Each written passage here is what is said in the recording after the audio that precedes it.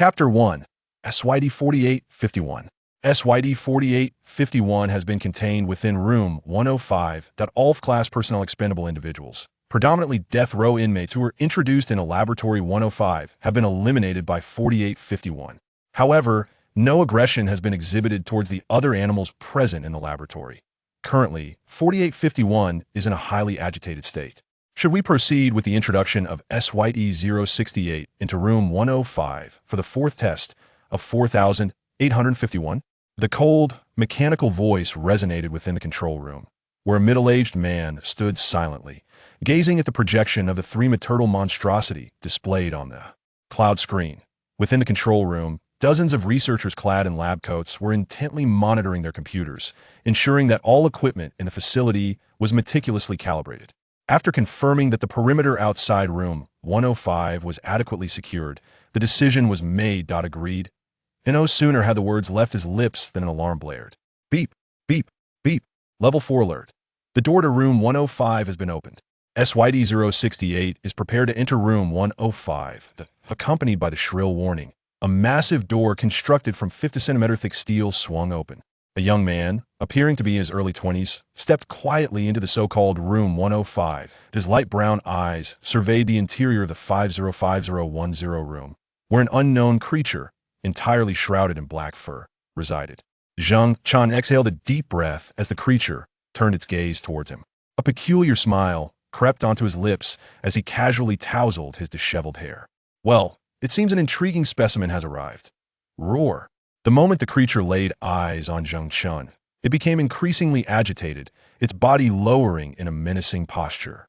Though 4851's physique bore resemblance to that of a human, its limbs were elongated, ending in sharp claws. Standing over 3 meters tall, it was entirely enveloped in a coat of black fur. Remarkably, it weighed only a staggering 40 kilograms, with each part of its body exhibiting a disconcerting disproportion. Its arms, nearly 2 meters in length, hung close to the ground, while a singular, enormous eye dominated its head, devoid of a pupil, filled only with a milky white substance. Its visual capabilities remained uncertain. The SYD Foundation's operatives encountered this creature in a small nation in Western Asia. 4851 had emerged within a dairy farm, where operatives discovered it ruthlessly tore apart 30 individuals gathered for a barbecue. After brutally dismembering the corpses and dragging the remains together, he smeared the blood and flesh across the ground, crafting a series of incomprehensible symbols which could not be deciphered by contemporary humanity. His penchant for such grotesque artistry following his massacres led him to linger at the crime scene for an excessive duration, ultimately resulting in his capture by the Foundation's operatives. It took the Foundation a full month in Western Asia to track down this fiend. Surprisingly, after slaying everyone, SYD 4851 inflicted no harm upon any of the cows within the farm.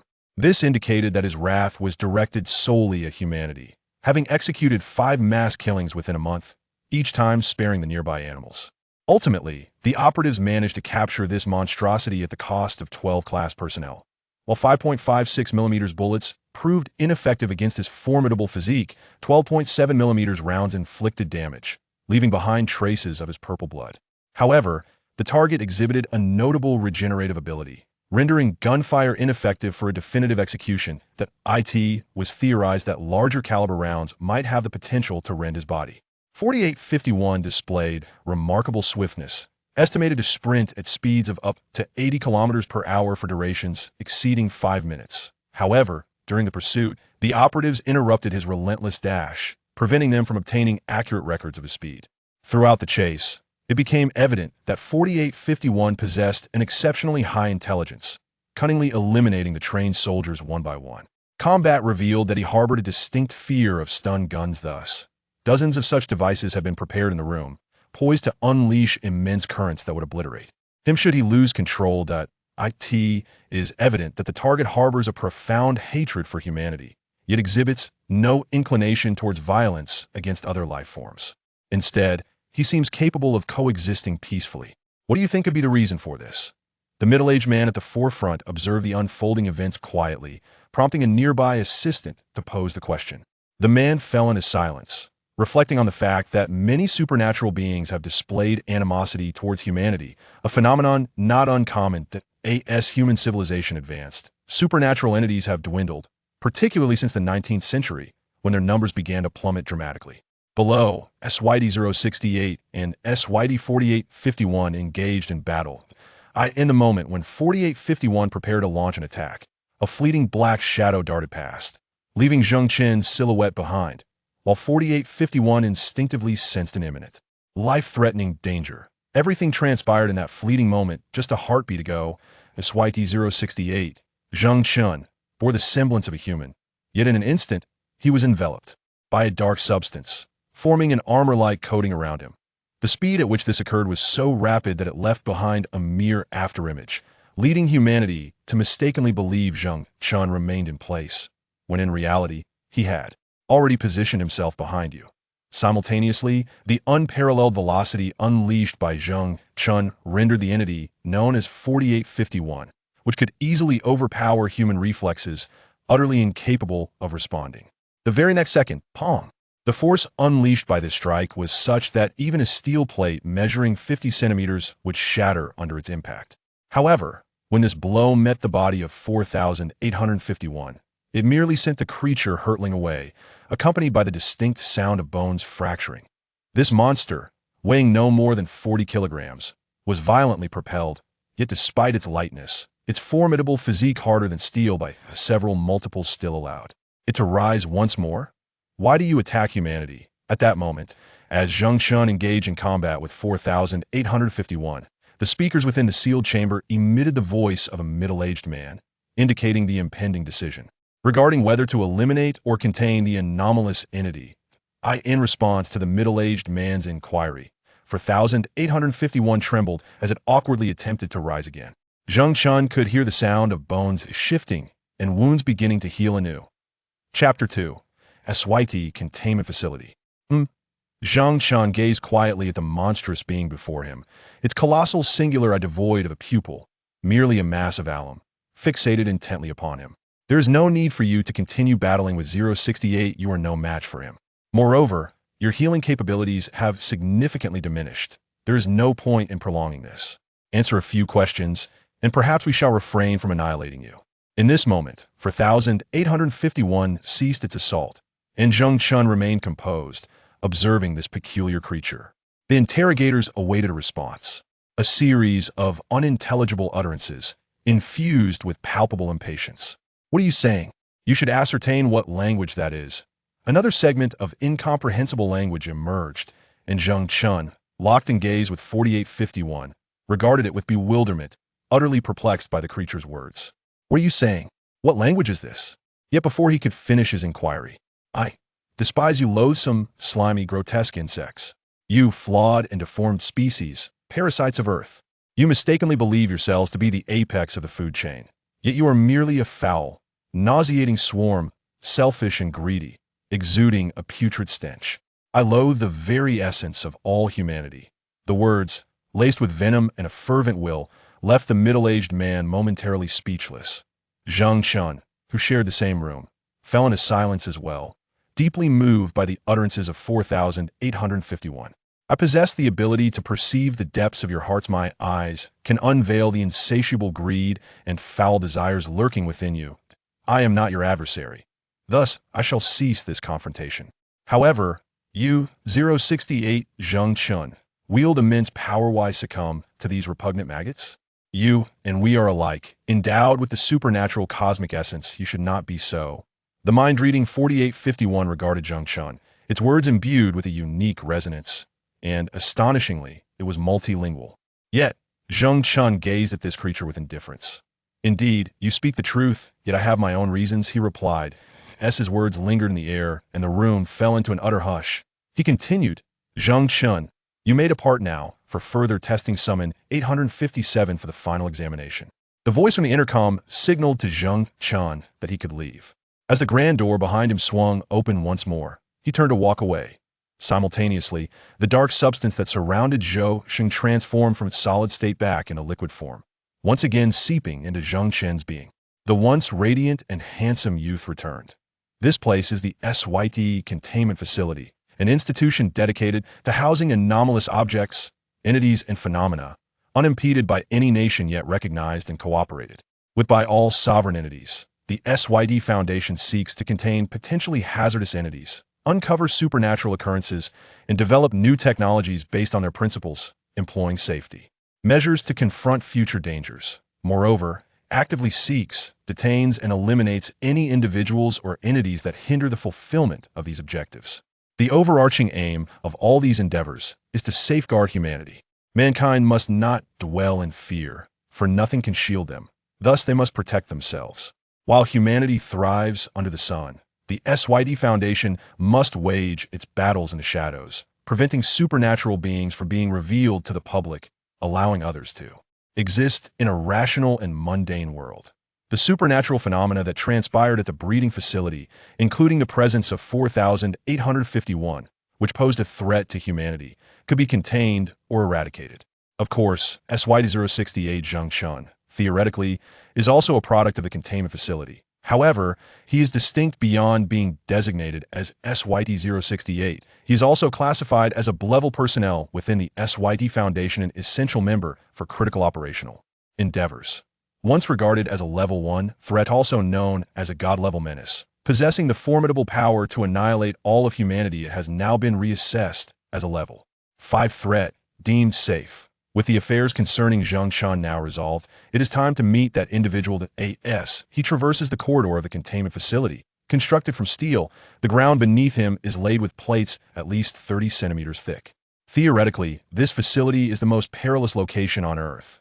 Within the confines of the shelter, 4,358 supernatural entities are currently held captive, some of which have been executed, escaped, or are merely documented without capture. Along the corridor, Zhengchun observes the iron doors of the completely sealed rooms, each marked with a number. SYD-354, Black Moon Lion SYD-355, Infinite Cake SYD-356, Black Calamity SYD-357, Goddess of the Luo SYD-358, the Weeping Woman. However, Zhengchun is not here for these beings. He seeks the one confined in room 359. SYD-359, the Qilin. Indeed, this creature hails from the ancient tales of Huaxia, a holy beast known as the Qilin, yet it does not resemble the sacred being described in ancient texts to label it as. A fiend would not be an exaggeration. Scanning. Level personnel 068 Zhengchun, identity confirmed, entry permitted. Emergency measures will be activated upon entry. Please prepare accordingly. Given Zhengchun's current status, accessing certain restricted areas poses no issue. Nevertheless, there are rooms within this vast facility that remain off-limits to him. However, the Qilin before him has warranted a special green channel, authorized specifically for Zhengchun's entry. Upon entering the foreboding chamber, Zhengchun quietly regards the being before him, covered in scales, with dual horns adorning its head and a human-like form. Its arms and spine are shackled with restraints forged from extraterrestrial iron, piercing through every inch of its skeletal structure. This represents the utmost level of containment, measures the metal continuously, emits a radiation that stifles regenerative abilities, effectively trapping this entity, which possesses near immortal strength within these confines. For an ordinary human, contact with such metal would result in immediate atrophy of flesh and bone. The Qilin's body is marred by dry blood, yet its lifeblood emits a faint, unique fragrance. However, Zhengchun understands that those who, swayed by ancient legends, seek the Qilin's blood will not experience the promised immortality or invulnerability as the tales suggest. Within this individual's veins flows a lethal bacterium capable of instantaneously extinguishing human life. Subsequent tests have even revealed that this bacterium can exert direct control over the human brain, transforming individuals into mere shells of their former selves. Chapter 3. SYD-359 Qilin. My old friend, I momentarily stepped away due to some matters, but I have returned. Shall we continue our discussion? Zhengchun gazed at 359, a playful smile gracing his lips, exuding an air of irreverence. The contrast between Hema, seemingly sun-kissed, charming figure reminiscent of a dashing libertine, and the silent monstrosity before him could not have been more pronounced. The human-shaped Qilin remained seated in tranquil repose, resembling an elven prince with its pointed ears and alabaster skin, exuding an aura of sanctity and grace. Its cascading white hair spilled elegantly to the ground, and had it not been for the revealing sharp fangs, one might have mistaken it for an ethereal idol. I have little to share regarding your inquiries. Are you truly unwilling to disclose the nature of our connection? Why do those at the facility assert that, from a certain perspective, the power within you and me is of the same origin? Indeed, SYD-068, Zheng Chun, and SYD-359 Qian share a remarkable healing ability from certain viewpoints. Zheng Chun, designated SYD-068, was discovered in a remote, impoverished region of Z province in China. When first encountered, those at the facility speculated that a werewolf phenomenon had transpired in the area. Reports described a sheep within a village being violently torn apart, and when the shepherd ventured out at midnight to investigate the commotion, he was met with a ferocious attack from 068, that is to say, Zheng Chun. The entire incident unfolded in an instant. The shepherd was left with a shredded shoulder, having scarcely glimpsed the assailant before Zheng Chun vanished into the shadowy wilderness. Upon the arrival of the facility's personnel for investigation, they eventually encountered Zheng Chun deep within the mountains. He appeared as a feral child, his body smeared with filthy brown blood, found gnawing on the carcass of a wild rabbit. What astonished the personnel most was that Zheng Chun appeared no older than 6 years and exhibited no signs of lycanthropy. Thus, this initially presumed werewolf was quickly dismissed by the response team. A werewolf typically reveals its fierce nature and transformative abilities only after the age of 16. Prior to this, they remain in human form. That if their parents do not disclose the truth, a werewolf may remain oblivious to their supernatural lineage until they reach maturity. The threat level posed by werewolves is classified as for a danger level that generally necessitates a containment team for apprehension, but due to the prevalence of werewolves, they are not considered rare. Consequently, containment facilities typically do not detain such entities if they commit harm against ordinary individuals. Immediate execution is often the chosen course of action. Certainly, should involve a rare breed of werewolf, the containment facility would still opt for its capture. Consequently, when the mobile personnel of the facility encountered the juvenile Zheng Chun, their decision was to apprehend him directly. However, Zheng Chun eluded capture, leading to the demise of the entire 15-member task force. Simultaneously, Zheng Chun's threat level was escalated to level 3, extremely dangerous, immensely powerful, with ordinary human soldiers almost incapable of containment, requiring immense cost for successful apprehension. Thus, the facility ultimately dispatched SYD-287 Gaia, which successfully contained Zheng Chun. Following his containment, the facility continued testing on him, revealing a threat level that far exceeded the researchers' expectations. Zheng Chun possessed an almost immortal power, containing a black liquid substance within him, capable of perpetually healing the damaged body of SYD-068. This substance could envelop 068, forming a formidable armored state or various weapon forms, and could even grant flight and deep-sea capabilities, allowing survival in environments of vacuum, toxicity, high pressure, and radiation.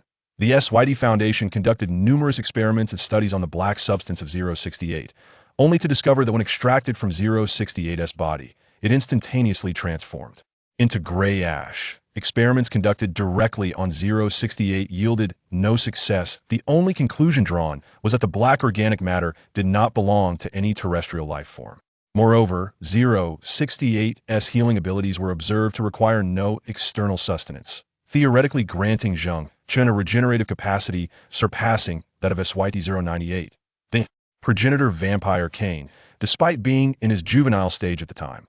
Ultimately, the threat assessment for an adult 068 was deemed level 1, possessing the power to annihilate human civilization. However, SYD-068 exhibited human-level intelligence and did not exhibit any inherent hostility towards humanity.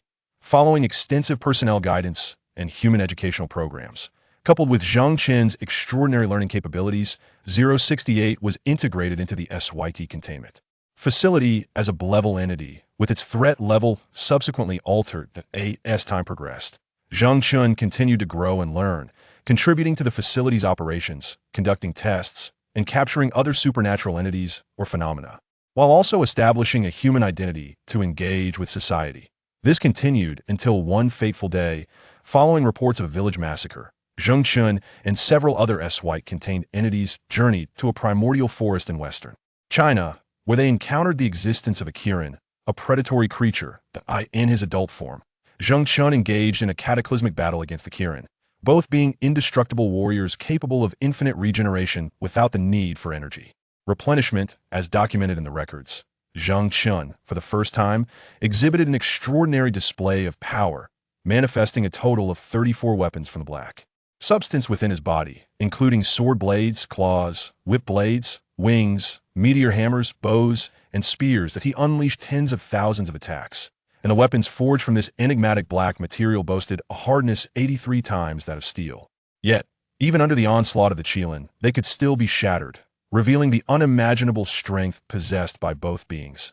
Although the Qilin lacked this black liquid within its being, it was equally endowed with an indomitable strength and the uncanny ability to manipulate its body, facilitating the growth of bones and muscles to form various biological armors and spines in combat against Zhang Chun. The battle raged for 3 hours, with neither side exhibiting any signs of fatigue.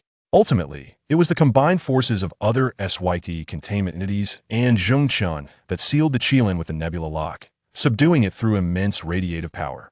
However, even this could not lead to its demise. It only served to weaken the Qilin and suppress its healing abilities and formidable strength. Chapter 4. The Eye of Hatred, SYT 4851. Now, this marked the 5th encounter between Zhang Chun and the Qilin. Although their powers were not entirely identical, the essence of their near-immortal strength was strikingly similar, allowing both to withstand considerable radiative forces. Note: while both could resist powerful radiation, it did not imply immunity to its effects. During the recorded battle, 2 minutes into their confrontation, the Qilin, while maintaining high mobility, uttered a remarkable statement. "Is it you? No, you're already dead." However, during subsequent interrogations within the containment facility, the Qilin claimed to have never uttered such words.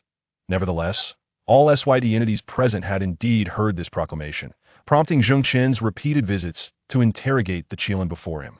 Having been discovered as a feral child in the depths of the forest, devoid of parental guidance, Zhang Chun now grasped a glimmer of hope in uncovering his true identity. He could not afford to relinquish this hope, even in the presence of a fearsome and savage creature. "You once claimed to know me. Why do you now deny it? What do you fear? Or are you afraid of me?" Zhang Chun regarded the Qilin with a sardonic smile. In response to his scornful jibes, the Qilin remained impassive, choosing not to utter another word. Zhang Chun, accustomed to this tableau, resolved to wait. Perhaps this creature, having been confined for so long, would eventually reveal its secrets. Before long, Zhang Chun rose to his feet, concluding his discourse with the Qilin for the day. Furthermore, the interrogation of SYD 4851 ought to be reaching its end, and he was eager to observe the new entity that had recently joined their ranks. Zhang Chun, however, just as Zhang Chun intended to depart, the Qilin suddenly spoke once more, causing Zhang Chun to pause in surprise as he turned to regard the creature. "Curiously, you and I are akin, both vessels of the primordial cosmic forces. Every supernatural being confined here shares this essence. Yet, you must be aware that time is fleeting. Supernatural entities are declining precipitously in number. Have you never pondered this predicament?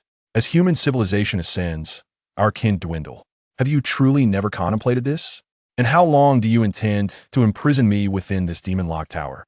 The Qilin fixed its gaze upon Zhang Chun, a rare flicker of anger evident in its eyes. In response to this inquiry, Zhang Chun, now at the threshold, turned indifferently to face the Qilin. This query was one Zhang Chun had also considered, yet what purpose would it serve? "You ask how long I shall confine you. That is a fair question. It shall depend on when you choose to divulge your insights. Do not keep me waiting too long. I have faith in you." "Ha!" With a slight smile, Zhang Chun chose not to elaborate further and departed, leaving the Qilin locked within. However, as Zhang Chun exited, a peculiar smile crept upon the Qilin's lips. "Humph, Zhang Chun, we shall escape this place. This universe calls for us few. Remember the past. Who, aside from ancient beings like myself, who have endured since the dawn of creation, truly comprehend the universe's secrets?" Note: the Qilin's mention of kin may have eluded Zhang Chun's understanding. It does not regard werewolves, lion men, ghosts, or vampires as equals. To the Qilin, such beings are akin to lesser creatures, and in this society, one can find a few of these ordinary supernatural entities among every 10,000 individuals. They largely remain hidden within the current society, striving to survive. The kin the Qilin speaks of are those godlike entities, far more powerful than the common supernatural beings. "And do you genuinely believe this place can confine me, Zhang Chun?" As Zhang Chun departed, the Qilin merely smiled subtly, for its arrival here was not a mere stroke of misfortune. It harbored grander designs. Project number SYT 48 51 Eye of Hatred. Project Hazard Level. Level 4A classification, often necessitating a containment team for management. Containment measures. SYD-4851 is secured within a standard containment chamber 505010, equipped with 10 high-voltage stun guns. Should the entity attempt to assault the chamber, it will be met with a formidable electric shock. Current tests indicate that 4,851 exhibits remarkable amiability towards animals, particularly small pigs, rendering it exceedingly gentle. However, it harbors a profound hostility and an insatiable desire to attack humans. Description: SYD-4851 stands approximately 3.21 meters tall and weighs merely 40 kilograms. Its entire body enveloped in a coat of long black fur. It possesses a physique akin to that of a human, however. Its arms and legs are exceedingly elongated, with the arms extending to a remarkable length of 2 meters. The density of its skeletal structure is currently estimated to be around 10 times that of steel. It is capable of executing high-speed movements and attacks at a velocity of 80 kilometers per hour. No other human facial features have been observed aside from a single enormous eye. It possesses a small mouth obscured by fur, and notably, the eye lacks a pupil. The subject appears to exhibit a form of telepathy, potentially allowing it to read the innermost thoughts of living beings, although this remains uncertain and may require further observation for confirmation. This document has been archived within the confines of the SYT containment facility and is accessible only to personnel of at least Level C, those who engage with critical information and documents within the Foundation. Any unauthorized access will result in permanent silencing of the individual who retrieves this information. After perusing the report on 4851, Zheng Chun sat quietly in his room. Lost in contemplation for a moment, it had been nearly a month since he last entered the SYT containment facility, and throughout this time, he had been diligently occupied with the affairs of the facility. Aside from assisting in the capture of 2 supernatural entities, he had participated in several tests. While the encounters with those supernatural beings were indeed intriguing, the remainder of his time felt exceedingly dull. Thus, Zheng Chun found himself yearning for the outside world. It's about time to explore the world beyond these walls. This time, they sought me out. Even Uncle Ying's companions would likely not call upon me again, given the multitude of others available. Suddenly, this thought crossed Zheng Chen's mind. After considering this, he glanced at the starfall spike carelessly placed on his desk. After a moment of reflection, he grasped the formidable, radiation-emitting spike.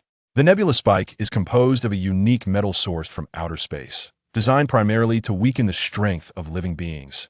Excessive radiation emitted by the spike is capable of completely suppressing a being endowed with formidable regenerative powers, such as Zheng Chen himself.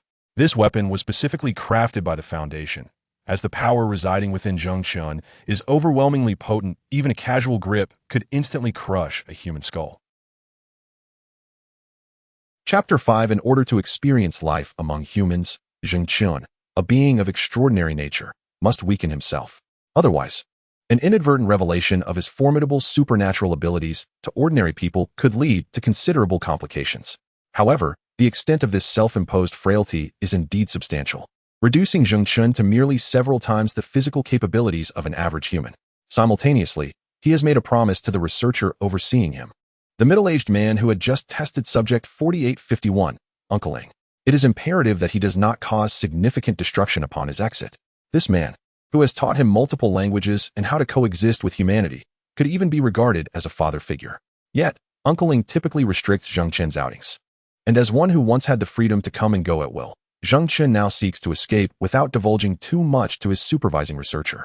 Thus, the most prudent choice is to sneak out. At this moment of contemplation, Zheng Chen no longer hesitates. He directs a sharp spike towards his heart, and in the next instant, with a swift motion, he plunges the spike into his chest. Little Chun has run out again, murmurs Uncle Ling, who, after completing a report and responding to higher authorities, takes a sip of coffee and leans back wearily in his chair. He massages his temples with forceful fingers. Exhaling a deep sigh, the situation surrounding subject 4851 continues to weigh heavily on his mind. After all, 12 personnel have perished, a matter of grave concern. Such upper-level supernatural entities classified as Level 4 are not typically deployed to capture beings like Zheng Chen. Their primary role is to act only when confronted with greater threats. Indeed, 068 has escaped the containment facility, states the female assistant beside him in a mechanical tone, prompting a moment of silence from Uncle Ling. Little Chun, like us, possesses human thoughts. Despite his terrifying power, he remains controllable. Do not conflate him with those monsters. Akin to Gaia, they harbor unimaginable strength yet possess hearts akin to ours. With proper guidance, they can coexist with humanity. At this point, Uncle Ing rises, revealing the robust physique of the middle-aged man, whose muscular frame fills his white shirt, a testament to the strength he once possessed in his youth. It is astonishing to consider how powerful he must have been in his earlier years. Well, I shall take a good rest. I am quite fatigued after these days, he remarks with a slight smile, displaying his well-aligned white teeth as he glances at his young secretary, who responds with a look of exasperation. Should we prepare the room? No. I too wish to return home. It has been quite some time since I last visited. However, considering Xiao Chen's temperament, I should inform Xiaoye to keep an eye on him. At the mention of home, a glimmer of nostalgia flickered in the elder's eyes. Indeed, it has been far too long since I have returned. In this bustling metropolis, a dazzling silver Bugatti cruised through the leisure district, effortlessly capturing the attention of countless onlookers. Oh, that car looks magnificent. What is it? A woman on the street inquired, to which the man beside her replied with a resigned smile. It appears to be a Bugatti. Beyond that, I'm not entirely sure. It's quite a rarity to see someone driving such a vehicle. A Bugatti? That's even pricier than a BMW or a Mercedes. Why not trade in your BMW for a Bugatti? The man, taken aback, could only respond. I suppose they all have their merits. I'm not well versed in these matters, but I do think my BMW 3 is quite satisfactory. Within this vibrant city, Zheng Chun maneuvered his vehicle with haste, finally halting at a prominent bar. Dressed in an exquisite designer suit, he entered the largest bar in the city with a smile. Tonight's expenses are all on young Master Zheng. Amidst the heavy metal music and the enthusiastic cheers from the crowd, Zheng Chun embarked on a night of revelry. As the clock struck 3, Zheng Chun tossed a handful of cash, amounting to tens of thousands, onto the bed in the room. The 5 women, exhausted and sound asleep, held no interest for him anymore. Their names were lost on him, and he would remain oblivious to them even if fate were to reunite them at some future point. This was not his first encounter of this nature. Even if he were to meet one of them again after many days, he would not recall their previous meeting. Thus, Zheng Chun descended the hotel stairs, resumed his drive, and accelerated furiously towards the outskirts of the city. Upon reaching the highway, he unleashed the full power of his supercar, pushing the speed to its limits in an exhilarating display of reckless driving. Yet, even this adrenaline-fueled escapade failed to ignite any true excitement within him. His exhilaration only manifested in the heat of battle against supernatural beings. However, Zheng Chun did not arrive here merely out of boredom. After a sudden break, leaving long tire marks on the highway, he exited the vehicle and approached the road. As he caught sight of a figure standing at a distance, his eyes narrowed. What brings you here? I just left the containment facility a mere 10 hours ago, and here you are on my heels? Before Zheng Chun stood a man clad entirely in black leather. He appeared to be around 25 years of age, a Caucasian male with a mane of white hair, characterized by striking features, a high nose, prominent brows, and large, expressive eyes. He embodied the quintessential handsome European visage. Yet, like Zheng Chun, this man was also a product of the shelter, belonging to the same echelon of beings.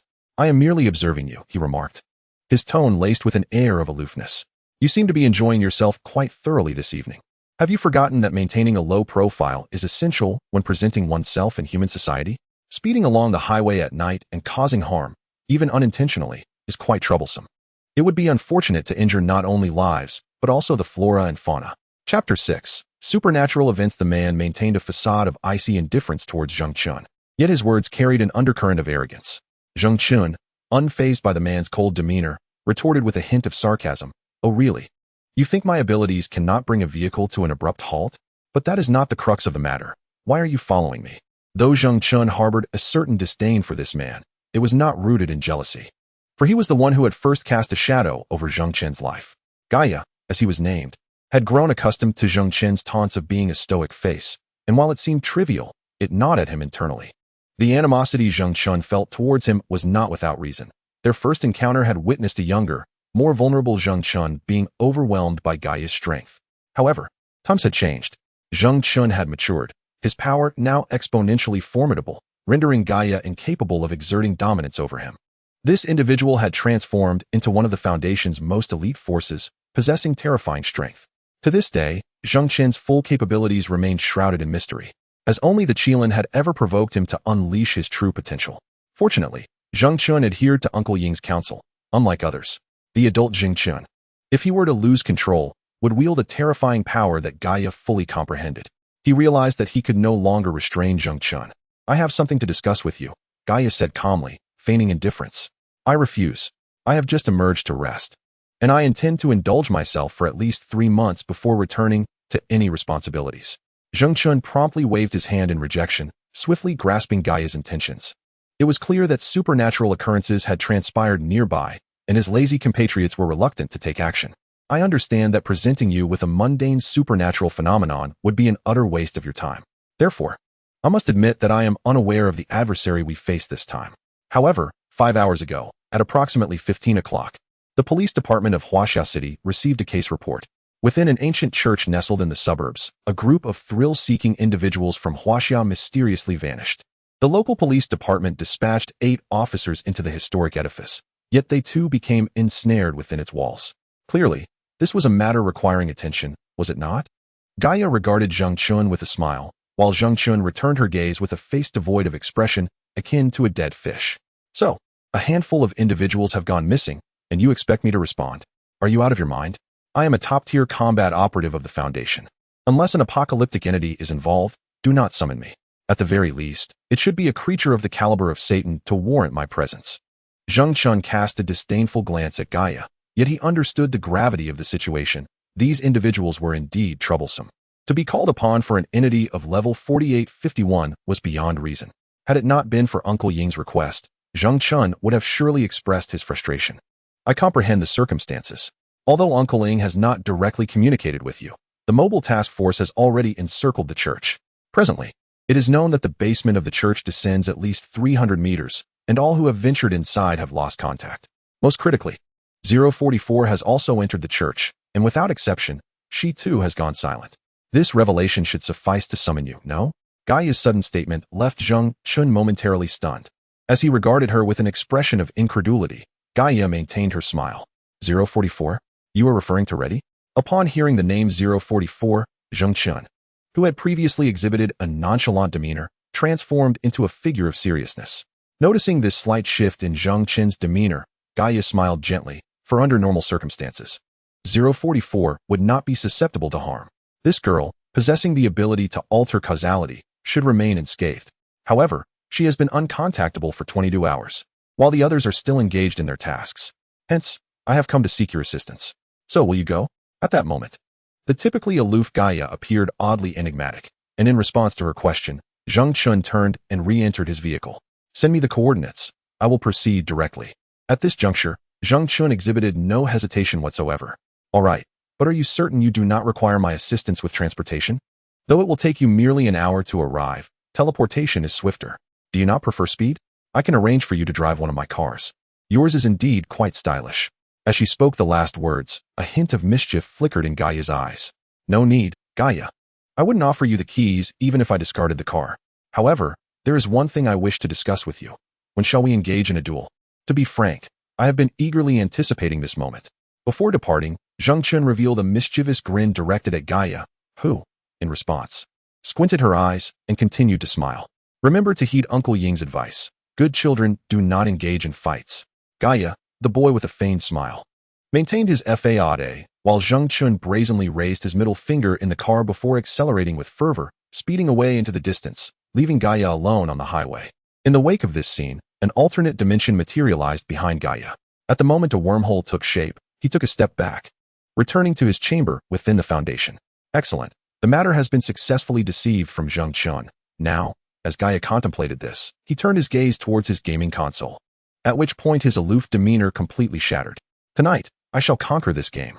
Indeed, although Gaia is a formidable supernatural entity, he is equally a fervent gaming enthusiast, with cola and fried chicken as his customary companions. Project number 068, Undying Demon, also known as Zheng Chun Project Hazard Level, previously rated Level 1, God Level Threat. Possessing the power to annihilate all of humanity, now Level 5, Safe, Project Containment Measures. The Undying Demon exhibits human cognition and is currently employed by the Foundation, thus requiring no containment. Description: appearing as a 20-year-old Asian boy, the upper limit of his abilities remains unknown. He possesses an almost limitless healing capacity, with a black substance within him capable of assuming any form, exhibiting an extraordinarily high hardness. This substance, once solidified, has evolved from 12 times the hardness of steel to a current production of black material with 87 times the hardness of steel. It remains uncertain whether this hardness has a limit. However, as Zhengchen ages, he continues to strengthen, possessing formidable mental prowess. Aside from surviving in environments of vacuum, toxicity, high pressure, and radiation, he also boasts significant resistance to spiritual and mental attacks. Yet, upon reaching the age of 20, his outward appearance ceased to age, perhaps indicating an ability for immortality. It is also possible that he has yet to fully develop all his capabilities. It is believed that 068 may possess additional powers, but the youthful 068 has yet to reveal them. Chapter 7. The Cannibal Church Project Number 287, Gaia Description, appearing as a 25-year-old European man with white hair. The subject possesses the ability to create spatial wormholes and employs methods akin to charms and formations to generate both permanent and temporary wormholes. Through Gaia's core ability, the main containment facility is interconnected with branches across the globe. The passage through these wormholes requires merely the opening of a door as a catalyst, in essence. By opening a door within the containment facility that Gaia has previously imbued with his power and inscribed with charms, one can reach a designated location. Gaia himself asserts that he can create such portals with virtually no limitations. Note, Zhengchen also utilized this method to arrive in Huaxia. The Foundation does not exist in Asia, but rather in a vast underground base beneath Antarctica, isolated from the world. Beyond his spatial abilities, Gaia is, in fact, the manifestation of an ancient stone known as the Gaia Stone. The Gaia Stone is an enigmatic rock inscribed with unknown glyphs, the meanings of which even Gaia himself professes to be oblivious to. Though summoned, Gaia undeniably possesses a corporeal form. He is endowed with formidable combat prowess and is theoretically an immortal entity, possessing a degree of regenerative ability. However, should more than 96 of his body sustain damage, his healing will cease, leading to his demise.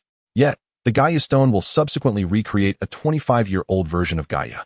Testing has revealed that each rebirth results in a being that retains the consciousness of its former life, devoid of any new awareness.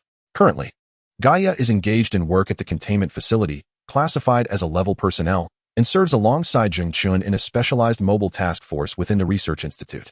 Beneath a somber sky devoid of sunlight, the time hovers around 5:23 p.m., yet the heavens remain shrouded in darkness, as clouds seem to obstruct all rays of light, preventing even a glimmer from piercing the desolate woods below. At the heart of this barren forest lies a mysterious, dilapidated church. However, the once quiet sanctuary has now lost its tranquility. This church has been documented by the Foundation, designated as Containment File 1584, a replacement for the previous 1584 that had been executed, and has been reclassified, with its current threat level remaining unknown.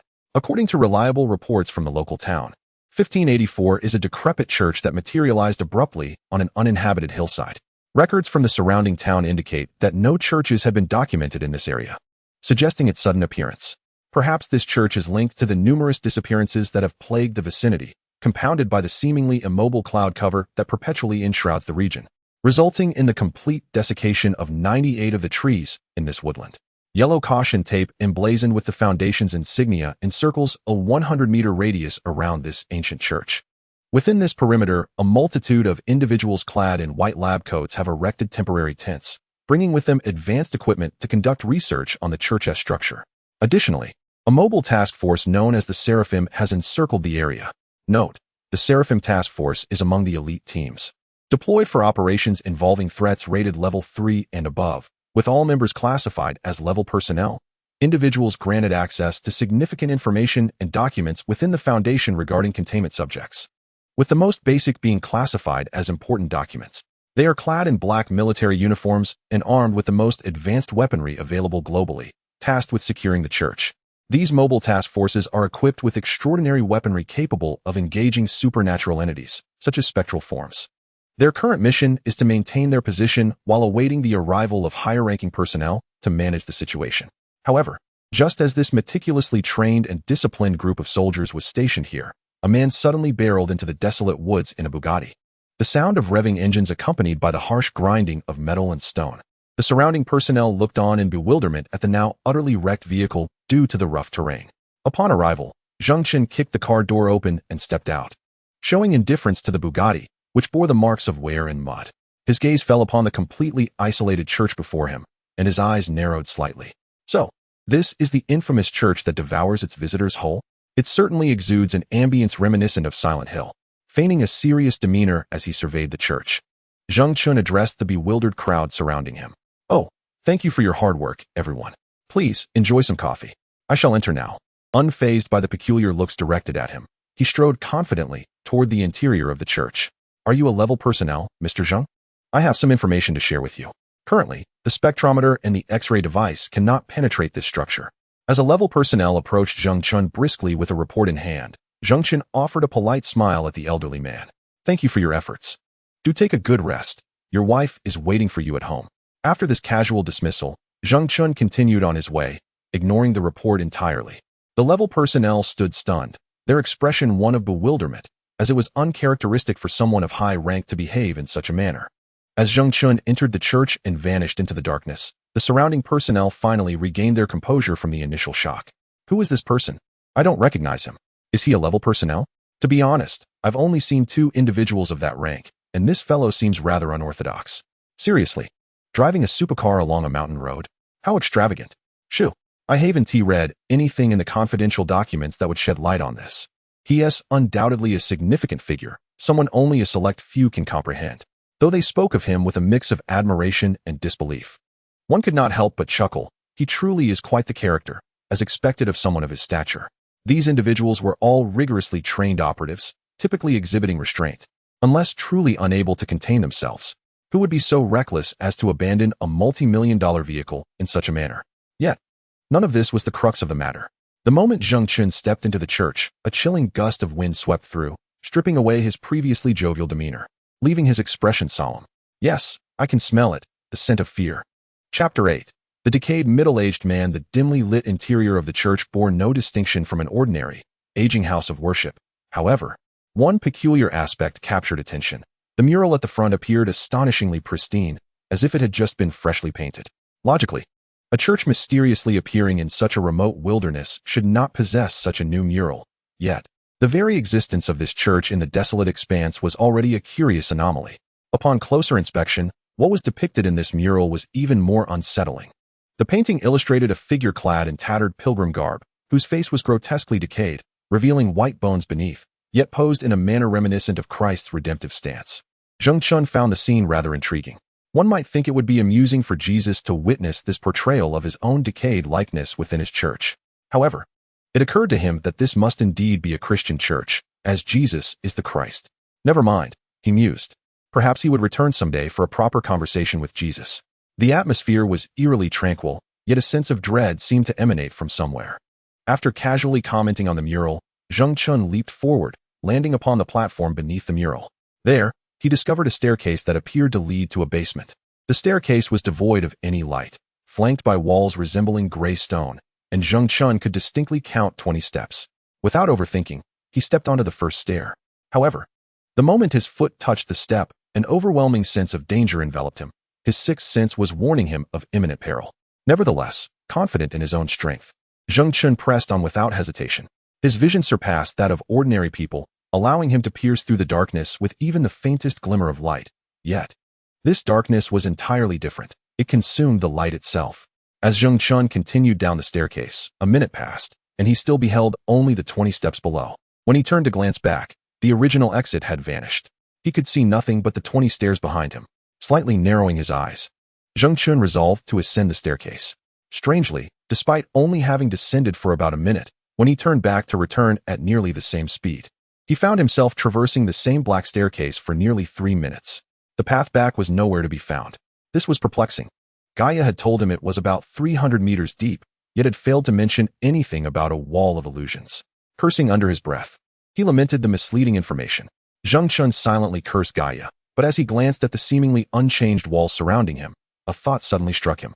He speculated that even the scientific instruments could not yield any meaningful results here, and he was left wondering who the misguided individual was that had previously claimed a depth of 300 meters.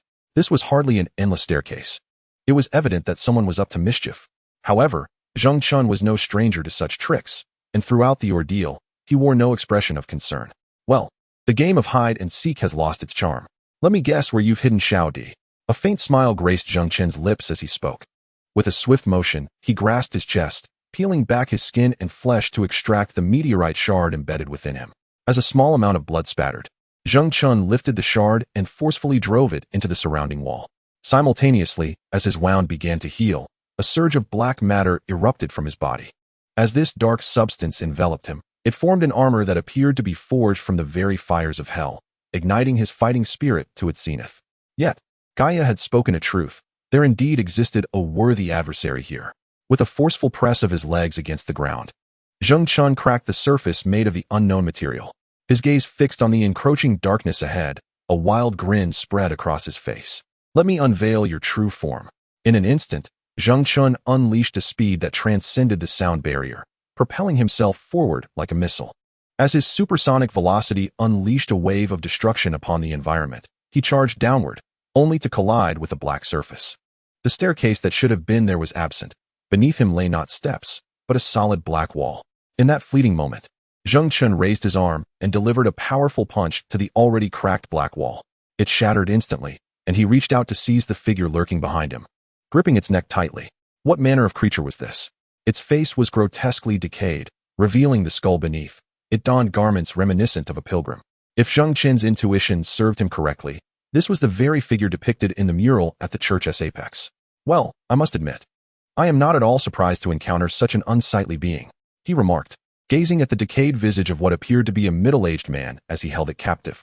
A peculiar sound reverberated through the air, and as Zheng Chun listened intently, he began to discern the extraordinary nature of this noise. High-frequency sound waves, capable of shattering the internal organs of ordinary beings with ease, and, if the range were extensive enough, even laying waste to an entire city. However, it was unfortunate. Observing the supernatural entity before him, which sought to repel him with its cries, Zheng Chun smiled enigmatically. Had this creature never encountered someone like him?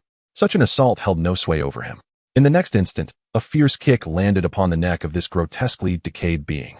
With the force of his leg, seemingly encased in obsidian armor, the creature was sent hurtling away. The very moment it was propelled through the air, a resounding crash echoed as the staircase, which previously revealed only the first 20 steps and concealed the latter 20, erupted violently. Chapter 9. The Demon of Fear. The staircase resembled an entrance to a different dimension, controlled by this decaying entity. The theoretical length was a total of 41 steps, where the central step only allowed a view of the front 20 and the rear 20. Yet, outside the staircase was the grotesque being exerting its control, causing Zheng Chun to find himself perpetually stagnant with each step forward, as it employed a supernatural ability to restrain him. Alas, as long as he moved swiftly enough to evade the creature's perception, Zheng Chun could transcend its binds and shatter the wall, thereby dispelling this confounding illusion of futility. The staircase itself was equally intriguing, suspended in this realm and governed by a dark energy. As the airborne steps, crafted from a unique power, disintegrated into black mist and gradually vanished, Zheng Chun plunged from the heights down towards the ground. Moments later, he collided violently with the earth. As he surveyed his surroundings anew, a sense of astonishment washed over him. The staircase of the cathedral led not to the desolate underbelly of the church, but to an entirely different realm. Visually, it resembled a magnificent arena in the style of ancient Roman architecture, encircled by colossal stone columns and sculptures reminiscent of half-beasts. Yet, above was not the sky. Rather, a shroud of black mist enveloped the expanse, casting the entire space in a deep crimson hue. Moreover, Zheng Chun observed countless tendrils extending from the black fog above, connecting to massive, dark, humanoid cocoons. If his conjecture held true, those individuals who had been terrorized in the tunnel by this perplexing phenomenon were now ensconced within those cocoons. The only uncertainty remained whether they were alive or dead. However, upon turning back to gaze at the decayed elder, who remained unscathed despite being struck by his formidable force, Zheng Chun narrowed his eyes slightly, realizing he had encountered a worthy opponent. Absolute strength overcomes all. In the face of overwhelming power, your tactics appear utterly feeble. Zheng Chun uttered this with a merciless sneer, yet the grotesque creature, upon hearing his derision, seemed to comprehend his words. It had been quite some time since such a remarkable prey had graced this place. How delightful indeed. As the decayed middle-aged man spoke, Zheng Chun observed a repulsive, eerie smile emerging on his highly decomposed visage. Ah, so you creatures enjoy exchanging words before a confrontation, do you? No wonder there's a mural hanging in the cathedral above. It appears you have an affinity for frescoes. How amusing. But a question arises. What brings a foreigner like you to this land of Huaxia? Is it that you cannot thrive elsewhere? Dunhuang would suit you well. With its abundant murals, surely you would find enjoyment there. But I presume you are not from Dunhuang. So why this fascination with frescoes? Zheng Qin spoke with a fearless demeanor, his words laced with a unique form of insult, causing the decayed middle-aged man to continue in a hoarse voice. I feed on fear. The cathedral above serves merely as an entryway. I traverse the world. Yet, just as the decayed figure was about to elaborate, Zheng Qin interjected, all right, I understand. As a creature of terror, you feel the need to intimidate me with such theatricality, but truly, it is unnecessary. Can you not speak normally? As you can see, I am not human. Your frightful tactics do not intimidate me. His nonchalant attitude rendered the atmosphere somewhat awkward. At that moment, the decayed elder stared at Zheng Qin in bewilderment, momentarily at a loss for words. For heaven's sake, it is the 21st century. Can you not keep up with the times, still clad in tattered pilgrim robes? Why not take a cue from No-Face, dress in a suit, and at least appear a touch more respectable? Though your face is in such a state, I believe you could still transform yourself. Perhaps you might even find a semblance of charm. Silence. This is not clothing, it is a part of my being. I am a demon of fear, feeding on the terror and suffering of humanity. Yet even a supernatural being like you can be devoured. You too are but prey. As his words fell, countless black tendrils erupted from beneath the pilgrim's robe, surging forth like a colossal octopus, violently lunging toward Zheng Qin. Ah, what a repulsive yet intriguing creature you are. Your abilities are indeed somewhat fascinating, but in comparison to mine, you are merely the weaker party. As the words fell, dark liquid material continued to surge from Zheng Qin's armored form. In but a moment, this viscous substance swiftly converged around his arms, transforming into a pair of sharp claws that emanated a chilling aura. The sonic boom released from the ground propelled Zheng Qin forward like a vengeful deity, effortlessly tearing apart the tentacles, which were several times harder than steel. In an instant, he found himself face to face with the decaying middle-aged man. However, just as Zheng Qin anticipated the focal point of the tentacles and unleashed his claws to rend them asunder, a grave realization washed over him. Had he vanished? As the remnants of the shredded tentacles dissipated into black vapor, Zheng Qin discovered that the decaying figure had inexplicably vanished. Simultaneously, a swirling mass of black mist materialized behind Zheng Qin, from which the decaying man emerged and lunged for his shoulder. Can he teleport? Yet, before he could fully comprehend the situation, Zheng Qin was abruptly dragged into that obsidian space. He soon found himself submerged in a realm filled with liquid matter, where his body was rendered incapable of swift movement. There was no light, and the density of the liquid was akin to mercury. Even a proficient swimmer would be powerless in such an environment. Meanwhile, the decaying man clutched Zheng Qin's back with an unyielding grip, a sinister smile plastered on his face. From beneath his tattered robes, dozens of sharp spikes lunged toward Zheng Qin, piercing through his armor. Zheng Qin was taken aback by this unexpected turn of events. However, in the next heartbeat, the underwater form solidified. The black substance within Zheng Qin's body possessed the ability to adapt and transform in any environment. In a mere second, he altered the structure of his armor, enabling him to maneuver within the liquid realm. With a sudden flourish, he raised his claws and struck backward. The claws penetrated the decaying man's body, yet he displayed no reaction, instead releasing even more black spikes aimed at Zheng Qin, attempting to ensnare him and turn him into bait. As the tendrils of dark spikes wrapped around him, Zheng Qin found himself increasingly immobilized. Akin to a powerful lion ensnared in water by an octopus, its strength rendered futile. Nevertheless, as a being once classified by the Foundation as a level 1 threat, Zheng Qin was not destined to succumb here. Very well, if ordinary strikes prove ineffective, then how about this? At this critical juncture, Zheng Qin, realizing that the puncture had no effect, witnessed Zhou Sheng's armor liquefy entirely. The decaying middle-aged man, upon observing this spectacle, seemed to sense something amiss. Yet it was far too late. In the next heartbeat, the black liquid substance of Zheng Qin surged forth at a staggering speed of 1,300 kilometers per hour, slightly surpassing the speed of sound. With a resounding crack, this dark essence pierced through the void, breaking through the black cubic space suspended within it. Astonishingly, Zheng Qin's black spikes managed to penetrate this shadowy realm, simultaneously impaling the decaying elder with hundreds of slender protrusions. In an instant, the space shattered, unleashing a torrent of black liquid that transformed into a dark mist, drifting upwards. The decaying elder had conjured a unique space, a special 555 dimension, wherein one could experience the sensation of existing within a dense liquid medium, an environment in which most living beings would struggle to survive. However, Zheng Qin, understanding the principle that no immense force is insurmountable, resolved to strike once more.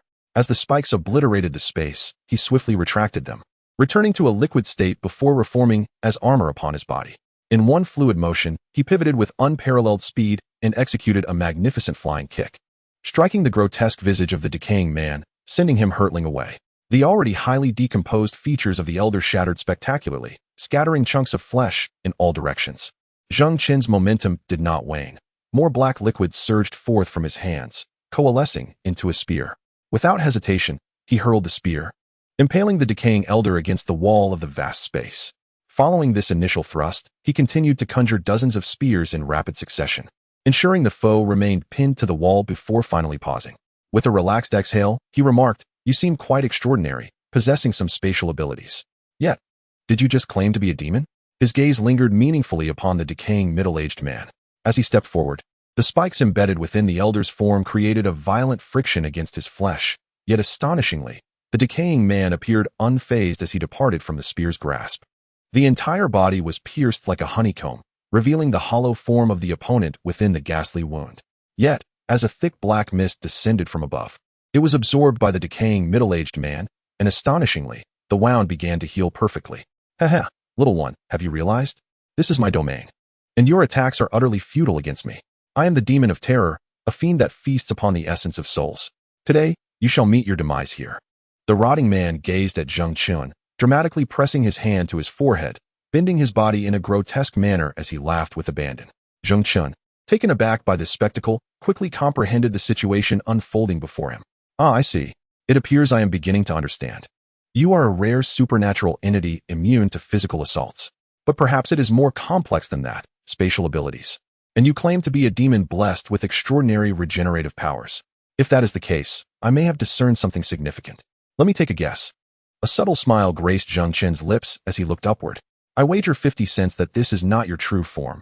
Or perhaps, like Gaia, you possess a core essence, confined to wielding your powers solely within this space. Otherwise, you would not wait for someone to enter your domain before unleashing your abilities. Those black mists must be the source of your power. Nothing is invincible. Even magical creatures and incorporeal entities like ghosts fear the assaults of ultraviolet rays, lightning, and flames. Observing how you absorb the surrounding black mist to complete your healing, I surmise that your true form, or the entity controlling this body, resides above." Zheng Qin had unveiled the source of the rotting man's power, indeed, that dark cloud hovering above like a colosseum. Upon hearing this, the decaying middle-aged man was momentarily taken aback.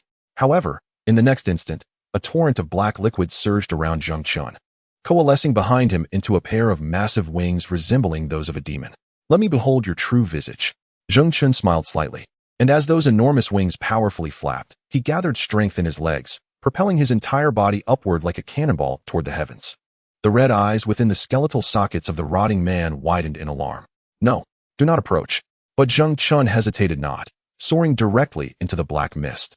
The tremendous airflow tearing apart the cloud as he glimpsed a colossal spherical mass connected by tubes from the cocoons below.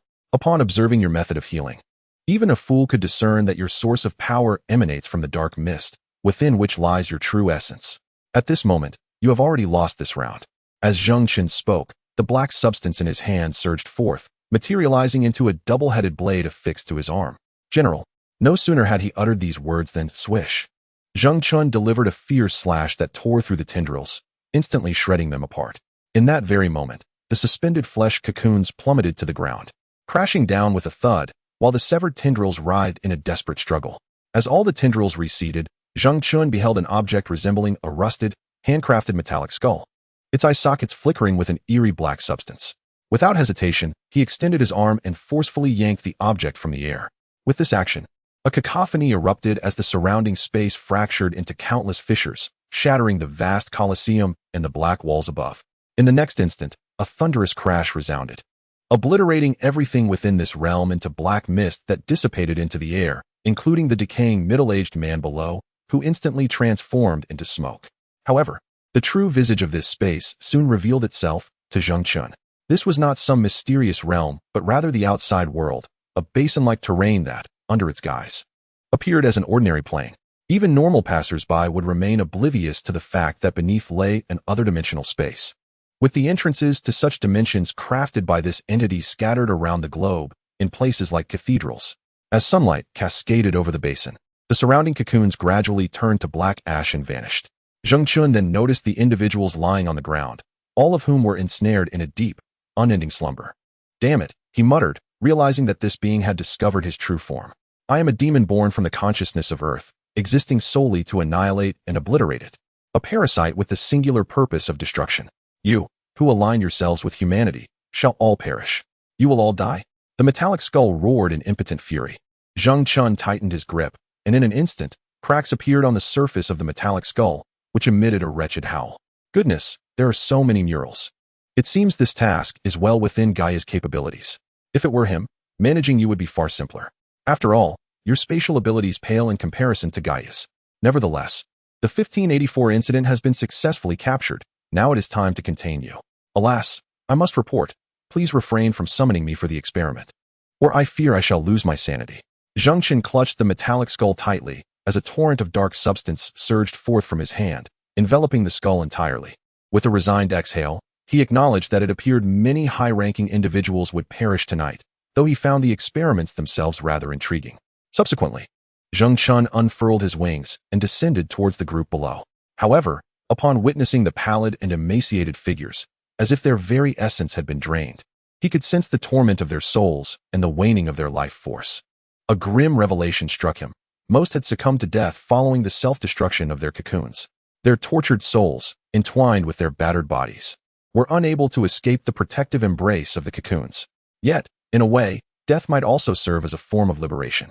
Zheng Chun harbored no concern for these ordinary individuals. He had not come to rescue them. Amidst the hundreds of unconscious forms, one figure suddenly rose from the ground. With slender arms raised gracefully, the girl, resplendent with golden hair and azure eyes, stretched languorously before casting a hesitant glance at the surrounding unconscious or deceased. Huh, where am I? She exclaimed, astonished by her surroundings. At that moment, Zheng Chun glided silently behind her. Greetings, Ri-Di. To see you unharmed is hardly a surprise. What has transpired? He inquired, observing the girl before him, and scathed and devoid of any signs of torment. Zheng Chun felt no astonishment. Had she been injured, that would have truly shocked him. As the girl turned to behold Zheng Chun in his armored form, a sweet smile blossomed upon her lips. Oh, brother Zheng Chun, you too have arrived.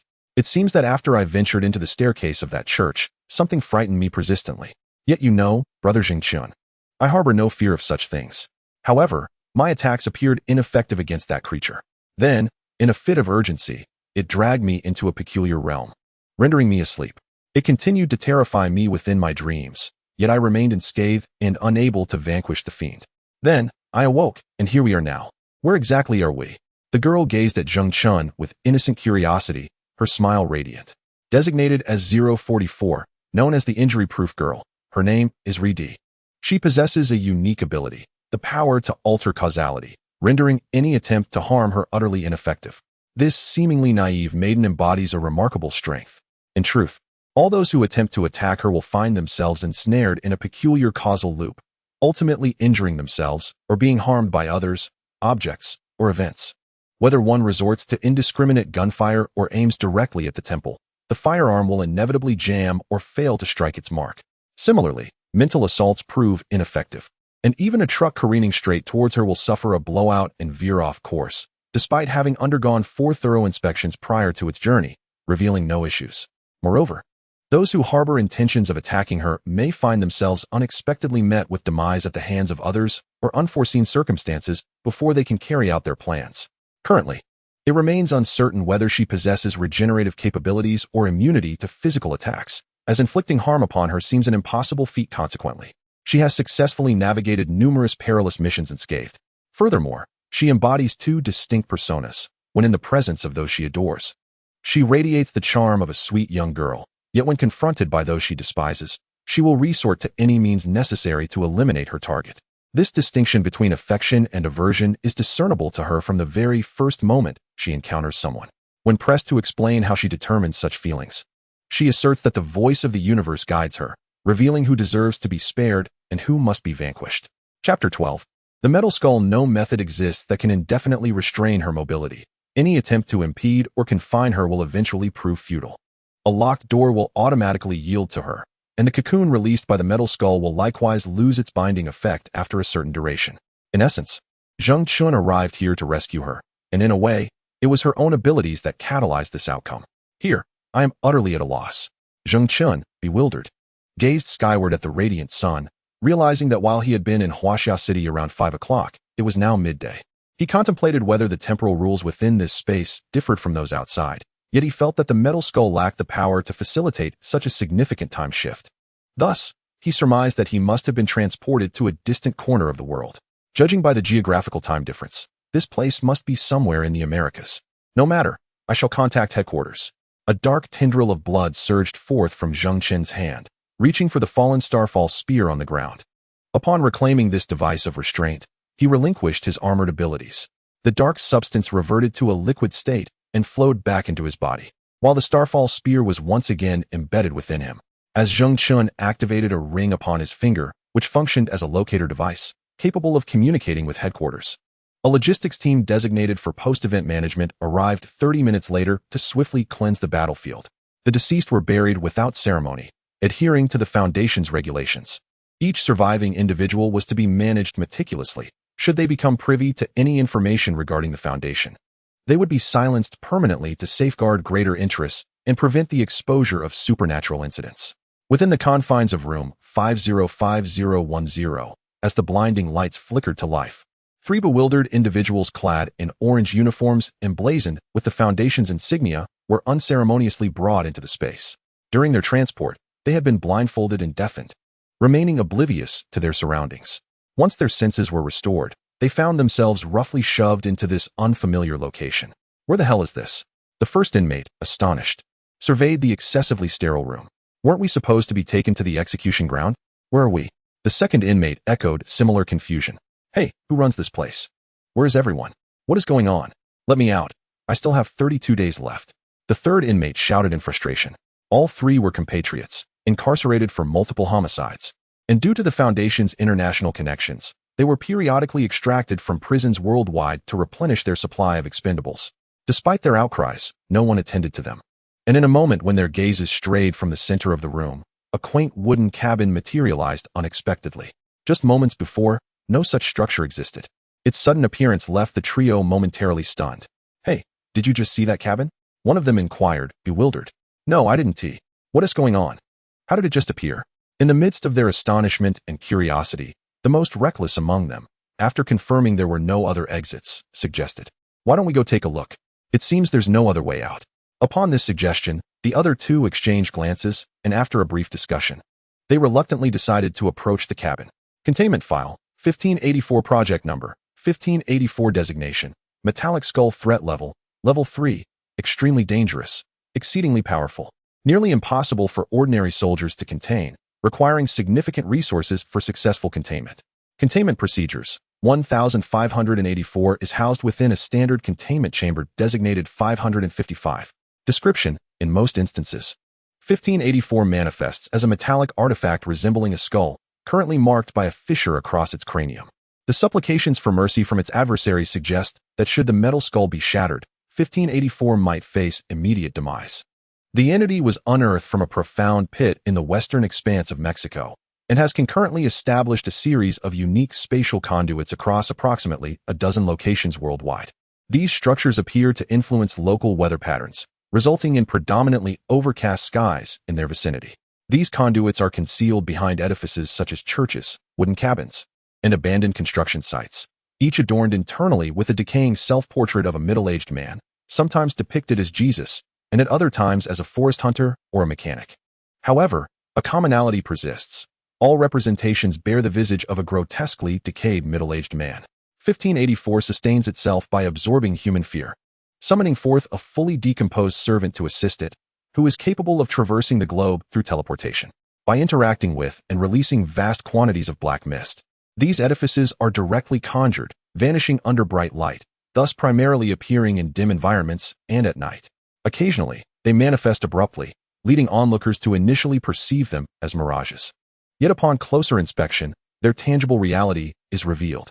Exploiting human curiosity, 1584 entices individuals to ascend the stairs leading to these rooms. until one traverses 21 steps. 1584 remains unable to interfere with the target. However, upon crossing this threshold, individuals become mere playthings of 1584. Currently, it is known that the decayed servant cannot directly teleport while carrying the metallic skull, and the target's abilities are intricately linked to the extent of fear absorbed. Therefore, there is no immediate concern regarding 1584's potential escape from containment. At present, all disguised spatial regions created by 1584 across the globe have been self-annihilated. Nevertheless, within room 254, it has conjured a dilapidated wooden cabin, inside which lies a staircase of approximately 41 steps, culminating in the very chamber of 1584. 3 Level 3 personnel have already endured torment upon these steps for a relentless 58 hours, and amid their profound terror, 1584 continues to absorb their fear. Chapter 13. The Blonde Boy. Subsequently, it becomes evident that the wound upon 1584's metallic skull has significantly healed. After assimilating a sufficient amount of fear, black mist incessantly emanates from the eye sockets of the skull, enveloping the entire containment chamber. Continuing from 1584. The 3 individuals were transformed into a cocoon state through the tendrils of its corporeal form, while their most basic survival needs were maintained. Within their minds, vivid images of terror were continuously generated, designed to absorb their fear. It is anticipated that these individuals will succumb to brain death after 200 hours. Due to immense psychological torment and the overwhelming influx of horrific information without respite. Currently, it is known that both the decaying middle-aged entity and the space created by 1584 will dissipate when the metallic skull is forcibly moved. Furthermore, the realm fashioned by 1584 can be dismantled utilizing immense force or explosive means. The Foundation has now established a fundamental agreement with 1584. Each week, the Foundation will provide 3 individuals for 1584 to consume, while 1584 must ensure that its decaying middle-aged entity remains confined to room 254 or its designated containment area. Compliance with all directives from the Foundation is mandatory. Any acts of disobedience will result in immediate termination of 1584. This document has been sealed within the confines of the containment facility and may only be accessed by personnel of at least level 3. Unauthorized access by individuals of lower clearance will result in permanent silencing measures. In a midnight American city, a woman clad in high heels and a red dress was desperately sprinting down an alley, her makeup dissolving beneath tears and sweat, rendering her a picture of distress. The visible bruises on her arms and neck seemed to narrate the story of her prior violent persecution, just as she had covered half the distance. The instability of her high heels caused her to stumble, and with a terrified scream, she fell heavily to the ground. At that moment, a boy in a gray hoodie happened to pass by. "Do you need help?" he inquired, his youthful visage, no more than 16, framed by platinum blonde hair. A smile gracing his lips as he extended a hand to assist her. However, upon being helped, the woman cast a fearful glance at the boy before quickly turning to look behind her. "There's no time. I can't stop, or I'll be killed." Her frantic tone and the rapid beating of her heart were clear indicators of her profound terror. In the next instant, she had no time to express gratitude to the boy with platinum hair, nor to regard her own physical pain, as she turned and fled down the distant street. The platinum-haired boy watched silently as the girl disappeared, and moments later, 2 burly men emerged from the shadowy alley. The boy, indifferent, turned his gaze towards the 2 imposing figures that had appeared within the narrow passage. "Is it you who let that girl go? Damn it." The scars adorning his face, the bald crown, and the aura of aggression emanating from his brutish physique all indicate that these 2 men are far from benign. As one of them cast a displeased glance at the blonde boy before him, he remarked, "But judging by your tender flesh, I wonder what you might taste like." The towering figure could not help but lick his lips at this thought. In response to this scene, the boy suddenly burst into a frigid laughter. "Ha ha ha." The boy's increasingly audacious laughter momentarily stunned the 2 men. "What's the matter? Are you a fool, too stunned to comprehend my true nature?" one of the men questioned. Perplexed, yet, following the boy's raucous laughter, he proclaimed, "I shall grant you a chance to survive. Guess who I am? Fail to do so, and you shall perish." The boy gazed at the 2 hulking figures before him without a trace of fear, initially taken aback by the boy's brazen demeanor. The 2 men soon found themselves laughing in unison. "Why not take a guess at my identity?" one of the men taunted as he raised his fist. The moment the first man erupted into boisterous laughter and swung his fist, a mere glance was all it took. In an instant, the man's body began to swell dramatically, his skin and flesh inflating painfully. The next moment, pop, the man's body exploded, his innards, blood, and shattered bones splattering across the wall of the street. The blond boy observed the scene with a detached indifference, while the other brute, witnessing this carnage, quickly realized that the boy was no ordinary human. After executing this gruesome display, the boy continued to regard the remaining brute with an icy gaze. I know what you are, putrid beasts. Do you know who I am? I shall grant you another chance. Guess my identity, or face death. The boy's chilling words were utterly unmatched by those of his peers. The remaining brute, however, could only gaze at the boy in terror. As the man stood frozen, unable to utter a single word, the boy smirked enigmatically. By the way, do you have any tips for this level? Meanwhile, Zheng Chun, engrossed in the Gaia video game console, was intently controlling a character in a game named The Wolf, which boasted an exceedingly high difficulty level. Oh, there are no tricks. I breezed through it with just 2 fingers. Gaia, helplessly sprawled on the floor while munching on chips, watched the unfolding scene with a detached expression. However, as the character repeatedly appeared on the screen, Gaia observed the prominent veins pulsating on Zheng Chun's forehead. Do not overexert yourself, if you truly cannot manage. I have some delightful alternatives such as link-up games or a magical war that can be quite entertaining. If all else fails, a dress-up game for girls would also suit you well. The seemingly aloof Gaia nonchalantly munched on potato chips, uttering such banalities with an air of calmness. It was perplexing how one could vocalize such trivialities while maintaining a facade of indifference. In Chapter 14, Detective 388, Roth, the emotionless one, admonished, "Stop pretending. I simply haven't engaged much with this game. Give me a few days, and I shall undoubtedly surpass you." Zheng Chun smiled confidently at this remark, which piqued Gaia's interest. How about this? Let us engage in a fighting game, King of Fighters. I shall battle you using only 2 fingers. If I triumph, I will casually drive away one of your cars from the garage. If I lose, I will engage in a physical confrontation with you. What do you say? To be honest, Gaia had long harbored a desire for the luxury vehicles stored in Zheng Chun's garage. Upon hearing this proposal, Zheng Chun's enthusiasm surged, his demeanor instantly invigorated. You said it. After your defeat, I shall ensure you are so battered that even Uncle Ing would not recognize you. Yet, half an hour later, as Zheng Chun stared in disbelief at the screen displaying his chosen character being obliterated, the muscles in his face twitched involuntarily. After 30 minutes and 18 rounds, without exception, Zheng Chun's characters were all annihilated by Gaia's prowess. Seems like you're struggling, Zheng Chun. I think I shall head to your garage to select a vehicle. Gaia chuckled with a rare, sinister glee, creating a portal and departing for Zheng Chun's private residence by the coast of Huaxia. Zheng Chun, feeling resigned, could only sigh. However, he was rather curious as to why Gaia did not utilize the Foundation's funds to purchase luxurious properties or vehicles for himself. After all, beings of their extraordinary nature, working for the Foundation, faced no financial constraints as long as they did not disrupt the normal flow of the world's finances. Losing merely a game was inconsequential. In reality, Zheng Chun was a person who sought perfection. If he could not manage to defeat Gaia, the psychological shadow of being beaten in his childhood might perpetually linger. Thus, Zheng Chun resolved to conquer the game called a wolf. Yet, even so, as the character continued to appear on the screen and his character met its demise repeatedly, Zheng Chun, in a fit of frustration, crushed the joystick. Damn it! A torrent of pent-up resentment surged within him, demanding an outlet. Just as he crushed the joystick and prepared to switch to another game, suddenly, the door to Gaia's room swung open, and Uncle Ing strode in. Gaia? Zheng Chun. What are you doing here? As Uncle Ing entered the room and spotted Zheng Chun, his brow arched slightly, but he soon burst into hearty laughter. Never mind, never mind. Since Gaia has left, you, Xiao Chun, are more than capable. I have encountered yet another supernatural event. I originally sought Xiaoya's assistance, but with your prowess, I believe you are sufficient. Uncle Ing chuckled heartily, revealing a row of perfectly aligned teeth, while Zheng Chun gazed at him in a state of bewilderment. At the same time, Uncle Ing looked at Zheng Chun with a bright demeanor, yet upon seeing Zheng Chun's confused expression, he asked, "What's wrong? Are you busy playing a game? If it's too much." No, Zheng Chun decisively shook his head. Gaia suddenly had to leave for something. If there's an issue, I can handle it. It was a sense of resignation. Zheng Chun would never refuse a task assigned by Uncle Ing. Oh, that's good to hear. However, don't you usually dislike these tasks? Why did you choose to tackle the incident involving the 1584 metallic skull a few days ago, especially when Reddy went missing after entering?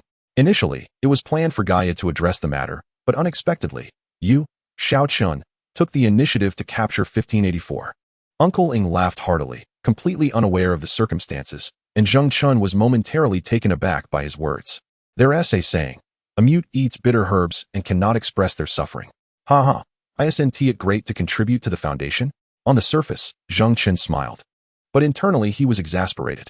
What a master at shifting blame. He realized that Uncle Ing had cleverly passed his own burdens onto him. Then, Zheng Chen, you should meet with Roth. You are now the one responsible for this incident. Also, if you have time, you and the others should come over to my house for a meal. Uncle Ing said with a smile, and Zheng Chen nodded in agreement. After Uncle Ing departed, Zheng Chen cast a resigned glance at the broken game controller in his hand. Well, Gaia will settle the score with you later. The spatial gate created by Gaia could transport Zheng Chen directly from the Foundation to the country, a remarkable ability that significantly enhanced the Foundation's capacity to reach various locations worldwide. Is this the scene of the incident? Zheng Chen crouched on the rooftop of a tall building, observing the street below, cordoned off and tightly secured, where a team disguised as forensic experts was processing the scene. At that moment, a black-haired Frenchman stood silently beside him, watching the unfolding scene. Yes, indeed. Beside Zheng Chen, Lot calmly remarked. As a unique entity within the Foundation, Lot, a 35-year-old Frenchman with dark hair, does not possess direct supernatural abilities. He operates a private detective agency and is a man of extraordinary intellect, currently tasked with 254 cases. Remarkably, he can solve these cases within 1 to 5 hours. By meticulously analyzing even the slightest clues, he formulates hypotheses and promptly pursues leads to unravel mysteries. Astonishingly, the accuracy of his reconstructions of events aligns with the actual facts at an impressive rate of nearly 92. While one successful deduction might be attributed to luck, his consistent success raises eyebrows. Initially, this ability did not attract the attention of the containment facility. However, after he solved numerous cases involving supernatural entities, the Foundation, which had been observing the world, finally took notice of Lot. He requires only a glance at photographs from crime scenes to engage in infinite reasoning, swiftly identifying clues that lead to resolution. Chapter 15, Accurate Reasoning. This seemingly fortuitous method is, in fact, a form of supernatural ability akin to 044, which possesses a unique causal relationship with the universe.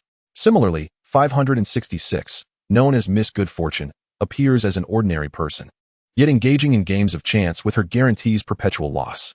They have transformed a 50-50 probability into a certainty. These individuals endowed with supernatural abilities possess the power to alter cosmic probabilities. Due to Lot's classification as a safe entity, he is not directly contained, but merely documented within the archives.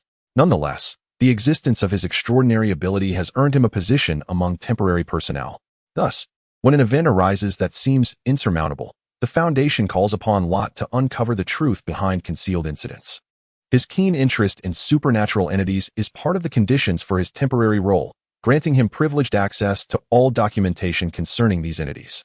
Although personnel at the Foundation once speculated that Lot might possess prophetic abilities, he firmly denies any supernatural powers, asserting that he is merely an exceptionally intelligent human being. What is this? A murder case? Why are we, of all people, being asked to investigate this? Zheng Chen gazed in confusion at the scene before him. However, Roth shook his head, asserting that this was undoubtedly a supernatural phenomenon. The deceased had exploded directly from the center of that street, with their body rupturing outward from within. Judging by the trajectory of the explosion, there must have been hundreds of detonation points inside the body, all erupting simultaneously from the interior. From the splatter patterns of the teeth, bones, organs, skin, and hair, I could deduce the locations of the explosive points within the flesh. The victim appeared to be a Caucasian male, approximately 191 centimeters tall. Another body had similarly exploded not far away at the street corner, meeting the same fate and standing around 188 centimeters tall. This individual seemed to be affiliated with a certain gang or organization, although the forensic experts could not piece together the fragmented tattoos on the shattered skin. I discerned that one depicted a wolf. Roth spoke seriously, while Zheng Chen squinted slightly. Are you implying that someone implanted hundreds of small explosives within that person and triggered them to detonate from within? Wow, if that is the case, I find it intriguing. I have a penchant for such grotesque methods of murder. Zheng Chen and Roth were not well acquainted. The supernatural incidents he typically handled were of a perilous nature, with the previous case involving a metallic skull being his lowest threshold task. Yet, this situation, which appeared more like a murder, held no interest for Zheng Chen, unless it involved some form of deviant behavior, which certainly piqued his curiosity. No one would be so bored, Roth countered. I maintain that this is a supernatural event. No traces of explosives were found at the target site. This is the result of some extraordinary ability. The clues left at the scene are scant, with no surveillance cameras, save for those outside this block that captured pedestrians passing by. Perhaps among these individuals, we might find a lead, Roth resolutely stated his hypothesis. Hearing this, Zheng Chun stood up from the ground. All right, Mr. Holmes, he jested, to which Roth decisively replied, I appreciate that title. Zheng Chun felt somewhat speechless. Well then, what do you believe this ability is? Zheng Chun, now curious, pondered what kind of power could cause a target's flesh to explode from within in an instant. Among all the entities contained within the Foundation, none exhibited such a capability. To be candid, I could inflict similar destruction myself. By injecting a black substance into the target's body, I could directly manipulate that viscous material to move within them. With a mere thought, I could unleash a sharp and deadly force within the victim. However, such complexity felt unnecessary. I was not one to indulge in sadistic tendencies. Perhaps it is some form of psychokinesis, though I am not entirely sure yet. But I shall uncover the truth, Roth replied, narrowing his eyes. His enigmatic demeanor leaving Zheng Chun momentarily speechless. Do you think it could be some kind of chemical substance? Perhaps this is not a supernatural phenomenon. If that is the case, I might just be able to leave. Zheng Chun suddenly seemed to have an epiphany and inquired. In truth, he held little concern for the murder case at hand. Are you suggesting that someone injected a drug into hundreds of locations on these bodies, and that this drug would vanish without a trace after its activation? Is such a convoluted method truly necessary for murder? Upon hearing Zheng Chun's thoughts, Roth frowned, gazing at him as if he were a fool. Zheng Chun was momentarily taken aback by Roth's skepticism. Why is that impossible? What if the perpetrator is a deranged killer? He confidently continued. However, after a few moments of silence, Roth responded, even if we entertain your theory, it would still classify as a supernatural occurrence. Analyzing the victim's blood reveals they were werewolves. There are no signs of struggle at the scene, and the injuries inflicted upon these two individuals occurred instantaneously. If you insist that someone could incapacitate two werewolves in an instant and then kill them, that would undoubtedly point to a supernatural entity. Yet there is no evidence of such incapacitation. The werewolf, standing at 188 centimeters tall, likely fled upon witnessing his companion's gruesome demise, but regrettably, he too met his end. Roth was meticulously constructing his reasoning, while Zheng Chun squinted with curiosity, observing him. How do you know so much? Is it all mere deduction? Or is it your so-called luck-based ability? Zheng Chun found this ability to adhere to the laws of the universe exceedingly fascinating. One should never gamble with such a person, for defeat would be inevitable. This is not a superpower, but rather a manifestation of high intelligence. I possess strong deductive skills, and my conclusions are consistently accurate, Mr. Zheng Chun. Furthermore, the one endowed with luck is Miss 566, Roth elucidated, maintaining his belief that he was an ordinary individual. However, upon hearing this, Zheng Chun suddenly realized something. By the way, you claim to be quite the deductive thinker, so let me pose an intriguing question. If you encountered a girl on the street and attempted to deduce her character based solely on her appearance, I trust you could make an accurate assessment. Would you be able to determine if this girl would ultimately applaud you for love? Chapter 16. The breakthrough. Suddenly, Zheng Chun noted a significant point. In response to this question, Roth hesitated for a moment, casting a silent glance at Zheng Chun. Zheng Chun continued to gaze at him expectantly. Just as Roth was about to speak, he seemed to recall something, rendering him momentarily speechless. After a prolonged pause of indecision, Roth sighed resignedly. I can indeed make such deductions, but most people would not applaud me. What of it? Do you consider such matters to be of great importance? Roth candidly responded, while Zheng Chun burst into laughter. How amusing. It seems your abilities pale in comparison to my own, which are characterized by an undeniable charisma and striking charm. However, this approach indeed circumvents much awkwardness, for being rejected when attempting to engage someone can be rather disheartening. Zheng Chun exhibited a slight tendency towards narcissism, but this was only evident during his laughter. After all, it is the Foundation's inexhaustible wealth that enables you to pursue so many women. Not every woman is drawn to you solely for your looks or prowess. Roth, having perused Zheng Chun's profile, decisively articulated this as one of the reasons. Yet, wealth is indeed a form of superpower. I am not the kind of man who can incite desire in others. By the way, what do you think would happen if the charming 780 and the philosophical 2339 were to meet? Ha. Zheng Chun was quite adept at engaging in frivolous banter, while Roth regarded him with a look of exasperation. The most probable outcome would likely be a fierce confrontation. However, I have witnessed the scene. The perpetrator left no traces at the site below. Based on the time of death and the decomposition of the body, it appears the victim met their end around 1 a.m. I have obtained the surveillance footage from the main district, and from the evidence of 14 individuals passing by during that time frame, I observed a woman fleeing in panic. It is easy to deduce that she was startled, yet she is of little consequence. I have already identified the suspect. Rote quietly held a printed photograph in his hand. In the image, a figure clad in a gray hoodie and wearing a hood is seen walking through the district. Although their features remain obscured, it is evident that beneath the hood lies platinum blonde hair, and based on their physique, they appear to be male. Furthermore, through subsequent surveillance footage, Rote has pinpointed the man's residence. Upon hearing this, Zheng Chun, who had just been laughing, suddenly fell silent. Wait, have you truly identified the suspect? If so, what are we doing here? Just sightseeing? You are wasting a great deal of my time that could be spent gaming or socializing. Surely, you do not expect me to derive satisfaction from your deductions. Upon realizing that the suspect had already been identified, Zheng Chun cast an irritated glance at Rote. However, Rote, unfazed, picked up his phone. This is merely to confirm the details, and considering your immortal nature, do you truly care about such trivial time? After responding to Zheng Chun, Rote dialed the number for the National Special Operations Task Force. I have located the target. I am currently with the Immortal Demon, and I have locked onto the area of room 551 in Block 13. The target may possess a highly aggressive superpower, with known abilities capable of easily shredding a werewolf's body. Should there be any resistance, I recommend immediate termination. The Foundation does not capture any supernatural entities, as its primary objective is to eliminate supernatural beings, objects, and phenomena that pose a threat to human existence. Thus, they would not sacrifice their comrades merely to contain a specific entity. Oh, please call me by my name. Do not refer to me with that title, which makes me seem like a demon. Zheng Chun despises being addressed in such a manner. However, Roth is indifferent. After notifying the mobile personnel, he casts one last glance at Zheng Chun and takes a deep breath. Now, as the principal operative in this mission, Mr. Zheng Chun, how do you wish to proceed? Moreover, I have concluded the case. It took 56 minutes. The suspect was clearly quite foolish, having escaped through a path devoid of surveillance. Upon saying this, Roth turns and walks away. This is now in your hands, Mr. Zheng Chun. My involvement here has ended. It is time for you individuals with extraordinary abilities to take over. It has been a pleasure to share this time with you. As Roger speaks, he turns to give Zheng Chun a fleeting smile before departing. Strange fellow, Zheng Chun mutters to himself. Yet, it is imperative for him to adopt a more serious demeanor. He must fulfill the task entrusted to him by Uncle Eng.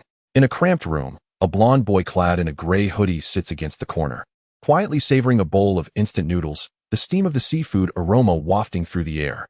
Suddenly, his eating comes to an abrupt halt as he raises his gaze towards the door at the front of his room, his expression devoid of emotion as he stares blankly at it.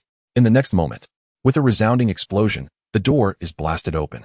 Countless splinters of wood fly towards the boy, yet at that instant, an invisible energy shield materializes before him, effectively blocking the debris. However, shortly thereafter, outside the shattered door, several soldiers clad in black combat gear and armed with firearms appear at the threshold. Thus, for soldiers and the boy lock eyes, but the mobile personnel do not hesitate. Gunfire erupts instantly. When faced with an unknown superpowered individual, the most direct choice is to eliminate the threat, as ensuring one's safety is paramount. And expecting the opponent to surrender is a foolish notion.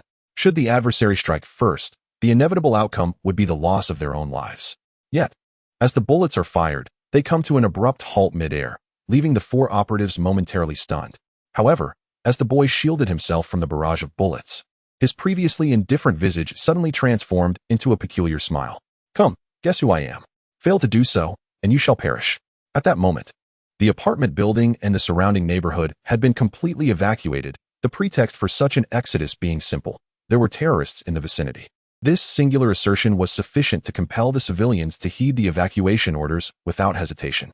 With over 40 tactical personnel surrounding the structure, the area was fortified not only with conventional firearms, but also with rocket launchers and grenade launchers at the ready. Black Humvees, emblazoned with the word shelter, were strategically positioned on the ground in a defensive formation. Throughout the communication headsets, the voices of Team 1 echoed.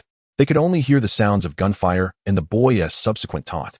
The ensuing chaos was punctuated by explosive blasts and the splattering of fluids, accompanied by the harrowing screams of the tactical personnel. Those experienced operatives, having perused the intelligence reports, began to grasp the nature of the monstrosity they were confronting. All units, Level 1 alert. You are facing an entity with formidable superhuman abilities.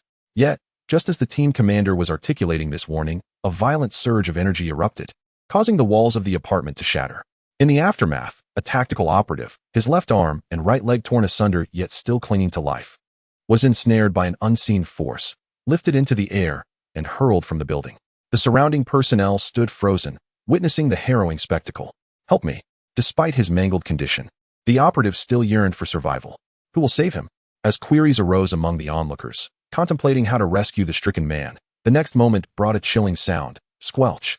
Accompanied by the grotesque rupture of flesh, the operative was instantaneously reduced to a mist of blood, plummeting towards the ground. Amidst the collective hesitation of the onlookers, a boy clad in pristine gray attire glided forward with an eerie calmness. "You are not the police. Who are you?" he inquired, fixing his gaze upon the Foundation members. However, the agents of the Foundation paid no heed to his question. Level 1 alert means, upon sighting the target, eliminate it. Rat-a-tat-tat. The barrage of gunfire erupted as bullets rained down upon the boy. Yet, he merely regarded the unfolding scene with indifference, then erupted into raucous laughter. Ha ha, ha ha ha ha. With each shot, bullets inexplicably halted before him, while grenades and rockets were unleashed from behind, only to detonate harmlessly in front of him. An invisible force, akin to the protagonist of The Matrix, suspended the bullets mid-air as if halted by an energy barrier. Despite the apartment behind him being ravaged by a hail of gunfire, the boy within the protective shield remained unscathed. Confronted by the multitude before him, he barked, "Get lost." No sooner had the words escaped his lips than the parked Humvees appeared to be struck by an unseen force, catapulting into the air.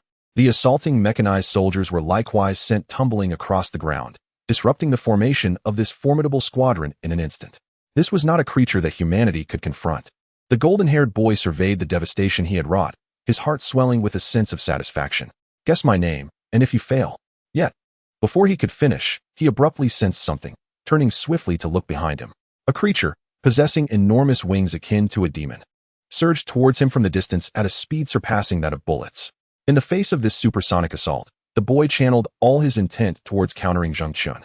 At that moment, Zheng Chun, wielding a double-headed blade, raised it fiercely. Then boom. Although it seemed to strike something remarkably resilient, Zheng Chun's ferocious attack manifested a semi-transparent shield before his eyes due to the immense impact.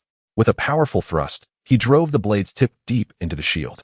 To the boy's astonishment, Zheng Chun managed to breach his shield, inflicting a wound upon his shoulder from which blood flowed freely. "This is impossible." The boy could scarcely believe what unfolded before him, yet his eyes soon grew fierce. "Die!" he snarled, fixating on Zheng Chun's heart. In that instant, Zheng Chun sensed a force, seemingly of intent, aimed at his chest. As the armor on his chest was violently torn, Zheng Chun froze, equally stunned as the golden-haired boy. Telekinetic abilities? In a flash, Zheng Chun discerned the nature of his opponent's power. However, he was taken aback, although he had encountered telekinetic beings before. Such powers were rare. Perhaps only a handful existed among the over 7 billion people worldwide. A telekinetic's physical strength might be minimal, yet their mental force could exceed their own physicality by millions of times or more. Possessing such formidable mental power, it is no wonder one can effortlessly detonate a person's body, reducing the internal bones and organs to mere fragments. If even a portion of my own body could be torn asunder, then this force is indeed terrifying. The boy, astonished, realized he had never witnessed his own body remain intact under the strain of his mental prowess. Yet, this very realization fueled his ferocity even further. "Break for me." In a fit of rage, the boy's next moment unfolded. With a resounding rip, Zheng Chun's chest plate, harder than steel by 86 times, was violently torn apart, the internal flesh, including the heart, erupting instantaneously, visceral shards spraying across the boy's shield. As the boy beheld the remnants of Zheng Chun's chest, a strange smile once again curled upon his lips. Though he could not fathom what Zheng Chun truly was, the boy was momentarily seized by the desire to mock him triumphantly. Yet, just as he was about to indulge in that gloating, Chapter 18, the unknown terror, unfolded.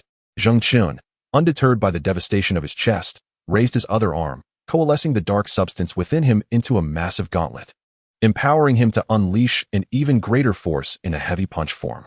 One force can subdue 10. In the very next instant, a blow resonated that seemed to shake the very fabric of space. Under the might of Zheng Chun's colossal punch, the boy's energy shield shattered, and his entire body was sent hurtling away by Zheng Chun's strike, flying 100 meters in an instant. No, this cannot be. He should be dead. As the boy tumbled through the air, he cast another glance at Zheng Chun. However, upon witnessing the visible speed at which Zheng Chun's wound healed, he looked up in disbelief. What manner of creature is this? A werewolf or a vampire? No, those beings do not possess such formidable regenerative abilities, nor are their bodies so resilient against being torn apart. This is a supernatural entity unlike anything I have ever encountered. In that moment, the boy had a fleeting realization. Had it not been for the robust cushioning provided by his shield, Zheng Qin's recent punch could have easily obliterated him. Quickly regaining his balance midair, the boy harnessed his bodily control to enable flight, soaring towards the heavens. Meanwhile, Zheng Qin, fully healing the wounds on his body, gazed at the fleeing boy. Team members, secure the area. I shall pursue that individual.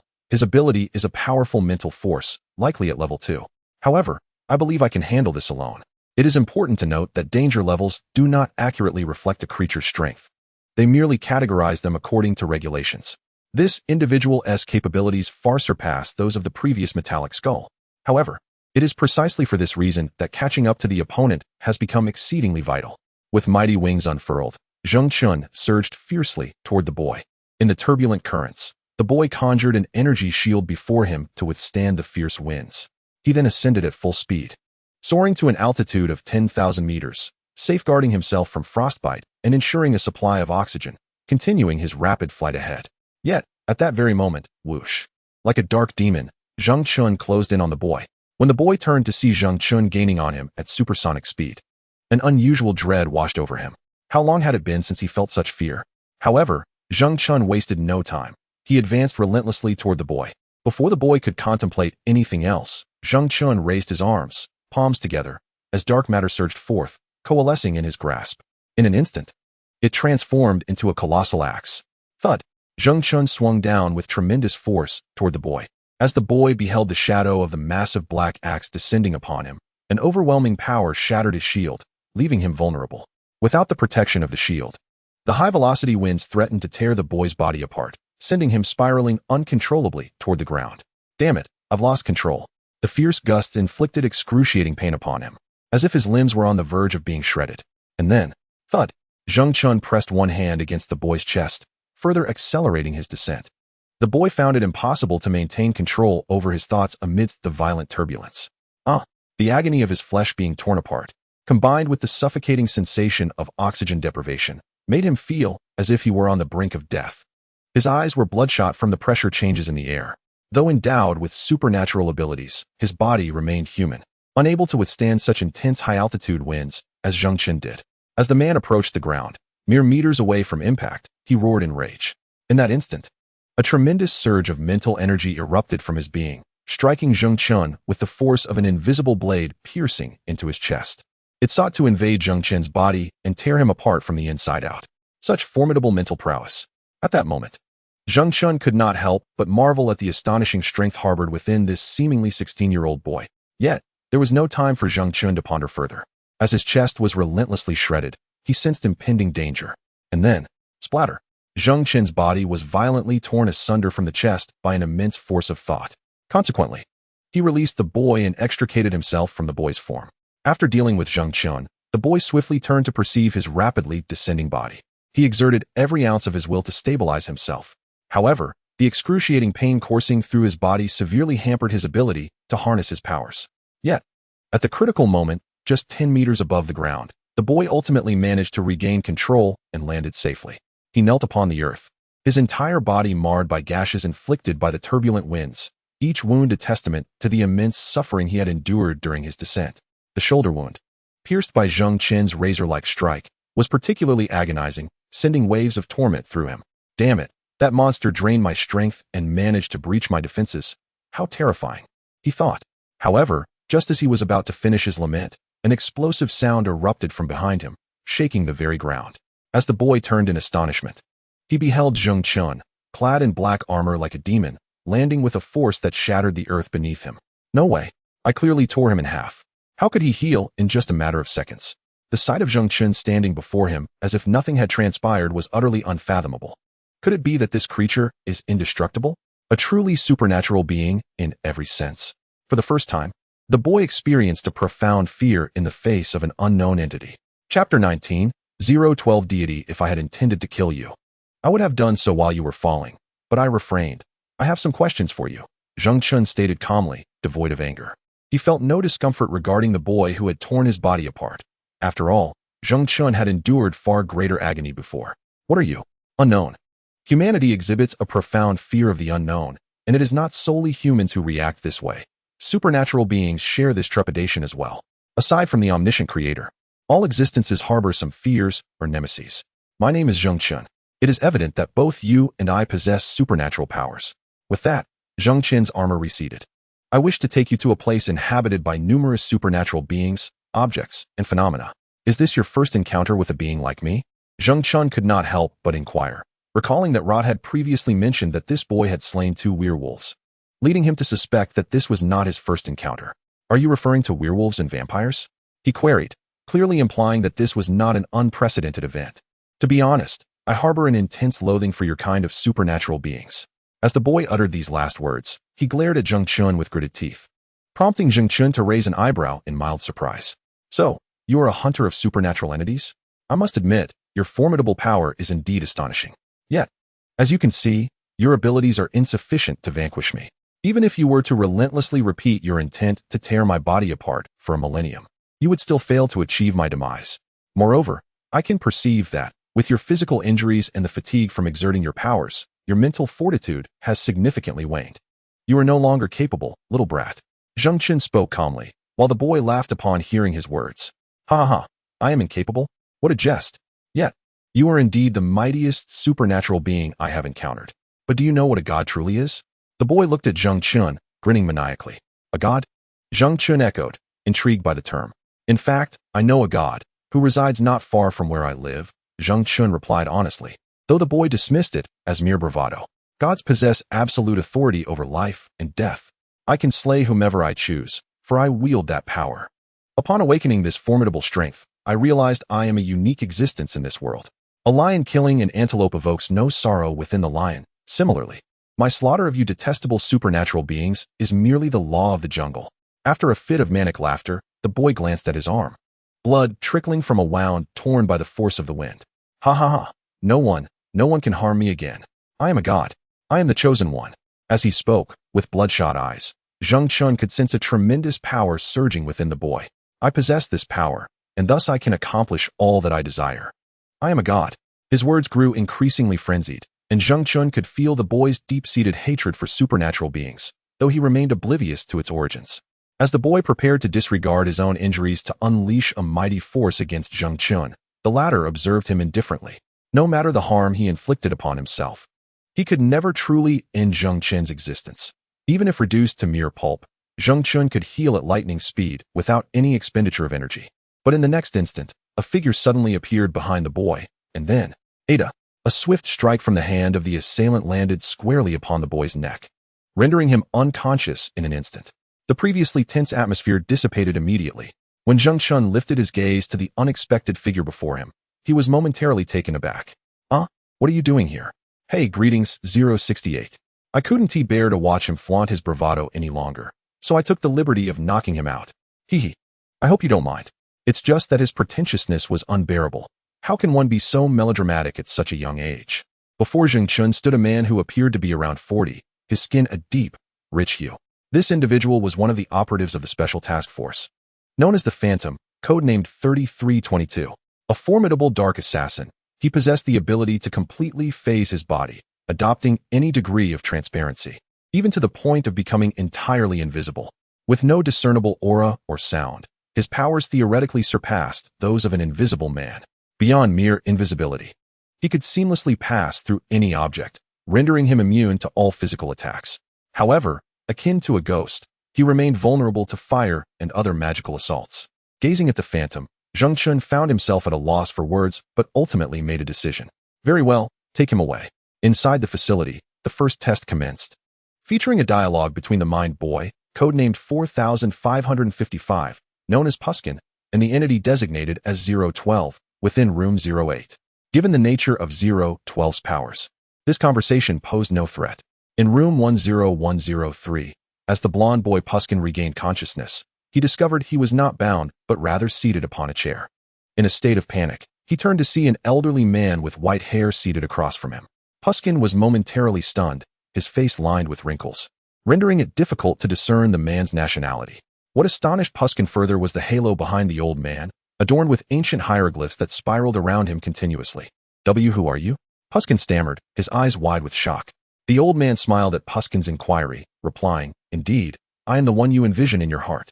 Yet, I am not merely confined to a single identity. In various civilizations, I am known by different names. Some call me God, while others refer to me as the Three Pure Ones. However, these are merely titles. My appearance is not singular. I have wandered among humanity for many years, adhering to the rules and refraining from interfering in mortal affairs. Chapter 20. The power of words. The old man seemed capable of perceiving the very thoughts of others, which he conveyed with remarkable calmness. I received an invitation to engage in dialogue with you. As for now, I have already glimpsed the entirety of your life, Pushkin, thus I can comprehend your actions. However, redemption lies just before us. What do you think? God gazed at Pushkin, who was momentarily entranced by the scene before him. As he swiftly recalled all that had transpired, he pondered whether Zhongqin's assertion of being neighbors with God was indeed true. Why should I trust you? You claim to be God. Does that warrant my belief? Beyond this solitary utterance, Pushkin found himself at a loss for words. Yet, in response to this spectacle, God merely smiled at him. Heal. With this simple command, Pushkin, still bearing the wounds of his past, suddenly witnessed all his injuries mending at an astonishingly visible pace, so rapid that not a single scar remained. Deprivation. Another straightforward term, and in that instant, Pushkin sensed something within him ebbing away. As he felt the essence of his own power vanish entirely, true fear enveloped him. Once believing himself a sovereign of this world due to his formidable strength, he now comprehended the insignificance of his power when compared to the venerable figure before him. This man possessed the terrifying ability to manifest reality with mere words, wielding the power to upend Pushkin's understanding of existence. Yet before Pushkin could articulate his thoughts, God interjected with another simple word, bestow. As Pushkin perceived his power returning within him once more, he found himself rendered utterly speechless. Superpowers are the forces of the cosmos. I cannot control these energies as they enter the earth, for the primordial forces of the universe are far too formidable. Many who revere me often believe I am omnipotent. But that is not the case. I merely created humanity and life. In comparison to ancient magical beings and those among you who have evolved and awakened their powers, I cannot exert complete dominion over them. My abilities must also align with the laws of this planet. Though I am often referred to as the creator of the world, perhaps I am merely one of many ancient magical entities. Pushkin, you must understand that possessing such extraordinary powers does not make you unique. This is the foundation, a sanctuary for the containment of supernatural beings, objects, and phenomena. If you are a malevolent entity, this will be your prison. If you exist to uphold the world's order, then this will be your new home. Coexist peacefully with them. This is a fragment of my power. This incarnation of myself has always dwelled within the foundation. Should you wish to converse further, I remain here. The deity gazed at Pushkin, effortlessly wielding his power with a mere utterance, which quelled the once tumultuous heart of Pushkin in that instant. Is it truly so? Was it indeed like this? Staring at the gradually ethereal form of the divine, Pushkin stood frozen in place. Project number 4555. The Thought Boy, Pushkin Project Hazard Level 2. Possessing terrifying and unfathomable power, humanity is nearly incapable of contending with it, requiring the aid of other formidable containment entities to subdue or contain it. Project Containment Measures 4555 currently resides in his designated containment chamber, room 555. Description: 4555 is a boy with platinum blonde hair, approximately 16 years of age. He was discovered in connection with a murder case involving a supernatural entity. Having slain 2 werewolves, and during the pursuit of 4555, he exhibited a profound disdain for supernatural beings. Upon delving into his memories, it was revealed that 4555 was born into a household plagued by his father's alcoholism. Throughout Pushkin's upbringing until the age of 14, he and his mother endured daily beatings from his gambling, drunken father, which sowed the seeds of darkness deep within Pushkin's innocent heart. However, the moment that truly ignited Pushkin's latent powers occurred one fateful night at the age of 15, when his father returned home battered and bloodied.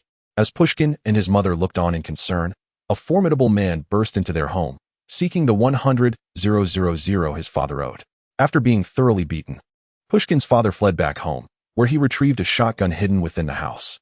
He fired a shot at the intruder, but although he was struck, the man remained standing. It was then that Pushkin encountered a supernatural being for the first time, a creature that began to transform after being shot. The Lizard Man. The creature swiftly dispatched Pushkin's father. Truth be told, had it merely been the death of his father, Pushkin might have felt gratitude towards the being. However, both he and his mother beheld its ghastly visage. Consequently, the lizard man resolved to set the house ablaze and eliminate the unfortunate mother and son. Pushkin witnessed the harrowing scene in which his mother's throat was torn apart by flames, a moment that shattered him completely. His repressed emotions erupted, awakening the immense powers within him. Just as the lizard man prepared to strike, Pushkin unleashed his abilities, causing the creature's body to burst as if it were a balloon. This marked Pushkin's inaugural release of his extraordinary powers. In that moment of uncontrolled energy, a tremendous surge obliterated the entire room. However, due to the ferocity of the flames, the local police ultimately deemed this incident a case of arson, attributing everything to a gas explosion. The young Pushkin, discovered in a nearby park, thus became the subject of a case that faded into obscurity. Subsequently, Pushkin delved into extensive research concerning supernatural phenomena, ultimately uncovering the existence of numerous supernatural beings that lurk in their midst, cleverly disguised. Yet, at times, these entities could not evade exposure, leading to a spate of homicides. Pushkin's own mother was slain by a reptilian creature, instilling in him a belief that such supernatural shapeshifters, including werewolves and bearmen, were inherently malevolent. Consequently, he resolved to hunt these beings. Supernatural entities often presumed that their unexpected appearances would instill fear. Thus, Pushkin, when confronted with them, would pose a chilling query: "Guess who I am? Fail to answer correctly, and you shall perish." Chapter 21. The extended family. However, based on the current investigation, it appears that Pushkin has not indiscriminately slaughtered humans. In his room, after conversing with the entity known as God 012, he displayed no inclination to escape. Aside from occasionally exerting his abilities to manipulate the water in the teacup within his room, he exhibited no other behavior. For the following 2 days, Pushkin neither consumed food nor uttered a single word. On the 3rd day, he requested to speak with the overseer of this facility. The preceding information is classified as top secret, communicated by a high-ranking member of the Foundation to Pushkin. Ultimately, the decision regarding Pushkin was to enlist him in the Foundation's task force, aiming to capture all malevolent supernatural beings. In subsequent reports, Pushkin's danger level was elevated to level 5. Project number: God 012. Project danger level 5. Safe. Project containment measures: this entity cannot be contained. However, a manifestation of the deity remains perpetually accessible in room 012, engaging in conversations with anyone who approaches. Description: God 012 is the fabled creator of humanity, revered by countless individuals as a deity and a paragon of truth. Yet, God 012 asserts that he is merely an ancient magical being. Despite possessing immortal power and the ability to enact his will, he contends that he is not the invincible entity that humanity envisions. The appearance of God 012 is mutable.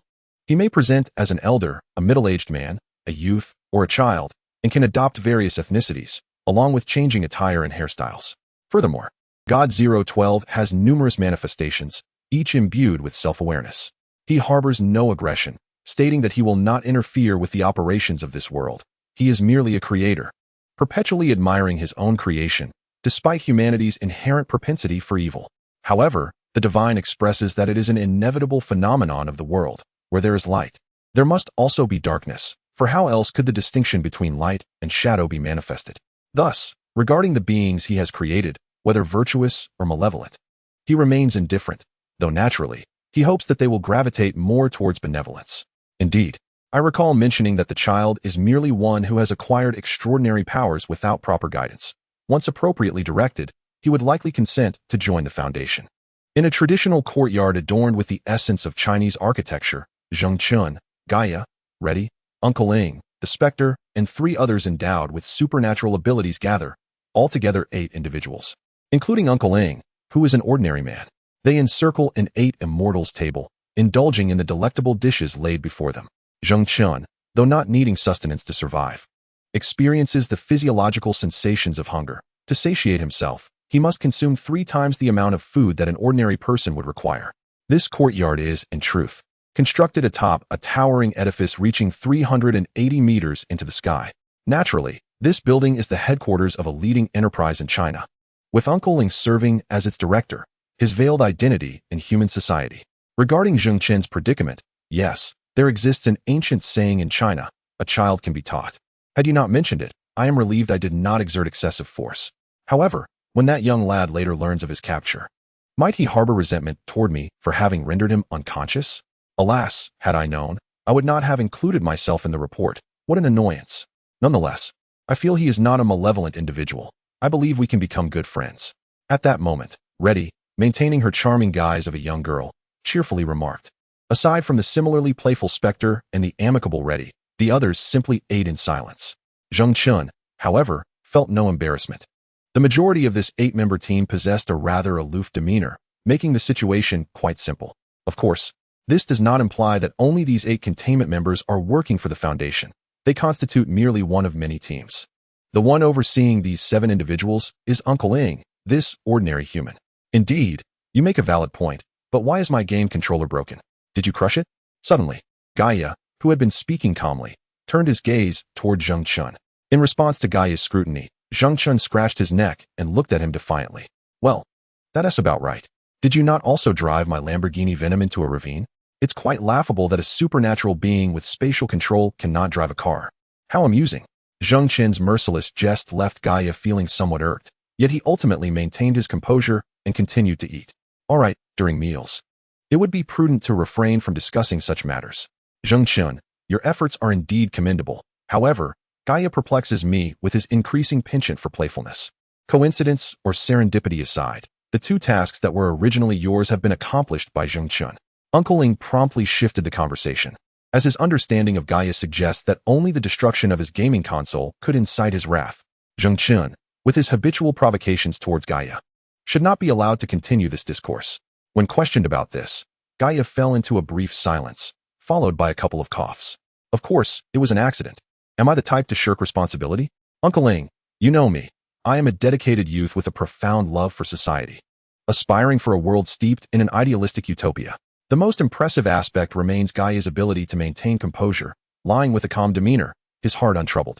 However, as the master of verbal jabs, Zheng Chun would not let this opportunity slip by. Since when can a summoned being describe themselves as a youth? How old are you? Really?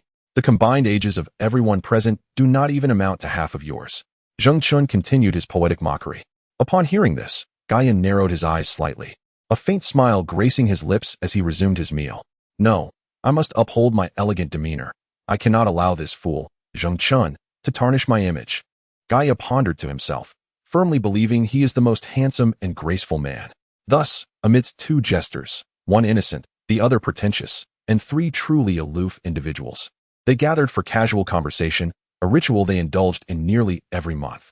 There was no particular objective. It was simply a tradition that had persisted over time.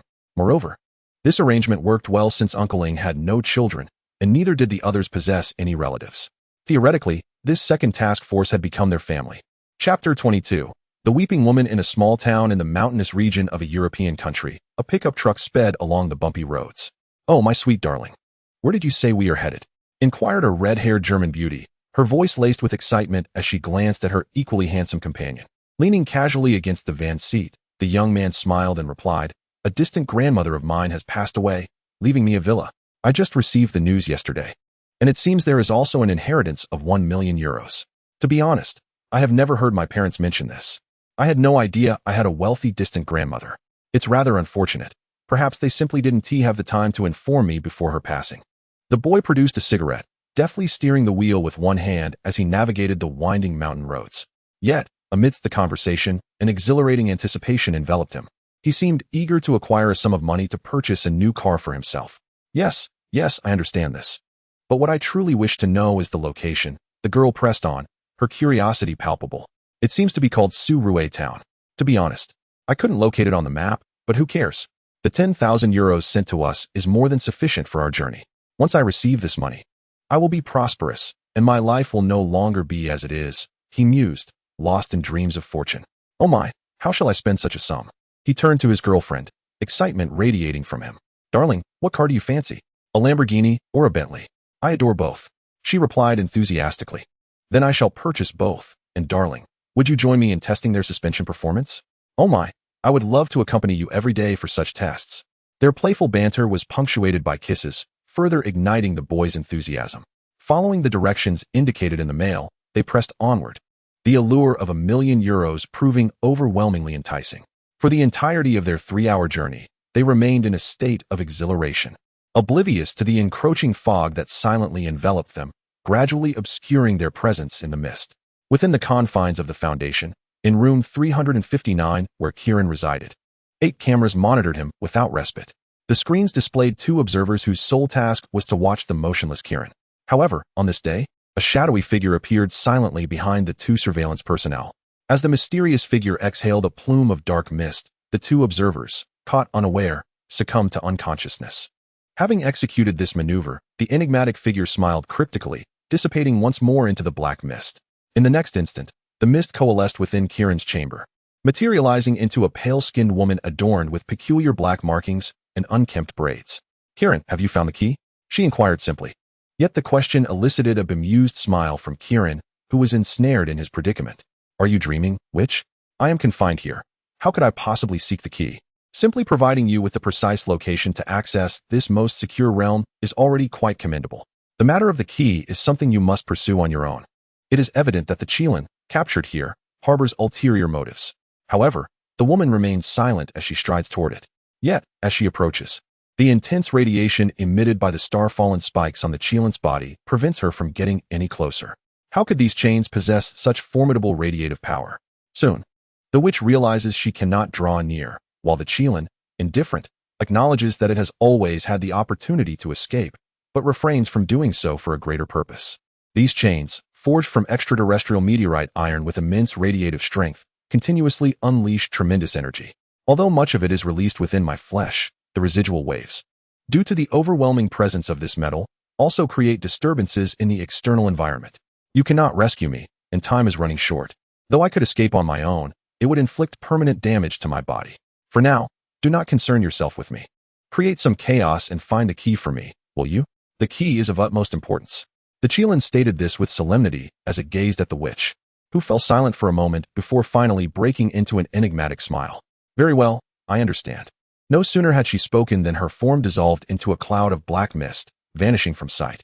However, mere minutes later, an alarm blared throughout the entire Foundation, and the streets surrounding the room where the Qilin resided lit up with red warning lights. In Block 30, a containment breach incident involving Object 358, the crying woman, has occurred. This is not a drill. The containment breach of Object 358, the crying woman, has indeed transpired. Soon, within the adjacent room of the Qilin, a wailing cry echoed, and a satisfied smile crept across the Qilin's lips. Returning outside the block, as security personnel rushed to the scene, they beheld a frail-looking woman. Cradling her face, collapsed on the ground weeping. Her long brown hair obscured her visage and hands, and her body, clad only in undergarments, was stained with the remnants of dried brown blood. She continued to cry without any movement, leaving the surrounding soldiers momentarily at a loss for what to do. Unable to discern her features, they recognized that this woman was a supernatural entity impervious to ordinary physical harm. "Should we not disturb her?" murmured softly. In an instant, a soldier grasped the gravity of the situation. Indeed, if they wished to survive, they must not approach the crying woman or engage in any actions that might disturb her, at least refrain from producing sounds exceeding 40 decibels in her vicinity. Chapter 23. Absolute Zero Project Number 358. Subject: Weeping Woman. Hazard Level 2. Containment Procedures. Subject 358 is secured within a standard containment chamber 555, designed with optimal soundproofing to ensure that the weeping of 358 remains unheard from the outside. Description: Subject 358 was discovered in the thicket along Highway 85, garbed solely in blood-stained undergarments, with long hair cascading down. In a state of tranquility, she perpetually weeps softly while crouched on the ground, obscuring her face with her hands. Her hair conceals fingers that resemble gleaming daggers, and her visage is horrifically ghastly, akin to that of a vampire, characterized by eyes that emit a sinister red glow. Discovery: Upon the initial encounter by Foundation personnel, the woman, clad only in blood-spattered undergarments, was found on the ground, cradling her face and weeping profusely, surrounded by countless dismembered corpses. Subsequent forensic analysis revealed the remains of 3 males and 1 female, tragically torn into a staggering 1,358 pieces. Initially, the personnel mistook her for a victim and instinctively inquired about the events that transpired. However, this intrusion upon her sorrow unleashed a curse. The woman violently lunged at the first operative who broke the silence, her speed rendering human reaction futile as she swiftly obliterated the individual's skull. In a state of terror, the surrounding members fired upon her, yet the bullets proved ineffective against the weeping woman. Once agitated, she ceased her weeping, unleashing a piercing scream. Within a mere 13 seconds, she annihilated the entire 30-member task force present. After silencing all, she continued her ferocious roars, savagely tearing apart the surrounding remains for 10 minutes before returning to her weeping state. Supernatural members monitored the woman's brain activity, discovering she possessed no conscious thought. Her weeping was purely instinctual, akin to human daydreaming, devoid of tears, embodying a state of tranquility.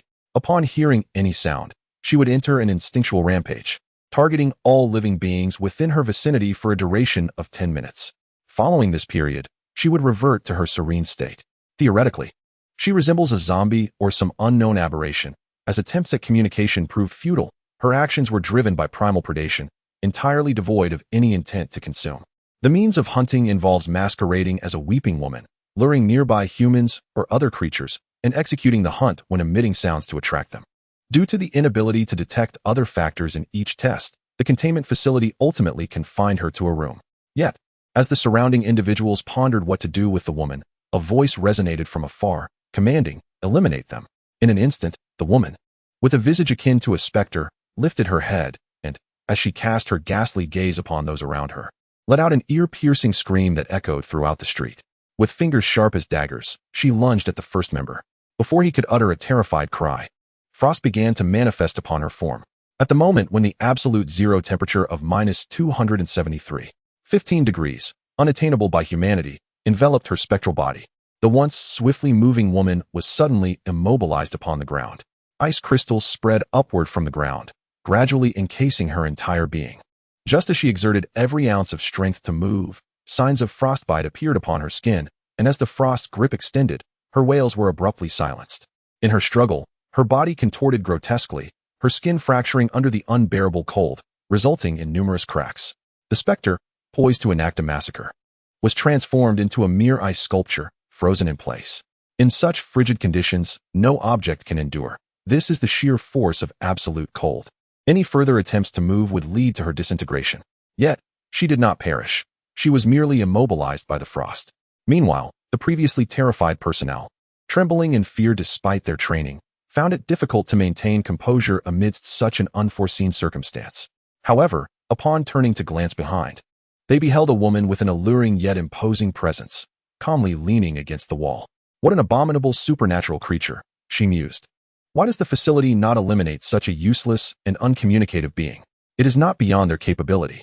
This woman, with flowing black hair and clad in a pristine white leather outfit, was Suzuki Kiriko, a girl from the East, endowed with the formidable power to instantaneously create a realm of sub-zero temperatures. Subsequent tests revealed that she could effortlessly conjure absolute zero environments, and thus far, she had not demonstrated the full extent of her abilities. Beyond her capacity to generate frosty realms, Suzuki Kiriko also possessed the extraordinary power of bodily crystallization. Commander Suzuki T. As the soldiers surrounding him gazed at the figure before them, they could not help but ponder their next course of action, particularly given that Suzuki T is a high-ranking official. Yet, just as one crisis seemed to settle, another arose with the blaring of several alarming system notifications. Warning, warning. 500 venomous stingers, 680 faceless men, and 832 jokers have breached containment. Special task personnel, please proceed swiftly to the breach zones to address the situation. The continuous stream of containment failures left Suzuki T momentarily stunned, observing the tactical personnel around her. She utilized her frost manipulation to hurl the frozen entity 358 into her chamber, sealing the door with ice thereafter. Suzuki T understood deeply that while occasional containment breaches are to be expected, simultaneous failures signify a more ominous reality. Someone is orchestrating these events from the shadows. I will head to Zone 50. Inform the others to proceed to Zones 68 and 83, and make sure to notify Rollica. Someone has infiltrated. Ensure he finds him. Chapter 24. The Abyssal Ice Serpent. Simultaneously, within a storage room for anomalous objects, items believed to possess supernatural abilities during the capture of extraordinary entities were housed. However, upon their return to the facility, it became apparent that none bore any extraordinary powers, leading to their preservation in this chamber. The witch, however, walked quietly among the peculiar items, her focus directed towards a sword that appeared to be forged from gold. She soon grasped the golden blade and, after a moment of contemplation, declared, I have found you, one of the 3 keys, the Sword of Gold, the Sword of Shikani Toma. Should it be used to unlock the seal, this world shall transform anew. and humanity will revert to its days of servitude. Our witch clan shall regain its formidable power. Yet, just as the witch was about to articulate further, she sensed an unsettling presence and turned to look behind her. At that moment, a strikingly handsome Asian man with red hair stood quietly, listening to her soliloquy. As the witch turned to face him, he offered an apologetic smile and waved his hand dismissively. "Oh, my apologies, I did not mean to intrude. If I have disturbed you, I shall take my leave. However, you must finish your thoughts. Earlier, you mentioned the witch clan regaining its formidable power, and then you fell silent upon seeing me. I mean no offense. I am simply eager to know what you intended to say. However, what piqued my curiosity even more was the notion that you must be a witch. It seems there is another sister of yours in the shelter. After releasing 4 individuals, are you not inclined to set your sister free as well? I mean no offense. I am simply a tad inquisitive. My apologies for rambling on. I trust my presence here won't impede your discourse. Please, continue. I shall remain silent. So do not feel shy." The man smiled at the witch, yet upon witnessing his appearance and hearing his disjointed words, the witch, in the next moment, howled. She roared with such intensity that she appeared to lose her human visage. Her mouth, filled with decayed teeth, gaped wide, 4 times larger than normal, emitting a swarm of black flies that surged toward the man. Nevertheless, he merely smiled at the unfolding scene. In a flash, the man's surroundings ignited with fierce flames. This man, also from the east, was none other than Suzuki Na, the brother of Suzuki Karitsu. Through the extraordinary long-range mind search of the psychic, Ralika, he had located the witch and promptly dispatched Suzuki Na.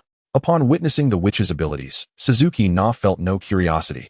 Her techniques were merely repulsive and her allure over ordinary people ineffective against someone of his formidable supernatural prowess. Thus, with a mere embodiment of fire, he became immune to the onslaught of flies. The witch, fully aware of her inability to conquer this man, disintegrated into ash and vanished. "Oh, she fled. Ralika, can you still track her?" Suzuki Na inquired with a grin, while Ralika's calm voice resonated within his mind. "I can pinpoint her location. She is in the Netherlands. She has flown quite a distance. This which wields far greater power than an ordinary one. Then send me there," Suzuki Na replied with a slight smile. Meanwhile, the witch, having just arrived in the Netherlands, gasped for breath, having indeed felt fear. She harbored a deep-seated dread of fire, for ancient people often burned witches alive. Yet, just as she believed she had escaped so, in the end, you still refuse to disclose what you intend to unlock with this so-called key? Once more Suzuki Na, engulfed in flames, returned. As he regarded the witch with a cheerful smile, her eyes brimmed with terror. How could this man have pursued her? This golden sword had been discovered within the ancient tomb of the god Shijani Toma, a deity non-existent in any myth. When the sword was initially retrieved, the absence of any supernatural phenomena led to its preservation within the shelter. What do you intend to do with this sword? Is it because of that 30 pieces of gold? Surely not. Could a witch truly be short on funds? Yet, if that were the case, wouldn't she resort to robbing a bank? Suzuki Na watched the witch with a grin, but his expression shifted abruptly as an unsettling aura enveloped him. At that moment, as he turned to glance behind, he beheld a man standing quietly on the grassy expanse. His long black hair cascaded down to his waist, and he possessed a pair of horns atop his head, with strange markings adorning his neck. Clad in a dark suit, Suzuki Na could sense the immense power emanating from this figure. Who is he? Horned like a Qilin? No. The Qilin is in the sanctuary. This cannot be a Qilin. A Cicadere? No. A shapeshifter of that kind would not appear in such a form. Could it be? After a flurry of thoughts raced through his mind, Suzuki Na suddenly seemed to grasp something. Lord of the Abyssal Ice Serpent. The witch immediately called out the name of the man before her upon seeing him. Hearing this name, a potent sense of crisis washed over Suzuki Na. Indeed, he was the dragon-type supernatural being he had surmised. However, he had not anticipated that this entity was the Abyssal Ice Serpent. The Abyssal Ice Serpent is a legendary creature, akin to the Qilin, and ranks among the mightiest of evil dragons. Predecessors of the Foundation had encountered such legendary beings, yet the outcomes were invariably tragic, as these supernatural entities rendered them lifeless. The only Qilin ever captured was due to Zheng Qin's formidable strength, enabling them to subdue it. What to do? Flee. In that instant, Suzuki Na had no thoughts of engaging in battle. This being was far beyond his capacity to vanquish. However, in the next moment, as a surge of thunderous energy gathered in the serpent's palm, the very heavens seemed to change hue. A formidable force of lightning descended, absorbed by the serpent before him. A power so terrifying it could obliterate worlds. Ralika! Suzuki Na shouted the name of Ralika, and in the next heartbeat, whoosh, he was instantly whisked away, while the serpent, left behind, gradually retracted the power in its grasp. The abyssal ice serpent, wielding the formidable elemental forces of ice, lightning, and poison, possesses world-destroying capabilities, much like the Qilin. Chapter 25:002 Upon witnessing Suzuki Na's departure, the witch promptly approached the serpent, kneeling with a sense of ritualistic reverence. Presenting the golden sword in her hands to the abyssal ice serpent. "My lord, I have retrieved the sword of Shijia Nido Mang. I present it to you." In that moment, the witch displayed a clear distinction of master and servant, while the serpent quietly accepted the sword, examining it briefly. "Let us depart. Someone is tracking us. You must know where to elude them."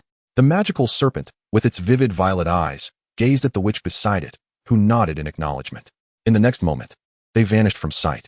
Within the confines of the Foundation, 5 high-ranking personnel and 9 specialized operatives convened for a meeting, with Uncle Sean in attendance.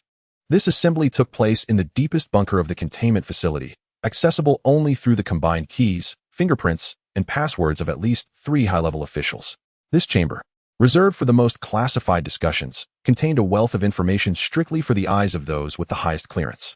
Such meetings are seldom convened, typically occurring only in response to events of global significance, bringing together these elite individuals. Once all participants had gathered, one high-ranking official spoke. The recent containment breach was attributed to a supernatural witch. According to Suzuki Na's subsequent report, he had encountered the abyssal ice serpent, a legendary draconic creature, on par with the Qilin. Notably, this witch had also sought an audience with the Qilin, attempting to release it before being repelled by the overwhelming radiation of the Starfall Lock, ultimately departing with the golden longsword discovered in the tomb of Shijia and Ita. Furthermore, Suzuki Na indicated that the witch appeared to be preparing to break some form of seal, possessing 3 keys in total. Based on the information regarding the golden sword, these keys could potentially take on various forms, possibly including 2 additional swords or other objects. As it stands, we may soon confront a supernatural phenomenon, as the witch has at least 1 key prepared to unlock an unknown seal, involving legendary supernatural beings, both the Qilin and the dragon. We must remain vigilant to avert any supernatural occurrences that could profoundly impact human society. At the moment the first individual reported this information, I had already instructed all available detection devices and those capable of tracking supernatural entities to scour the globe for traces of the witch and the serpent, while also continuing to interrogate the Qilin for any valuable insights. At this juncture, another high-ranking official interjected, but as 2 officials concluded their remarks, a third seemed to recognize something significant. "Wait, are you suggesting a seal? One that could restore the witch clan to its former glory?" However, this incident involves not only the witch but also dragons and Qilin, implying the potential presence of other supernatural entities, even numerous legendary beings. If that is the case, I propose we consult with Subject 002. He may possess pertinent knowledge. Indeed, the supernatural entity designated as 002 within the containment facility is intricately linked to a particular seal. However, due to its overwhelming power, it cannot be contained, and thus it remains merely assigned a number. This target currently exists outside the confines of the Foundation. However, in response to the words of the 3 individuals, another esteemed figure spoke in accordance with the established protocols. "I concur. We must prepare thoroughly and remain vigilant towards every supernatural phenomenon. We cannot permit those malevolent entities to disrupt the fabric of our world. Our ancestors eradicated such threats and constructed this prison for supernatural beings to ensure the safety of humanity's continued existence. Let us not squander any more time." The recollections are concluded. Regarding the communications with Subject 002, I recommend dispatching personnel with indestructible bodies. Currently, you possess 2 subordinates endowed with eternal strength. As this final senior official spoke, Mr. Ng nodded slightly. Following this, several other senior members continued to report various updates. Mr. Ng, feeling a sense of trepidation, exited the conference room and walked quietly down the corridor. Subject 002 is a secret known to only 14 individuals within the Foundation. In comparison to other contained supernatural entities, the dangers posed by them are negligible. Subject 002, in theory, is a true world-ending being, an immortal existence. There are indeed many entities classified as Level 1 threats within the containment facilities. However, the designation of Level 1 does not imply the ability to annihilate the world, but rather signifies a capacity to threaten humanity or potentially lead to its extinction. After all, the primary objective of the containment facilities is to safeguard humanity as a whole. Upon arriving at Gaia's chamber, Mr. Ng opened the door and, upon witnessing Zheng Chun and Gaia engrossed in a game of King of Fighters, his stern expression fixed upon them. Come, I shall take you to a place. It is a rarity to see Mr. Ng speak with such gravity, prompting both individuals to obediently set aside their game. After confirming the coordinates, they utilized Gaia's teleportation ability and were directly transported to the vicinity of an abandoned and sealed concrete factory. Neither Gaia nor Zheng Chun had ever been to this location before. What is this place? Zheng Chun inquired, bewildered as he surveyed the overgrown factory. Gaia, casting a glance around, smiled with confidence. It is quite simple. We have arrived at a highly classified location, a region where the Eurasian tectonic plates converge, free from the dominion of any nation or organization. Yet here stands a concrete factory, which is evidently a FAAD, concealing a highly classified object or entity beneath. In response to Gaia's enigmatic bravado, Zheng Chun cast a sideways glance at him. How do you know this?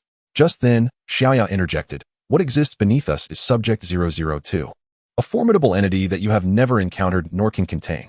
See, I told you so. Zheng Chun exclaimed. Wait, Subject 002? Just as Gaia was about to revel in his own glory, the mention of 002 abruptly extinguished his enthusiasm. Zheng Chun, upon hearing the designation, was momentarily taken aback. Chapter 26, The Magical Colossus. Are you referring to that formidable entity, whose powers are deemed capable of annihilating worlds, and which our authority fails to comprehend? Zheng Chen's eyes narrowed slightly as he sensed the gravity of the situation. Within the Foundation, only a handful of designations remained unfamiliar to him, all of which pertained to supernatural manifestations deemed uncontainable, classified as entities possessing world-ending capabilities. So why are we here? Curiosity quickly enveloped Zheng Chun, while Uncle Ng led both of them towards the abandoned cement factory. As they traversed through hidden corridors lurking in various shadows, Uncle Ng continued his discourse. You are already aware of the witch's affairs, correct? The containment facility has been breached at 4 locations, resulting in numerous injuries among the security personnel. Yes, I am aware. At that time, we were dining outside and could not return in time. Rolika did not think to notify us first, but instead informed other teams. Zheng Chun understood all too well what they had been occupied with. Zheng Chun, this matter may pique your interest. The witch initially sought out the Qilin, and after her attempt to free it proved futile, she absconded with a golden longsword. Suzuki pursued her, but unexpectedly encountered a legendary entity, the deep-sea ice dragon, a creature of the same legendary caliber as the Qilin. They aimed to unlock a particular seal. However, regarding seals associated with legendary supernatural beings, our Foundation has long been aware of one. Yet, the guardian of this seal is incomprehensibly powerful, which is why we have refrained from delving deeper into its mysteries, merely ensuring it does not disrupt the external world and thus preserving it here. However, if their intent is to unseal this barrier, it poses a grave danger. For even the Guardian is immensely formidable, and the terror contained within must be unimaginable. As Uncle Ng elaborated, they entered a metallic corridor, starkly contrasting the surroundings outside. Upon entering an elevator that descended into the depths below, the doors opened to reveal an enormous dark red passageway, towering over 20 meters in height. The surrounding mineral formations emanated a faint crimson glow, resembling an entrance to the underworld. Uncle Ng ultimately remained in the elevator. I am but a human, unable to withstand such an assault. Yet you, Zheng Chun, are different. Your regenerative abilities are unparalleled, thus I implore you to converse with the Guardian. Let me disclose to you the true identity of 002. He is an ancient species from primordial times, the six-winged guardian deity, Midkeel, also known as the six-winged archangel. However, it appears not to be a living entity, but rather a colossal figure conjured by magic from antiquity. Even the entity known as 012 expressed that this object possesses the power to annihilate him. Zheng Chun, would you care to take a look? In the elevator, Uncle Ng spoke quietly, yet the gravity of his words instilled a sudden sense of dread in Zheng Chun. Could 002 truly slay a deity? In the Bible, God seemingly has a connection with angels. However, that is merely humanity's futile attempt to comprehend these supernatural beings. Angels indeed exist, yet the cosmos is governed by ancient, transcendent entities. Those who serve God are but a race of winged beings, distinct from the divine itself, as God merely created humankind and animals. Notably, 012 frequently interacted with humans in those bygone times. Nevertheless, the notion of an entity capable of slaying a god caused Zheng Chun to furrow his brow. Ultimately, he nodded seriously and declared, I understand. I shall converse with that fellow. Excellent. We shall communicate through the earpiece. Uncle Ng produced a headset and handed it to Zheng Chun. Upon hearing this, Gaia obediently remained within Uncle Ying's elevator, smiling at Zheng Chun. Observing Gaia's cowering demeanor, Zheng Chun couldn't help but scoff. Are you frightened too? However, Gaia shook his head and replied, "If I perish, I have no idea how long it will take for that stone to resurrect me. Theoretically, it is better for you, who cannot die, to go. After all, you are the leader among us." Gaia wore a calm smile, appearing utterly unperturbed, while Zheng Chun, upon hearing this remark, turned away in silence, gazing down at the enormous crimson cavern below. Without further hesitation, he stepped resolutely into the depths of the cave. Curiosity piqued, Zheng Chun wondered what manner of being 002, the guardian of some ancient seal, truly was. Some matters are intrinsically linked, as the universe is interconnected, inevitably drawing related individuals and phenomena together, what people often refer to as coincidence. As Zheng Chun traversed over 2,000 meters, the cavern expanded increasingly. Bathed in the glow emitted by the surrounding crimson stones, he finally beheld the object at the end of the passage. It was a colossal disk, adorned with an array of peculiar inscriptions. Proficient in multiple languages, Zheng Chun raised an eyebrow at the hieroglyphs before him. Is this ancient Chinese script? In Latin? Although Zheng Chun had some knowledge of ancient writing, he found himself unable to decipher the vast array of script that composed the immense disk. However, upon closer inspection, he suddenly realized that this grand disk was formed from countless massive stones, and the arrangement of these stones, along with the central yin-yang symbol of the Taiji, left him utterly astonished. Is this the Bagua? Zheng Chun, well versed in the intricacies of Huaxiao knowledge, instantly discerned the shape formed by the colossal stone before him. However, in the very next moment, as a wave of scorching heat descended from above, he instinctively lifted his gaze towards the vast cavern overhead. Suddenly, there was a thunderous crash. As a figure engulfed in terrifying flames plummeted from the sky, Zheng Chun hurriedly leaped backward to evade, halting only after he had created a distance of 100 meters. Gazing at the monumental entity that had fallen from the cavern, he sensed the immense power emanating from within. This ancient guardian, having slumbered for eons, was awakening once more, as its previously hollow eyes ignited with violet flames. Zheng Chun beheld a towering figure, 10 meters in height, clad in armor resembling gold, with a body seemingly forged from some gray stone. Even more astonishing were the 6 enormous stone wings that unfurled from its back, along with a massive golden sword slung over its shoulder. The mere presence of this being instilled an overwhelming pressure upon Zheng Chun. He had never encountered such a supernatural creature. Hidden within the absolute secrets of the Foundation was this terrifying supernatural existence, reminiscent of a 6-winged archangel. Intruder, you shall perish. Chapter 27. Crisis. The entity did not speak in the conventional sense, but transmitted its thoughts directly into Zheng Chun's mind through a form of telepathy. Zheng Chun momentarily froze, sensing an imminent threat. Wait, I did not come to breach the seal. I merely seek to inquire about something. As the being prepared to strike, Zheng Chun hastily pleaded. Yet, the colossal magical creature seemed indifferent to his words. Grasping the enormous golden sword from its back, it ignited the blade in violet flames, which appeared not only to inflict severe damage upon the body, but also bore the power to scorch the very soul. This is a sword of magic. It judges the souls of the sinful and obliterates all evil in the world, the sword of judgment. Still transmitting its consciousness directly into the creature's mind, Zheng Chun began to recount the tale of the golden sword of Shijianadomang. At the distant end of the passage, Uncle Ing urgently interjected, expressing his fervent hope that the seal they sought to unlock was indeed the one before them. If so, they would have ample time to prepare. As Zheng Chun observed the entity gathering its strength, he implored, I wish to inquire about the golden sword of Shijianadomang. However, scarcely had the words left his lips when the being, poised to unleash a cataclysmic attack, abruptly halted. Its violet-flamed eyes turned towards Zheng Chun, and it inquired, Who are you? I sense a familiar essence within you. Suddenly, the statue's utterance left Zheng Chun momentarily stunned, yet he remained perplexed about its meaning. Undeterred, he continued to inquire, Might it be that the seal behind you requires 3 keys for its unsealing? Is one of those keys the golden sword of Shakyamuni? Zheng Chun posed this question tentatively, and at that instant, the colossal figure ceased its assault, sheathing its blade behind its back before turning to walk away. It seemed oblivious to Zheng Chun's intent to disrupt the seal, choosing instead to conserve its strength in this setting. Hey, Colossus, I reiterate my inquiry. I have come to assist in safeguarding this place, as it appears someone intends to unseal it with 3 keys. Therefore, I seek your guidance to adequately prepare for its protection. Upon hearing this, the statue halted its steps and turned to face Zheng Chun. Indeed, the giant spirit seal necessitates 3 keys for its unlocking. However, I shall not permit anyone to breach this door, for the final key resides with me.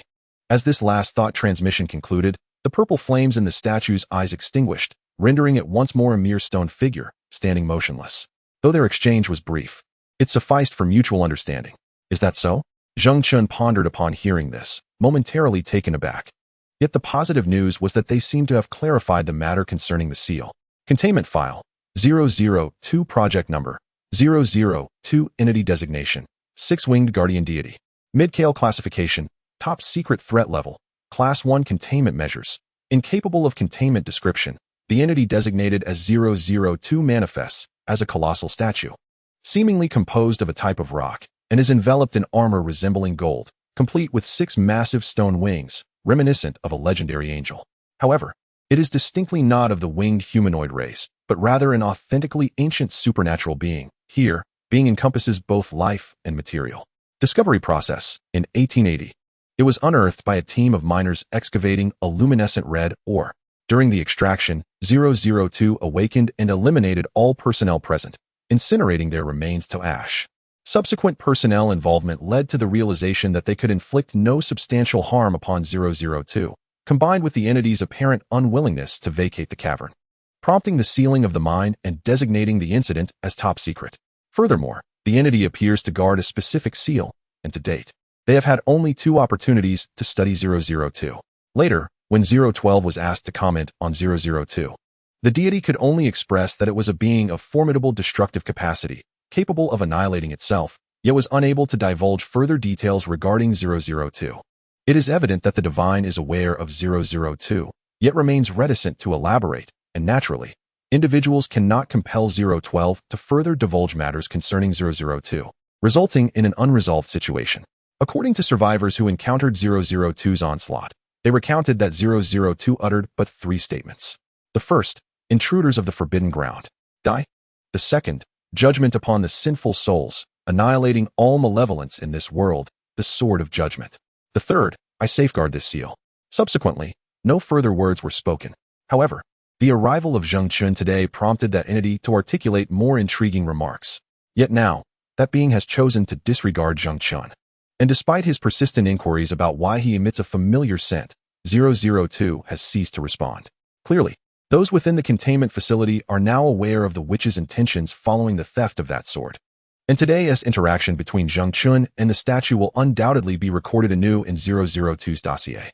Thus, in the future, the entrance above the cave where 002 resides will be heavily guarded. The crux of the matter lies in their urgent need to locate the second key and reclaim the lost first key. However, at present, neither satellites nor individuals endowed with extraordinary search abilities have uncovered any information regarding the witch and the magical serpent. Furthermore, during Zheng Chun's subsequent inquiry of the Qilin in another room, even under the duress of torture, the Qilin remained silent, possessing a natural immunity to magical effects, rendering it impervious to memory extraction abilities. Ultimately, the Foundation personnel had no choice but to temporarily abandon this line of inquiry, focusing instead on crisis prevention and perusing records in search of connections between Shijian and I, Tuameng, and the six-winged guardian deity. Yet, most myths and legends exist merely as human conjectures, making it nearly impossible to uncover links within these narratives. Moreover, the tales regarding Shijian and I, Tuameng, and the six-winged guardian diverge from reality, instilling a profound sense of urgency. For humanity remains oblivious to the true intentions of those ancient supernatural beings. Chapter 28. The misty town at that very moment, in a certain location within the nation. In a town enshrouded by mist. Accompanied by the piercing scream of a woman consumed by terror, she roared through the fog-laden streets of this town, desperately sprinting along the road. Time and again, she passed the speed limit sign indicating 40 kilometers per hour. Ultimately, the woman, with her chestnut locks, sank to her knees in despair, gazing at the pentagram mark she had left on the ground with her lipstick, recalling the dread that accompanied her repeated encounters with this mark. Her makeup, now a cascade of tears, bore witness to her anguish. However, shortly thereafter, a figure emerged from the mist behind her, dragging a shovel stained with blood. The shovel, stained with blood, emitted a continuous hissing sound as it scraped against the ground. At the moment the woman heard this sound, her previously exhausted body seemed to rise once more, driven by an instinctual desire to survive. Stay away. Stay away. In her desperate pleas, she once again struggled to her feet, her already torn canvas shoes oozing with blood.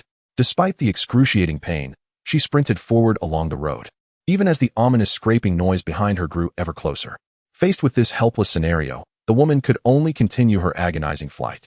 However, soon behind her, a gaunt hand, twice the length of a normal person's fingers, grasped her hair with a vice-like grip. The woman, screaming in terror, was yanked to the ground. Yet this was not the end. A shadowy figure clad in tattered black garments dragged her back toward the very spot from which she had fled. The woman clawed desperately at the concrete ground, her fingers scraping against the surface, blood flowing freely, yet her body could not halt its movement. In the midst of the giant's anguished roars, she was pulled into the fog-laden town at the end of the looping road. Within this eerie place lay over 30 human corpses, suspended by their arms beneath a colossal, withered tree. The wounds upon these bodies were starkly visible, gaping cuts inflicted by some sharp instrument, with intestines and entrails spilling forth. Please, please, spare me, the red-haired woman begged in despair. Yet the figure, wielding a shovel and cloaked in black, obscured beneath its hood, callously tossed her to the ground. He then raised the shovel high, as the woman continued her frantic pleas for mercy. Ah! She screamed in agony as the shovel plunged into her abdomen, its blade sharp as a knife piercing through her flesh. The next thrust followed mercilessly, and after delivering the fatal blows, he laid her open, her innards spilling onto the ground. Only then did the figure hang her lifeless body beneath the enormous, gnarled tree. After counting the bodies, the figure dragged his shovel and continued deeper into the fog-enshrouded town. In a corridor of the shelter, Zheng Chun had just intended to visit Gaia's room to continue their gaming session when a voice from behind startled him. Turning to see Ridi, he couldn't help but smile. Ah, is that you, little sister Ridi? What brings you here? Zheng Chun gazed at the adorable little girl before him, a smile spreading across his face as he inquired playfully. However, Xiao Di shyly shifted her waist, her cheeks flushed as she looked up at him. Zheng Chun Gij, do you have time tonight? Such a bold question left Zheng Chun momentarily flustered. He quickly adjusted the collar of his shirt and replied with a reassuring smile, of course. I have plenty of time. It's no trouble at all. If you wish, I am available from tonight until the day after tomorrow, or even a week later. Is there something you need my assistance with? Upon hearing Zheng Chen's assurance, Rui Di bashfully bit her thumb, her embarrassment palpable. Well, I do have something I would like help with. I wonder if you would be willing? Rest assured, I can assist with anything. I am a very helpful young man. If you are feeling unwell, I could even check on you. He laughed heartily. Zheng Chun was known for his candidness, and as Rui Di continued to smile at him with her eyes narrowed, she said, All right, Uncle Ling has assigned me a task. A significant missing persons case has occurred in a small town within the country. However, hearing that this case bears a striking resemblance to the previous church disappearance, I fear we may encounter a similar supernatural event. As Rui Di articulated this, Zheng Chun felt as if he had turned to stone, frozen in place. The mention of another supernatural incident left him feeling uneasy. Is my brother unwilling to help? Rui Di pouted, looking at him with a pitiful expression, which rendered Zheng Chun momentarily speechless. All right, I will accompany you. The incident transpired along an abandoned mountain road near National Highway 45. This was a missing persons case, with over 400 individuals unaccounted for, all having received an email luring them to a fictitious town named Surue. Their intended destination remains unknown, and the abandoned mountain road is significant for having once been the site of a cult 2 decades prior. When the police discovered the cult, its members chose to perish in a fiery explosion, detonating explosives buried in the vicinity, resulting in the demise of both cult members and law enforcement alike. Logically, that path leading to the mountaintop should have been obliterated, making access impossible. Furthermore, for the past 3 years, this mountain and its surroundings have been shrouded in thick fog at night. As personnel from the Foundation gathered at the site and secured the area, technical experts studied the dense fog that enveloped the summit. Regardless of their efforts, all investigations concluded with the fog being classified as ordinary. When Zheng Chun and Reddy arrived at this location, Zheng Chun took a moment to closely examine the mountain range shrouded in mist. To be honest, the white fog bore a striking resemblance to the haze he had previously encountered near the metallic skull. Commander, the fog is expected to dissipate completely by around 9 a.m. tomorrow. Should we ascend once the mist has cleared? The captain of the 30-member mobile personnel team approached Zheng Chun with this inquiry. Zheng Chun nodded in agreement, indicating that they would wait for dawn when the fog lifted. In Chapter 29, titled Cycle, as the dense mist finally dissipated, the 30 mobile personnel ventured into the mountainous region, deploying drones and other advanced technologies to conduct a thorough search. Zheng Chun unfurled the wings on his back and soared into the sky, diligently scanning the area under the sun's rays. The undulating mountains, free from the engulfing fog, appeared no different from any ordinary range. Yet Zheng Chun persisted in his quest to uncover any unique features. However, 3 hours later, all the mobile personnel, along with Zheng Chun, returned to the camp empty-handed. It is impossible.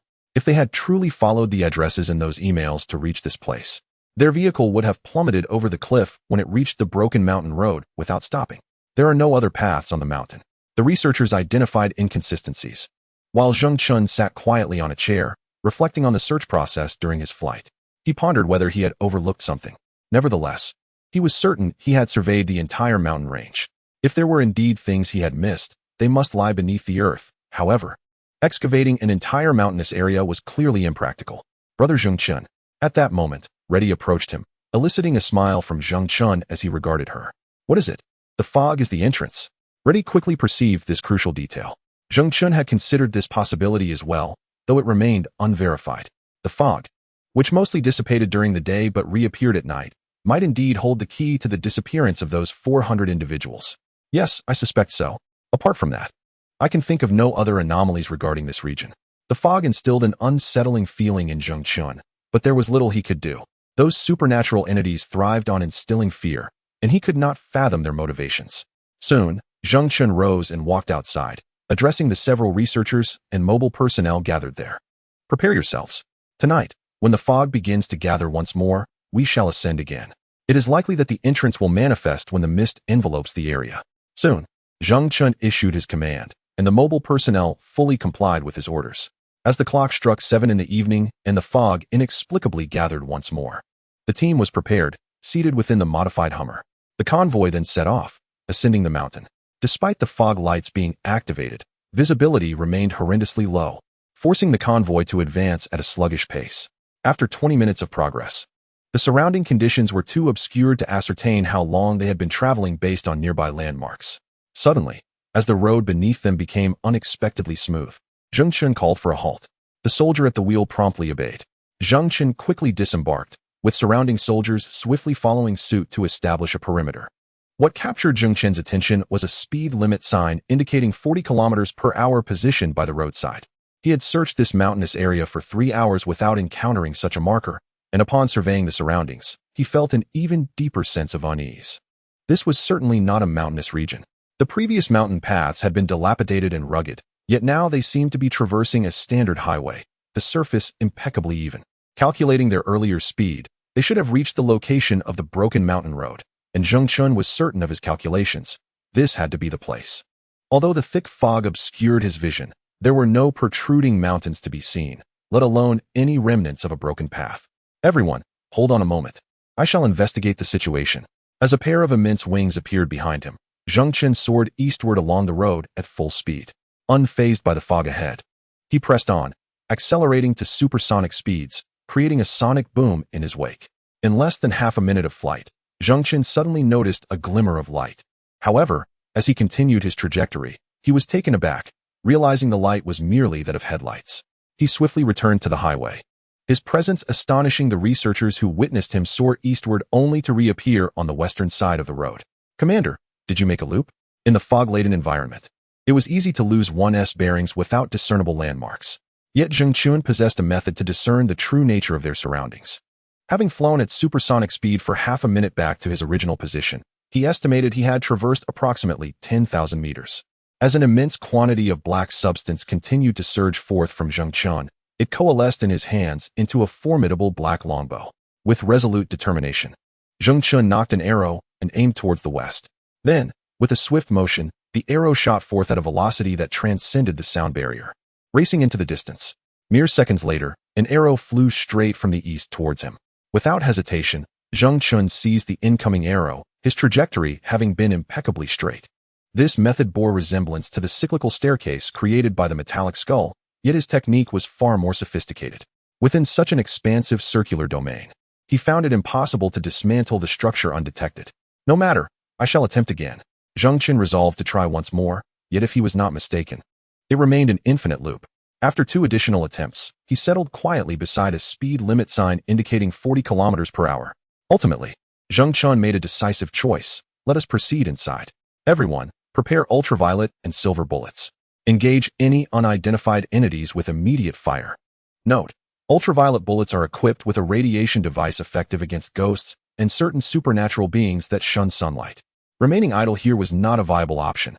Thus, the small team continued their journey along the road, leaving the 40-kilometer speed limit sign behind. Chapter 30. The Living Dead Indeed. After 10 minutes of the convoy's slow progression, a dilapidated sign came into view, accompanied by several crumbling buildings that caught their attention. Welcome to Su-Rue Town. The surrounding fog appeared less dense than that on the mountain roads, yet it still lingered enough to impair visibility. Swiftly, the research team established a makeshift camp, setting up numerous powerful ultraviolet floodlights around their encampment. Upon entering this unsettling locale, the personnel naturally took precautions for defense. The entire town was enveloped in an eerie silence, devoid of any signs of life. Research team, assessed the environment here. Reedy inquired of her companions, sharing Zheng Chen's sentiment as they surveyed the desolate town. Though they had yet to encounter anything, it was evident that this place could not be entirely devoid of life. After all, over 400 individuals had entered. Shall we take a look from above? Zheng Chen proposed, to which Reedy nodded in agreement. As wings materialized once more, Zheng Chen soared into the sky, gaining a panoramic view of the entire town, which was of modest size and devoid of any surrounding mountains, resembling a vast plain. Moreover, what perplexed Zheng Chen the most was that he seemed to be flying upward towards the sky, yet his altitude appeared to be confined to approximately 1,300 meters, preventing him from ascending any further, despite his continuous upward motion. If he were to hazard a guess, this artificially created space had a height limit, and he was unable to touch the walls of this world. The dense fog within the town was quite thin, while a thick mist surrounding the outskirts rendered visibility nearly zero. If Zheng Chen was not mistaken, entering this fog would only result in emerging from the other side. Therefore, he was disinclined to continue with such tests. It seemed to be a peculiar cyclical space. Reedy, on the other hand, felt neither worry nor fear, as she had never experienced pain or fear throughout her life. It appeared to be somewhat troublesome. Perhaps it was best to descend. Just as Zheng Chen returned to the ground, a crackling sound echoed from afar, the noise of metal scraping against the concrete. Suddenly, amidst the profound silence of the desolate town, a cloaked figure emerged unexpectedly from a distant street corner. At this sight, Zheng Chen instinctively turned his gaze towards the source of the sound, and the soldiers and researchers present raised their eyebrows in surprise. "Who are you?" Zheng Chen asked first, simultaneously signaling for all personnel behind him to ready their firearms, now armed with silver bullets. However, the figure before him offered no response, merely advancing step by step towards Zheng Chen. In light of this, Zheng Chen decisively commanded to open fire. In an instant, over 30 individuals unleashed a barrage of gunfire, with hundreds of silver bullets raining down upon the cloaked figure. The sound of bullets piercing through fabric and flesh could be heard as they struck the ground and buildings behind. The onslaught indeed forced the figure, wielding a shovel, to stagger back. Yet, as the last bullets were fired, the recently shot figure, now on the ground, stood up once more, continuing to approach Zheng Chen and the others. "Brother Zheng, this fellow bears a striking resemblance to the skeleton we encountered last time," Reedy remarked, observing the figure's attire. In response, Zheng Chen activated the armored form of his leg, instantly unleashing his terrifying supermobility as he surged forward. As he noticed the figure slowly raising the shovel in its hand, he prepared for the ensuing confrontation. Zheng Chen, without a moment's hesitation, delivered a powerful kick to the chest of his adversary. The outcome was as expected. The cloaked figure was sent flying, crashing violently against a distant wall, which buckled under the impact. The figure lay unresponsive for a considerable time. It seemed that silver bullets were ineffective. Perhaps it was time to experiment with ultraviolet rounds. Zheng Chen mused quietly. However, as the black-clad man rose once more, Zheng Chen began to grasp the extent of his opponent's defenses. Cursed be it. Another one immune to physical damage, he thought, his frustration palpable. Zheng Chen, endowed with formidable healing powers alongside remarkable speed and strength, found himself vexed by yet another adversary resistant to physical assault. In such circumstances, his advantages appeared diminished. It would be prudent for someone wielding mental or elemental powers to undertake this task. Yet, as the figure wielding a shovel stood up, he remained still, lifting the blood-stained implement with grim determination. With a resounding crash, he drove the shovel into the earth, forcefully excavating the ground. In that moment, a skeletal arm, connected to a patch of decayed flesh, emerged from the depths below. Simultaneously, the cloaked figure levitated, and then, boom! At the heart of the small town, a bell tolled, resonating like a death knell from the depths of midnight, heralding some ominous ritual. The ground around the onlookers began to fissure, roar, as grotesque figures. Their faces, contorted and composed of little more than bone and desiccated skin, clawed their way from the earth. They brandished an array of weapons, kitchen knives, axes, and other household implements. Zheng Chun furrowed his brow at this unfolding spectacle. Was this a summoning? Boom, boom, boom. The bell continued its relentless toll, and the gravedigger, floating alongside his shovel, evoked a sense of dread. Soon, as the number of these undead surged into the hundreds, they collectively roared and charged forth, brandishing their makeshift weapons with alarming speed. In response, as dark energy coalesced in his hands to form a blade, Zheng Chun observed with intensity. Meanwhile, Ridi, witnessing the emergence of these spectral beings, swiftly unsheathed the two spiked daggers from her waist. In that instant, her previously gentle visage transformed, revealing a fierce countenance. Chapter 31. Blood and Flesh Demons. Although Ridi possesses the ability to ensure her own safety, she is far from a mere ornament.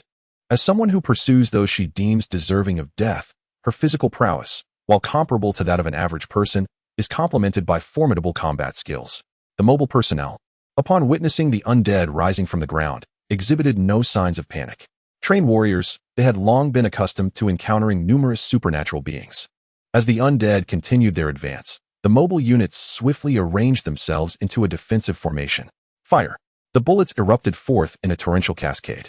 Even as they struck the undead, shattering bones, the creatures pressed on relentlessly. Even when their skulls were penetrated, they did not succumb to death.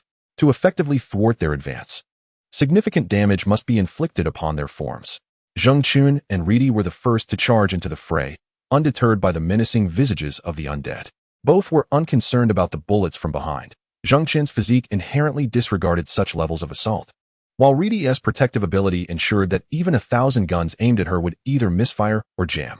Thus, their comrades behind them fired with confidence. In the midst of this chaotic melee, Zheng Chun relentlessly shattered the undead, reducing them to ashes, yet more continued to surge forth from beneath the ground. Nevertheless, Zheng Chun had already identified his target, the grave digger responsible for summoning these entities. Die?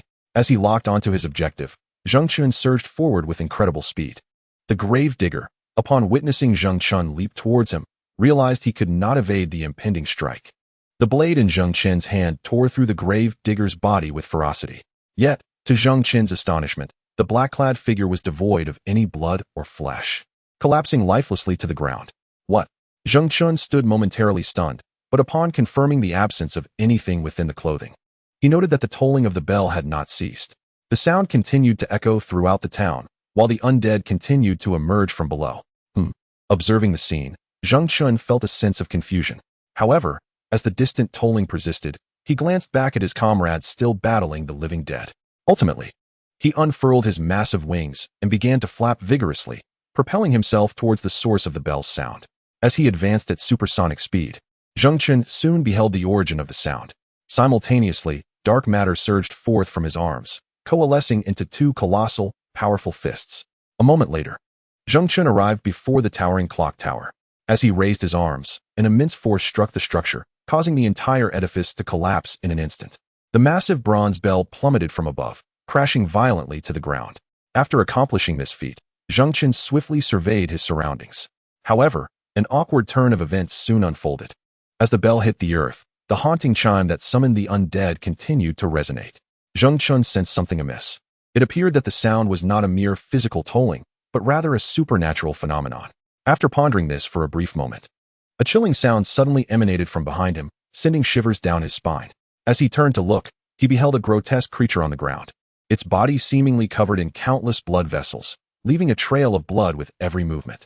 It bore no discernible features, appearing as if it were a humanoid form constructed entirely of veins, crawling slowly toward him. The creature emitted an ear-piercing noise, and it was evident that this abomination bore no relation to the grave digger from earlier. It became increasingly clear to Zheng Chun that the supernatural occurrences in this town, known as Su Rue, were not attributable to any single being or entity. Rather, the very place itself was steeped in supernatural essence. Upon witnessing multiple extraordinary entities, Zheng Chun comprehended this truth entirely. As the grotesque, vein-like monster crawled closer, it let out a ferocious roar and leapt toward him. Without hesitation, Zheng Chun remained motionless, a mass of black liquid coalescing upon his shoulder, transforming into a whip-like blade that struck the creature with tremendous force. shattering it into countless pieces of flesh that splattered across the vicinity. Yet this was not the end. As the creature disintegrated, Zheng Chun observed the fragments on the ground writhing in a grotesque manner, seemingly possessing a consciousness of their own, quickly reassembling. Witnessing this unsettling phenomenon, Zheng Chen's expression grew grave. So physical attacks are ineffective, are they? As he watched the remnants coalesce back into the original form of the monstrous humanoid. A sense of foreboding washed over him, especially as more of these blood and flesh creatures emerged from the surroundings, howling with mouths devoid of teeth, their veins grotesquely intertwined. However, as Zheng Chun gazed upon the figures before him, his companions were gradually enveloped by a dark, liquid substance, giving rise to sleek, armored forms. In his hands, Zheng Chun wielded 2 whip blades, adorned with sharp barbs. Accompanied by the unceasing toll of the bell and the onslaught of flesh and blood monstrosities surging forth, the carnage commenced. With a swift sweep of his whip blades, Zheng Chun shattered the bodies of the grotesque creatures, causing significant devastation to the surrounding environment. The whip blades tore through the monsters and the very earth itself. Yet these undead beings, akin to water, swiftly reformed after being rent asunder by Zheng Chen's strikes. Faced with these supernatural entities possessing the same indestructible essence as himself, Zheng Chun found himself in a stalemate. Chapter 32. A feast of delicacies in this fog-laden town. The toll of a bell, born of some supernatural force, resounded for 12 minutes and 32 seconds before abruptly ceasing, coinciding with the moment when all the living dead were obliterated, reduced to ashes. Reload ammunition, remain vigilant. Although the grave diggers seemed to have vanished, and as the echoes of the bell faded into silence, the area fell into a profound stillness, with no further undead emerging from the depths below. Reedy quietly sheathed his twin daggers, yet a persistent voice echoed within him, warning that the danger was far from over. This voice belonged to a peculiar entity residing within him, which he referred to as a conversation with the cosmos. His cognitive abilities were limited, often relying on this voice for guidance. Furthermore, the seemingly enigmatic fog-laden town was anything but simple. Team 1, Team 2, follow me. Team 3, remain behind to assist the researchers in local sample collection. Reedy declared decisively, but soon realized something unsettling. He had just heard Zheng Chun engaged in battle. Yet with the cessation of the bell, the surrounding environment had once again fallen silent, and the fog thickened ominously. Even with the mobile personnel equipped with goggles capable of thermal imaging and night vision, visibility remained dreadfully low beneath the shroud of mist. This is not good. The fog not only obscures vision, but seems to muffle sound as well. Reedy quickly discerned this fact. Yet they had no choice but to press onward. Staying in place would yield no clues to unravel the mysteries of this domain. Thus, accompanied by Reedy and 20 mobile personnel, they traversed the narrow, fog-enshrouded streets of the town, where the buildings stood densely packed, and all the lights appeared extinguished.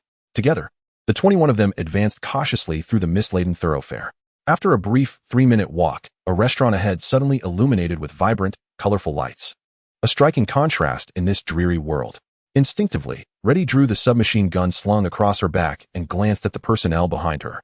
With a subtle gesture, the soldiers promptly raised their weapons. Just as they did, a middle-aged man clad in a butler's uniform, bearing the features of an East Asian, calmly emerged from the establishment. A smile graced his face as he addressed the assembled crowd. Greetings, esteemed guests from afar. Has your recent journey wearied you? If so, we are hosting a culinary feast. You are most welcome to join us. The man spoke with serene composure, maintaining his smile as he surveyed the gathering. In response, Reedy narrowed her eyes slightly, indifferently raising her fully loaded firearm. Suddenly, a barrage of gunfire erupted, and the butler was struck by dozens of bullets, collapsing to the ground. Blood gushed from his body. Yet tears streamed down his smiling visage. Greetings, esteemed guests from afar, the bullet-riddled man mechanically repeated. Reedy approached him, gazing intently, before lifting her gun to aim at his head. Greetings, esteemed guests, please kill me, he uttered in a pained voice, struggling against the consciousness that ensnared his mind. At that moment, Reedy silently squeezed the trigger. As bullets continued to rain down, the man's skull was pierced, and Reedy quietly observed the ominous, shadowy corridor within the restaurant. Is this the Eastern style of decor? She pondered. The exterior of the restaurant was indeed modern. However, the interior, with its wooden doors, seemed to lead to an unknown realm. Yet, a voice from the cosmos whispered to Reedy, urging her to enter if she wished to uncover the mysteries of this place. Alternatively, she could depart for another destination. Faced with this choice, Reedy felt no trepidation. She had never harbored fear, so she resolutely stepped into the restaurant, followed silently by the soldiers. Meanwhile, two soldiers stationed at the entrance installed automatic firing infrared devices. These bullets, capable of harming supernatural entities, would prove invaluable against non-human threats. Upon entering the shadowy corridor, Reddy paid no heed to the wooden doors lining the way. After traversing over 50 meters, she halted at an open cherrywood door. In the pursuit of answers, it appeared that entry was imperative. Without hesitation, Reedy stepped through the cherry blossom wooden door, only to find herself in a vast chamber that starkly contradicted the external architecture. It was an expansive space, roughly 50 by 50 by 10 meters. At the heart of the room stood a grand circular table capable of accommodating 8 individuals. As Reedy crossed the threshold, 20 operatives outside simultaneously followed her in. The door behind them closed automatically, leaving the operatives momentarily stunned. They instinctively pulled at the wooden door, but to their astonishment, it revealed nothing but a solid concrete wall. The original passage had vanished, reminiscent of a ghostly maze. There was no longer an exit. Thoughts of escaping from the outside were futile. The 200 automatic shooting devices, recently positioned by the soldiers, were intended for deployment. Each device, a circular apparatus with a diameter of 10 centimeters, could be secured to the ground and housed 200 rounds of 7mm ammunition, specifically designed to inflict damage on spectral entities and light-sensitive creatures. The ammunition featured intelligent targeting systems, ensuring that humans would remain unharmed, while also posing a threat to animals, as it was uncertain whether supernatural beings might possess animalistic forms. As the operatives swiftly set up the devices upon receiving their orders, a beautiful woman clad in a traditional kimono emerged from the shadows at the front of the room, carrying a platter resembling fish balls. "The food is ready. You may begin," she announced with a gentle smile, placing the dish upon the table before gracefully retreating in a traditional Japanese manner. Witnessing this, Reedy resolutely aimed her firearm at the woman. Although the woman continued to smile as she backed away, Reedy's focus was unwavering. Chapter 33, We Are the Prey. Without hesitation, she fired at the woman, and as the bullet struck her body, it penetrated deeply, releasing wisps of white smoke. In that moment, a chilling howl erupted from the woman, her face contorting grotesquely. The features of her eyes and nose vanished in an instant, while her mouth split open, revealing sharp, jagged teeth as her original ones fell away. Countless twisted veins spread across her visage, transforming her into a horrific and menacing figure that lunged towards the bewildered onlookers. Reedy, witnessing this transformation, continued to fire without pause. Simultaneously, the surrounding operatives followed suit, unleashing a barrage of bullets. As the projectiles struck the woman, her form momentarily froze, and as the bullets traversed through her body, the flesh seemed to dissipate, dissolving into white smoke. The woman with the gaping mouth continued to emit a haunting wail, making it difficult to discern whether she was roaring or suffering in agony. However, as the specially crafted bullets struck her repeatedly, she gradually collapsed to the ground, wisps of white smoke rising from her form. In mere seconds, the once ferocious creature fell silent. Noticing this, Reedy decisively reloaded her weapon while her other hand drew a dagger from her waist, approaching the fallen figure. As Reedy drew nearer, the gaping mouth woman seemed to revive, lunging at her with renewed vigor. In that fleeting moment, with a swift thrust, the blade, crafted from a unique material specifically designed to combat supernatural beings, pierced through the roof of the creature's mouth. As it penetrated her brain, more smoke billowed from her body until she finally lost all capacity for movement, disintegrating into ash. The scene fell quiet once more. Yet Reedy's gaze remained fixed on a platter of fish balls before her. Without hesitation, she resumed her vigilant stance. As she continued to watch, she shook her head, muttering that within this establishment, they were indeed the prey. No sooner had she spoken than the first fishball burst open, a tentacle erupting from within, followed by a multitude of others. As dozens of tendrils emerged, a monstrous entity materialized, its upper half resembling an infant's head, while its lower half was composed of countless octopus-like appendages. Upon exiting the fishball, the creature expanded in size dramatically, letting out a dreadful, infantile roar. Seeing this, Reedy immediately opened fire, her bullets piercing the monstrous body, while other fishballs continued to rupture. Yet another creature, with human-like eyes but a lower body reminiscent of an insect's exoskeleton, emerged, contorting itself to human proportions as it fixed its gaze upon Reedy and her companions. From the moment it was born, it was besieged by the specialized bullets, emitting anguished cries as smoke billowed from the wounds. The hatching of these monsters persisted, especially when a bat-winged creature broke free from a fishball, only to be instantly obliterated by the gunfire of the mobile unit and 200 rounds. It was hard to fathom the fate of those who had entered this quaint town, escaping the clutches of the grave digger. only to find themselves in this restaurant facing such monstrous horrors. Perhaps they would not survive and would ultimately become fodder for these beasts. As Reedy distanced herself from the scene of chaos, she steeled herself for what lay ahead. Upon returning to the area where Zheng Chun resided, the surrounding fog thickened ominously. As he dismantled the grotesque, flesh-bound creatures time and again, a sense of weariness began to settle over him regarding these undead beings. It was evident that some peculiar energy sustained these monstrosities, granting them boundless regeneration, rendering any attempt to linger here utterly futile. Zheng Chun was determined to uncover the secrets lurking behind this quaint town. As his wings reformed once more, he soared skyward, leaving the ground behind. The undead below could only roar in futile rage, while Zheng Chun regarded them with indifference. He continued his ascent, slicing through the air at supersonic speed, creating sonic booms that shattered the fog, though it quickly reassembled in his wake. If he was not mistaken, the mist within the town was thickening. Yet, just as he continued his flight, a voice suddenly penetrated his mind. "Fly westward to find me." The ethereal sound echoed in his ears, prompting Zheng Chun to raise an eyebrow as he glanced toward the west, which remained shrouded in fog. Undeterred, he accelerated, darting toward that direction. After a brief flight, he executed a flawless landing, shattering the very street beneath him. The voice that guided him had led him to this spot, but upon surveying the surroundings, he found only a dimly lit room with a single kerosene lamp flickering. Without hesitation, he obeyed the voice's directive and entered the wooden cabin, retracting his wings. Upon stepping inside, Zheng Chun felt as if he had crossed through a portal, arriving in a brilliantly illuminated chamber that starkly contrasted with the town outside. Seldom do beings of your supernatural caliber venture into this town. However, if they did, they would surely meet their demise. Spoke a woman who appeared to be in her 70s, her demeanor warm and inviting. Zheng Chun scrutinized the elderly figure, his brow furrowing. "You are not human, nor do you possess a corporeal form. You are a spirit?" He discerned the true nature of the woman before him. She smiled gently in response.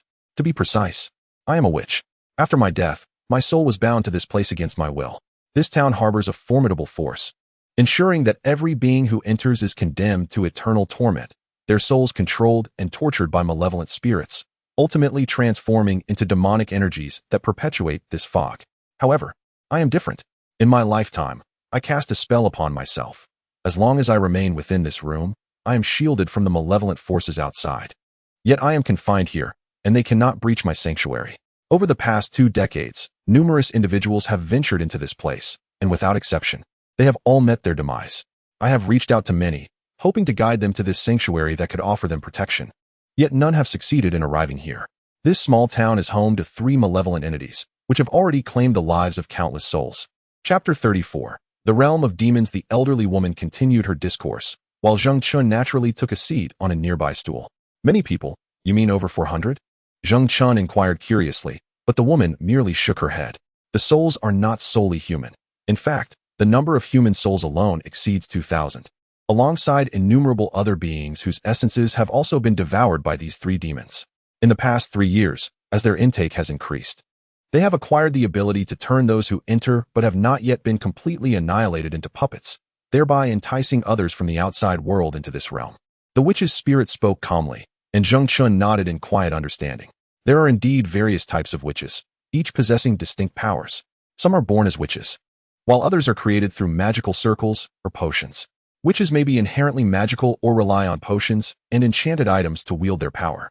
Zheng Chun was not well versed in the lore surrounding witches, but the accounts of these supernatural beings were quite similar to those recorded by humanity. However, Zheng Chun soon cut to the chase. How can this place be destroyed? His intentions were straightforward. It appeared that this region constituted a complete supernatural phenomenon, an uncontainable objective. Thus, his goal was to annihilate it. Upon hearing this, the witch's spirit was taken aback, yet she soon smiled. "You wish to destroy this place? That may indeed be your desire, but as you can see, the 3 demons possess boundless power, sustained by the energy of this entire region. To truly dismantle this place, you must venture to the church at the center of the town and destroy a stone slab inscribed with a summoning circle within. Otherwise, you will be unable to slay any of these 3 demons." Zheng Chun's curiosity was piqued. 3 demons? If I am not mistaken, one wields a shovel, correct? I inflicted physical harm upon his form, causing him to vanish, yet I am certain he did not perish. Is another related to a grotesque being resembling a mass of blood vessels? And what about the third? Zheng Chun was eager to uncover this mystery. But the witch's expression turned grave at his words. The demon Horus, a wraith from the realm of demons, is accompanied by the second demon, Guadu, a flesh demon typically fragmented into several pieces, wielding the power to control living beings. The third is the demon Ras, a gluttonous creature that incessantly devours other beings, amalgamating their limbs into a grotesque form. Should you wish to obliterate the teleportation array, you will undoubtedly be thwarted by these demons. When Zheng Chun overheard this revelation, he remained indifferent to whether the speaker was truly deceiving him. Given her ethereal state, it was evident that he could not inflict harm upon this woman. However, bullets capable of damaging spiritual entities could still terminate her existence, much like any other. Thank you for sharing such extensive information. Yet I am intrigued by the origins of this place. It must be related to the events of 20 years prior, involving both the police and a cult organization. If my deductions are correct, you recounted a tale concerning a summoning magic array, claiming the entities involved were demons. I am somewhat perplexed by your definition of demons. But if you refer to those hailing from the demon realm, then the situation shifts. Did you craft that teleportation magic array? Zheng Chun discerned that the witch was concealing many truths from him. In response to his inquiry, the witch fell silent for several moments, before smiling at him. Indeed, it was I who inscribed it. The cult to which I belong discovered an ancient tome, and I meticulously depicted the internal magic array, securing the necessary sacrifices. However, midway through the summoning ritual, the police intervened, causing a disruption that thwarted the array's completion. The demons we intended to summon were supposed to obey our commands, yet they turned the tables on us. I had prepared a contingency plan, intending to obliterate the stone tablet alongside the summoning, but the demons had already emerged. They safeguarded their summoning monolith, dragging everyone into the world encapsulated within the stone at the moment of impending detonation. Initially, they began with the flesh and souls of a few wild animals, continuously growing in strength, with the fog of their influence expanding ever wider, until now. Their power suffices to pervade the entire mountainous region. This is my folly. I intended to harness these demons to establish my own church and siphon their power. Yet, I have failed. Now, my desire is to annihilate this space, allowing my soul to traverse to the realm of death and find peace. You need only destroy that stone tablet, and these demons will perish. Otherwise, in this world, they shall never die. The witch spoke candidly, and upon hearing this, Zheng Chun narrowed his eyes. To be frank, Zheng Chun had encountered numerous beings that considered themselves demons. However, in truth, these demons should be categorized into two distinct classifications. The first category of demons likely originates from another world or perhaps another planet altogether, as the number of demons native to this world is exceedingly sparse. The realm referred to as the demon world is, in truth, inhabited by a multitude of supernatural entities. The summoning circles crafted by humans utilize specific materials and the essence of flesh as conduits, creating a wormhole space through cosmic energy. Presently, technology cannot elucidate this phenomenon, otherwise, it would not be deemed supernatural. The method of directly transporting those monsters to this world through certain arcane powers is, indeed, prohibited, for such formations are inherently unstable. Moreover, these transdimensional beings occasionally arrive accompanied by other horrific creatures. If the situation escalates, it could inflict catastrophic devastation upon the entire Earth. As articulated by the deity known as 012, these so-called demons hail from another realm. Thus, the inhabitants of the containment facility are, in fact, well aware of the intricacies surrounding the demon world. Those captured entities from said realm have divulged some tales regarding their world, albeit in limited scope. Conversely, another faction of demons consists of indigenous supernatural beings of Earth, who have embraced the moniker of demons themselves. It is evident that the three demons within this space are supernatural beings from the demon world. If that is the case, destroying a monument could indeed annihilate the three demons, and the previous incident involving 1584 may have employed a similar approach, utilizing the metallic skull as a vessel. By obliterating it, the decaying middle-aged man would meet his demise. Chapter 35, The Demon Monument. If this is the truth, everything falls into place. Perhaps the metallic skull also originated from the demon world, summoned by certain individuals who used it as a vessel. After all, the universe encompasses numerous worlds, with Earth merely being one among them. Intriguingly, human technology is incapable of determining the precise locations of these living worlds. However, this realm possesses ancient powers capable of connecting these worlds, which is indeed fascinating. In light of current human technology, the scientific explanation for these supernatural forces remains elusive. Perhaps this is the intention of the universe's creator, who, upon bringing forth life-bearing planets, entwined them with certain bonds. Upon hearing this, Zheng Chun cast a quiet glance at the witch. I hope you do not deceive me. Though it appears I cannot eliminate you now, there are many here who could easily dispatch a soul vessel like yourself, even if you were to resurrect. Furthermore, while you have divulged all this information, your intention to establish a cult suggests you are not of noble character. Once this is all concluded, I hope you swiftly venture into the realm of the deceased. Zheng Chun issued a direct warning to the witch. Upon hearing this, the witch felt a momentary shock and embarrassment within her heart, yet she maintained a smile, reassuring him. Rest assured, I merely wish to escape my predicament. If it means departing for the realm of the dead sooner, I too desire to leave this place at once. Ultimately, my soul can still retain its original freshness here. I have no desire to linger in the mortal realm until my spirit decays and transforms into those mindless phantoms. As the witch spoke these words, Zheng Chun's gaze turned once more towards the open door behind him. The space beyond was shrouded in mist, and should he search, it might take him an eternity to locate the heart of this small town. Surely you know where the stone tablet lies? Zheng Chun did not hold much hope of swiftly finding it, yet the witch nodded affirmatively, saying, I can guide you.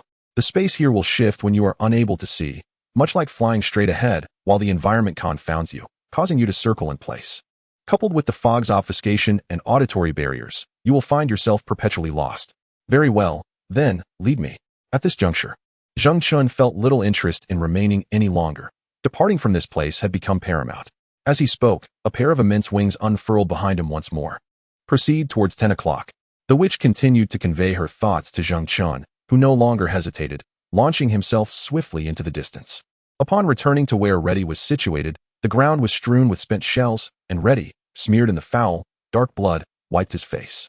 The terrain was littered with the carcasses of those creatures. What had once been the size of fish balls could astonishingly hatch beings far larger than an ordinary human. A most unusual phenomenon. Aside from 4 operatives who had met their demise at the hands of these monsters, only 3 others were injured, while the rest remained unscathed. Excellent. These creatures are averse to silver. But what now? Reddy glanced around, yet it appeared there were no other exits. In that moment, he noticed something peculiar. The creatures that had been reduced to a honeycomb state began to stir once more. Reddy observed the once-dead octopus-headed monstrosity. Its tentacles had inexplicably come to life again, as it seized another creature with a worm-like body and eye. Another creature, possessing bat wings and a frog-like form, also resurrected. These grotesque entities intertwined, coalescing like a mass of flesh, gradually ascending in height. During this process, Reddy seemed to hear the anguished cries of countless animals and humans emanating from within this monster's body. It amalgamated the physical traits of humans and various creatures, including insects and even fish, melding them together. Before Reddy loomed a towering monstrosity, standing an imposing 8 meters tall, its form a grotesque assemblage of flesh. At that moment, the soldiers behind Reddy stared in bewilderment at the once-fallen creatures that had inexplicably fused into this towering behemoth, with the infant head serving as its crown and a singular gigantic eye beneath it.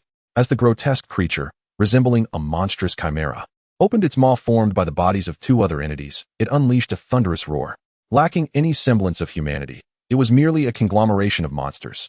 A mass of flesh akin to a small mountain.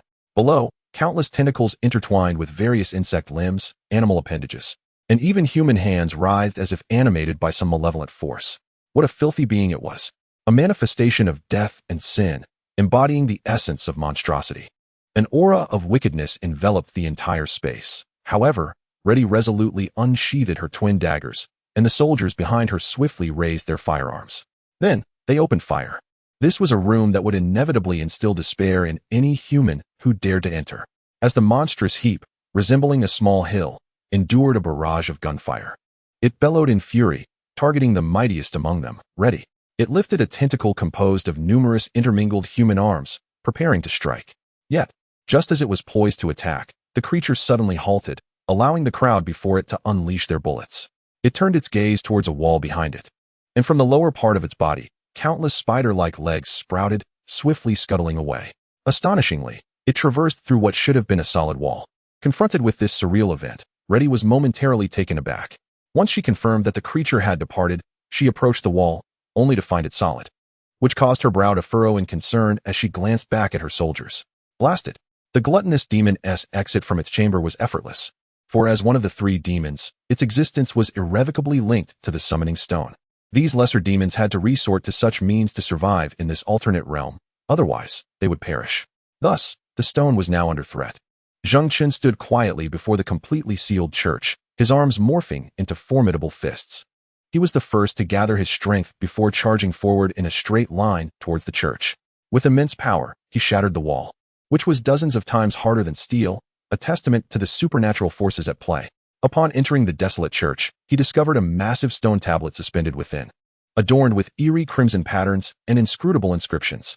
Chapter 36. The Dissolution of the Otherworld. However, just as Zheng Qun prepared to strike the stone tablet, a resounding thud reverberated through the air. With the ominous toll of the death knell echoing once more, he sensed something amiss as the ground beneath him suddenly fractured. A pair of arms, reduced to mere skeletal remains, burst forth from the earth, seizing Zheng Qun's feet. This was not the end. The ground surrounding Zheng Qun fractured incessantly, as ferocious undead surged forth, ruthlessly charging towards him. At that moment, the demon wielding a shovel, Orus, reappeared behind Zheng Qun. It would mercilessly slay the deceased, hanging them from trees to siphon their souls, before burying their corpses within the earth, thus completing the death ritual. Orus possessed the ability to summon these ghouls from beneath any ground in this world, maintaining control for a duration of 10 minutes, during which any number of ghouls could be resurrected anew. Zheng Qun initially paid little heed to the ghouls emerging from the soil, intending to eliminate these entities that posed no threat to him. However, when he witnessed a humanoid creature, composed entirely of veins, bursting forth from the previously sealed church with astonishing speed, he realized this entity was unlike the grotesque flesh creatures he had encountered before. It possessed a velocity that surpassed its predecessors. As Zheng Qun observed it launching a powerful punch towards him, he was propelled several meters back by the force of the blow. This creature was fundamentally different from the frail flesh beings he had faced earlier. If Zheng Qun's intuition served him correctly, they had amalgamated to form this formidable foe. Yet, a single strike, though impactful, could not inflict harm upon Zheng Qun.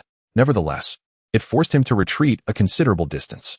The ominous toll of a bell echoed as a dark, liquid substance surged forth from within him, coalescing once more into two whip-like blades in his hands, confronting the multitude of ghouls emerging from the earth, as well as the demon, Guodo, who appeared to be the amalgamation of all the flesh demons. To be truthful, the notion of immortality alone would indeed instill fear in an ordinary individual. However, mere immortality cannot impede my resolve. Undead without power are not dissimilar to fish on a chopping block. Gazing at the two demons before him, Zheng Qun spoke calmly. Yet, just then, as the structure behind him crumbled, a colossal creature emerged from the debris. Turning to confront the mountain-like monstrosity, comprised of a mass of biological matter, Zheng Qun furrowed his brow. In the next instant, with a swift crack, the whip blades lashed out. Wherever they struck, flesh erupted violently.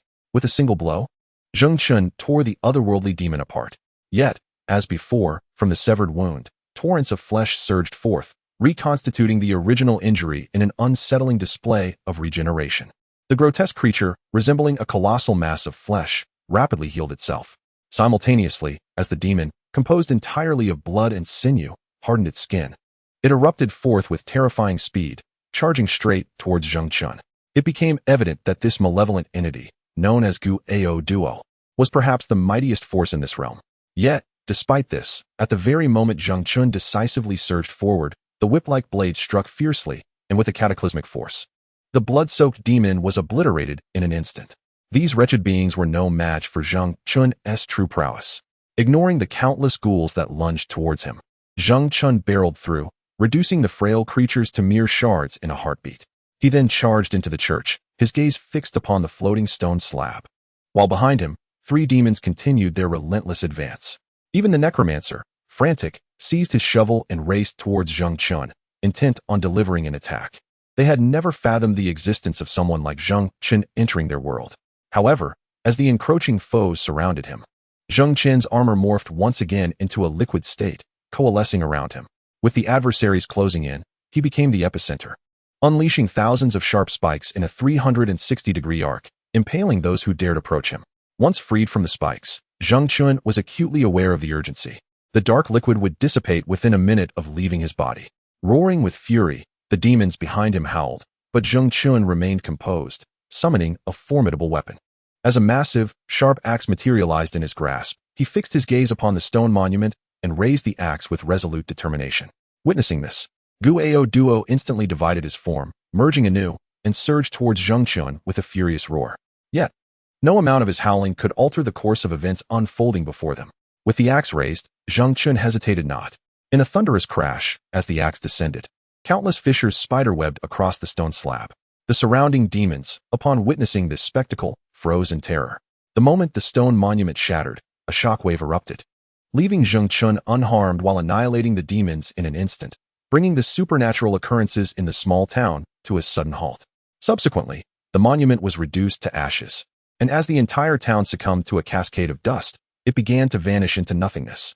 As the mist surrounding the area began to dissipate at that very moment, the first rays of sunlight pierced the heavens, heralding the impending dissolution of this town, wrought by supernatural forces. Indeed, Zheng Chun had lingered in this realm for an entire night.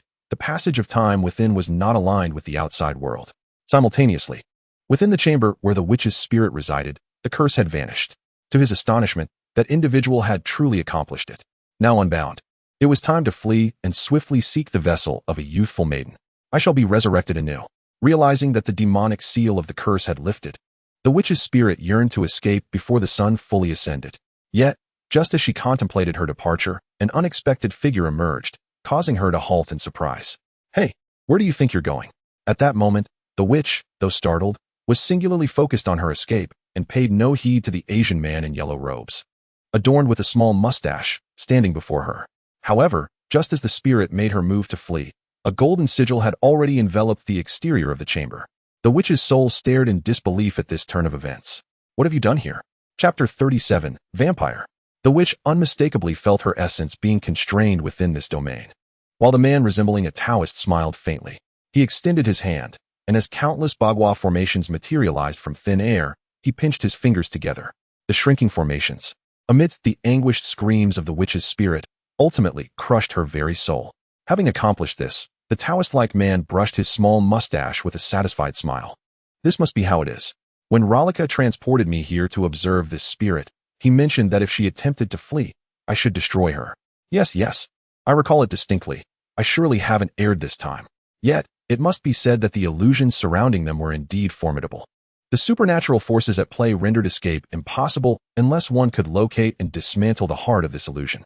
It bore some resemblance to the techniques of our clan." After resolving this matter, Zheng Chun arrived from afar and beheld the man garbed in Taoist robes. "Hey, Zheng Chun, I've dealt with that troublesome entity for you. She tried to escape, so I crushed her soul on your behalf. After all, that's not your forte, is it?" The middle-aged man in Taoist attire regarded Zheng Chun, who, upon seeing him, shed the armor of Zhou Sheng. "Ah, greetings, Taoist Huang.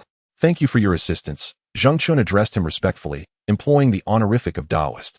The Huang family is not merely a record of an individual, but rather encompasses an entire lineage, an ancient clan that exists within the realms of Huaxia. The members of this family possess the extraordinary ability to perceive the true forms of supernatural beings.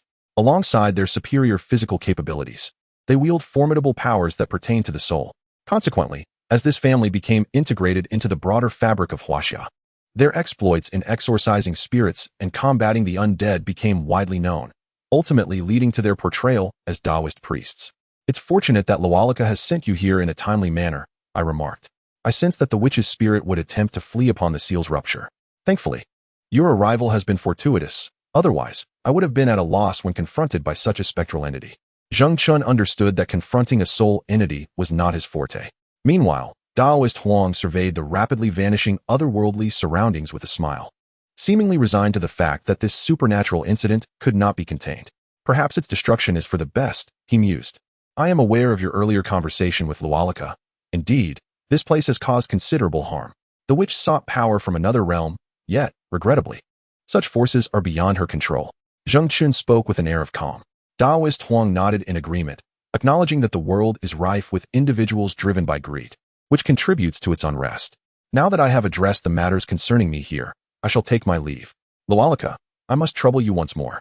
As Taoist Huang's form was once again transported away, Zheng Chun turned his gaze to the surrounding environment. It appeared that the mist had altered the mountainous landscape, and with the dissipating supernatural forces, this world would soon revert to its original tranquility. However, this incident would not be assigned a containment number, as the other world had already been obliterated by his hand. Indeed, upon entering this space, Zheng Chun had maintained contact with Lualika at headquarters. reporting the events unfolding here to the containment facility. Yet, Lualika had previously indicated that their communication was limited, something within that other world obstructed her. Only by Zheng Chun dismantling that realm could she dispatch personnel within or extract individuals from it.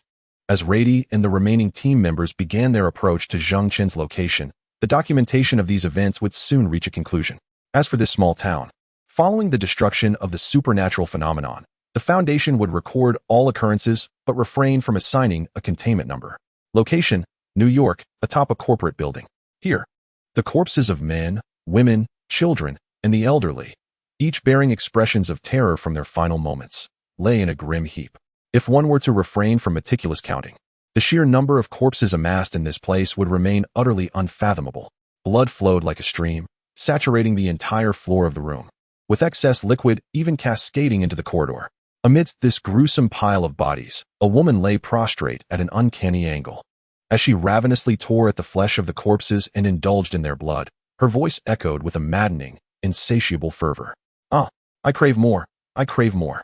Ha ha ha, it is not enough. Not enough." Like a lunatic, she howled violently, revealing her sharp fangs as she gnawed on the remains beneath her. In her frenzied consumption, she resembled a starved beast suddenly unleashed. At that moment, a man clad in a white suit, accompanied by 4 others dressed in black and wearing sunglasses, arrived at the rooftop of the building. Upon witnessing the sea of corpses, with blood pooling at his feet, the man licked his lips and swiftly redirected his attention to the woman before him. "Are you the notorious gluttonous one that has been spoken of recently? Do you understand that there are new rules for vampires in this world? You cannot feed indiscriminately." He spoke sternly, his gaze fixed upon the blood-soaked woman. At the sound of his words, she paused in her feeding, her mouth dripping with blood and revealing her sharp fangs. The other vampires, observing this scene, felt an inexplicable sense that this woman was not merely one of their kind. "I apologize, but I have been asleep for an exceedingly long time. It seems I have lost count of the years since my dear sons took my life. Yet here I am awakened. But the question arises, who decreed that I must not feast heartily? Are we not vampires who thrive on these bipedal sheep? Their blood is the most delectable of all. However, I must admit that I have noticed a change. This era is indeed different from my own. The health of mankind has deteriorated significantly, and their blood does not possess the same exquisite flavor it once did." Chapter 38. The Vampire Hunter. The woman revealed her striking appearance: golden hair cascading elegantly, long legs, alabaster skin, and a delicate visage that remained enchanting despite the bloodstains. She was a vision of beauty that could take one's breath away. As she spoke, the 5 surrounding vampires exchanged glances. However, the man at the forefront gulped nervously and regarded the woman with a serious expression. "These are the rules established by the Foundation. Your actions will lead the Foundation to locate us, the Vampire Association of New York City. If we do not surrender you, we will be implicated." The man spoke candidly, and upon hearing his words, the woman's brows raised slightly. "A foundation? Who is that? I have not heard of it. But do you mean to imply that I cannot indiscriminately consume humans? In truth, that is not entirely out of the question." As she uttered this, a sly smile curled at the corners of her mouth, and she continued to gaze at the 5 vampires before her. "Oh, by the way, you claim to be vampires. Do you? I must apologize. I have never declared myself to be one as well." At her peculiar declaration, an unsettling chill enveloped the men, as though a formidable adversary had materialized before them. In the next moment, as a transformation overtook the woman, a feral roar reverberated through the skies of New York City. Beneath the oppressive clouds, torrential rain poured down as a taxi delivered a man to the entrance of an international hotel. Clad entirely in black and tightly wrapped in his garments, he entered the hotel, carrying a suitcase, and ascended to the presidential suite on the top floor. 5 individuals, already attired in suits, awaited the arrival of this man in black. "You have arrived." Upon the man's entrance, the others began to extend their greetings. Yet the man in black quietly took a seat. His hair nearly obscured the upper part of his face, but beneath the sparse strands on the right side, a singular blue eye emerged, surveying the 5 men, or rather, the 5 vampires. "Under the contract signed with the Foundation, if you wish to coexist within human society, you are forbidden from taking lives and must procure blood solely through hospitals for sustenance. I trust you have not forgotten this. Moreover, in just 3 days, 3 large-scale massacres have occurred, and you have failed to address them. Do you wish for the annihilation of your kind?" The blue-eyed man spoke calmly, yet his words were laced with an unmistakable threat. The 5 vampires felt an overwhelming discomfort upon his entry, for beneath the fabric of his dark attire lay an array of concealed silver weaponry. Indeed, Vampires are vulnerable to silver. The leader of the vampires could only exasperatedly spread his hands, responding, "That is not our kin." To be honest, even among vampires, including our royalty, such large-scale consumption has not occurred since the 19th century. No one would indulge in such extravagant waste of blood. This time, we summoned you because that gluttonous breed is not of our lineage. We know not from whence they have emerged. We have attempted to capture them, yet without exception. Their corpses were found hanging outside buildings. Under the sun's rays, only charred remains remain. Within the confines of New York City, a congregation of vampires has established a church akin to a judicial body for humanity. This foundation, birthed from a history of mass extermination of supernatural beings, has forged a pact with various supernatural species for the sake of maintaining balance in the world. Numerous vampires, werewolves, and other shapeshifters have their own judicial systems, enacting special laws to govern their kind, ensuring adherence to rules to prevent their total annihilation by containment. Amidst the unfolding dialogue, the blue-eyed man remains quietly attentive to the scene before him. Where is she? He is well aware of the recent occurrences. An extraordinary vampire has emerged, while those vampires, reliant on hospitals for blood, languish in their weakened state due to an inability to acquire sufficient blood to bolster their strength. It is hardly surprising that their attempts to capture this gluttonous entity have met with failure. We remain uninformed, save for the knowledge that she emerges nightly to hunt, taking many lives. Indeed, she consumes blood in quantities far exceeding that of ordinary vampires. Yet, it is evident she cannot drain them all, leading me to believe she derives pleasure from the slaughter itself. We implore you and your Van Helsing hunters to expedite the end of this gluttonous creature. We vampires merely seek to exist in peace. In this era, vampires have waned, while Van Helsing, the earliest vampire hunter, has a descendant in the blue-eyed man before us. His lineage possesses extraordinary abilities, surpassing the strength, speed, and reflexes of mere mortals, and they are entirely immune to the mind control wielded by vampires. Furthermore, his ancestors were also adept at confronting werewolves. Van Helsing once sought the aid of a witch to concoct certain potions that enhanced physical prowess. Although these concoctions have been lost to time, their essence endures within Van Helsing's bloodline, akin to Captain America's enhancements. Over 50 years ago, the containment facility sought to recruit all descendants of Van Helsing, though some chose to live independently, even joining national sports teams due to their exceptional physical attributes. Meanwhile, a faction of these descendants operates in the shadows, upholding their ancestral traditions, and has since joined a specialized task force. This unit, tasked with addressing incidents involving vampires, werewolves, and other shapeshifters, is a unique organization within the Foundation. Currently, this task force, comprising only 23 members, spans the globe, handling extraordinary events for the Foundation. I have been informed. Should there be any news, relay it to me promptly. Tonight, I shall hunt the gluttonous one. The blue-eyed man departed the room with serene composure. As the night began to descend, the hunter comprehended that the gluttonous one would emerge once more, and judging by its brazen demeanor, it would not vacate this location. Chapter 39, The Gluttonous One. The rain intensified, accompanied by a thunderous roar that split the sky. A man clad in black stood silently atop a high-rise building, braving the torrential downpour. He gazed into the distance, his cerulean eyes seeming to pierce through the darkness, searching for the gluttonous one. Just then, a voice crackled over the radio. "Hunter, we have located her. She is currently at the department store and has taken many victims." Without hesitation, the hunter grasped the rooftop with a grappling hook and, aided by a zip line, leapt down to the ground below. He swiftly drove towards the target mentioned by the vampires. On the rooftop of the department store, the gluttonous one reveled in its feast. "More. I crave more. Oh, this delectable flavor is insatiable. Look at this adorable little girl." It clutched a terrified, weeping girl by the throat. "Please, don't." Yet, before the plea could be fully uttered, the gluttonous one mercilessly tore her throat apart. As blood gushed forth, it raised the girl's severed head high above, crimson streams cascading from her lips, painting a macabre visage of sanguine delight. Truly, this is exquisite. After such a long slumber, to indulge in such a delectable banquet is a rare blessing, it mused, covering its face as if lost in a dreamlike reverie. At that moment, a silver crossbow bolt, the thickness of a thumb, pierced through the woman's chest. The gluttonous one appeared momentarily dazed, staring at the bolt that had impaled its body. However, just as it turned, a flurry of crossbow bolts shot forth from a distance. The hunter, wielding a finely crafted silver repeating crossbow, entered the scene with an air of indifference, ignoring the surrounding chaos. He swiftly unleashed 6 bolts into the body of the gluttonous one. Upon seeing the man, the gluttonous one exclaimed, "Oh, look at this handsome little fellow. How daring of him to pierce me. Despite being struck, it showed no signs of pain. The hunter furrowed his brow at this spectacle, but resolutely set aside his crossbow. Drawing forth 2 submachine guns, each loaded with silver bullets etched with intricate cross patterns. He was a decisive assassin, showing no hesitation in the face of vampires. The air was filled with the sound of gunfire. Bullets rained down with wild ferocity, piercing the body of the woman before him with a savage intensity. Though the impact of the bullets caused her to stagger momentarily, she soon appeared to acclimate to the onslaught. Standing still, she smiled, her form riddled with wounds resembling a honeycomb, yet her expression remained unfazed.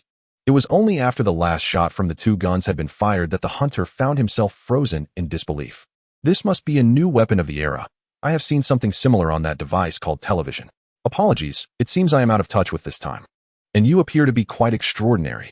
The gluttonous one observed the hunter and chuckled, yet the hunter, without a moment's hesitation, drew forth a silver longsword from his back. He sensed something amiss. The vampire before him bore no signs of injury. However, as a hunter, he could not afford to waver. Thus, he resolutely lifted his sword and charged at the gluttonous one. After all, his ancestors had slain even the infamous Count Dracula. How could he falter against this creature? Yet the gluttonous one merely smiled. In the next instant, a thunderous roar echoed as a colossal bolt of lightning struck the building's lightning rod. Everything seemed to come to an abrupt halt. The hunter stared in disbelief at his shattered silver sword and the severed remnants of his abdomen, realizing that it was the gluttonous one's hand that had dealt the fatal blow. Everything transpired too swiftly. Had he not possessed extraordinary reflexes, he would have been unable to comprehend the events that had just unfolded. Silver? How intriguing. I believe I've mentioned this before. I am not a vampire. Why wield silver against me? I am the ultimate being. How could I be compared to the likes of vampires? Ha ha. The gluttonous one laughed maniacally, her face contorted with a distorted joy. Soon, she expelled all the bullets from her body, her wounds healing at an accelerated rate, only to soon grimace at the taste of her own blood. Oh my, your blood is truly vile. The hunter's trembling lips seemed to want to utter something. But as he bled profusely, he ultimately succumbed to darkness, realizing too late that the information had been erroneous. She was not a vampire. However, upon witnessing the vampire's collapse, the gluttonous one felt no inclination towards the hunter's blood. With a gaze filled with hunger, she continued towards the corpses of others. Yet when the hunter opened his eyes once more, he found himself upon an operating table. Rodok! Rodok! In that fleeting moment of awakening, a woman called out his name with fervor, and soon, the man who had been severed in half was miraculously revived. The woman embraced him excitedly, while signs of stitching adorned the hunter's waist. Surrounding this man, several other hunters clad in black, with piercing blue eyes, silently observed Rodok before them.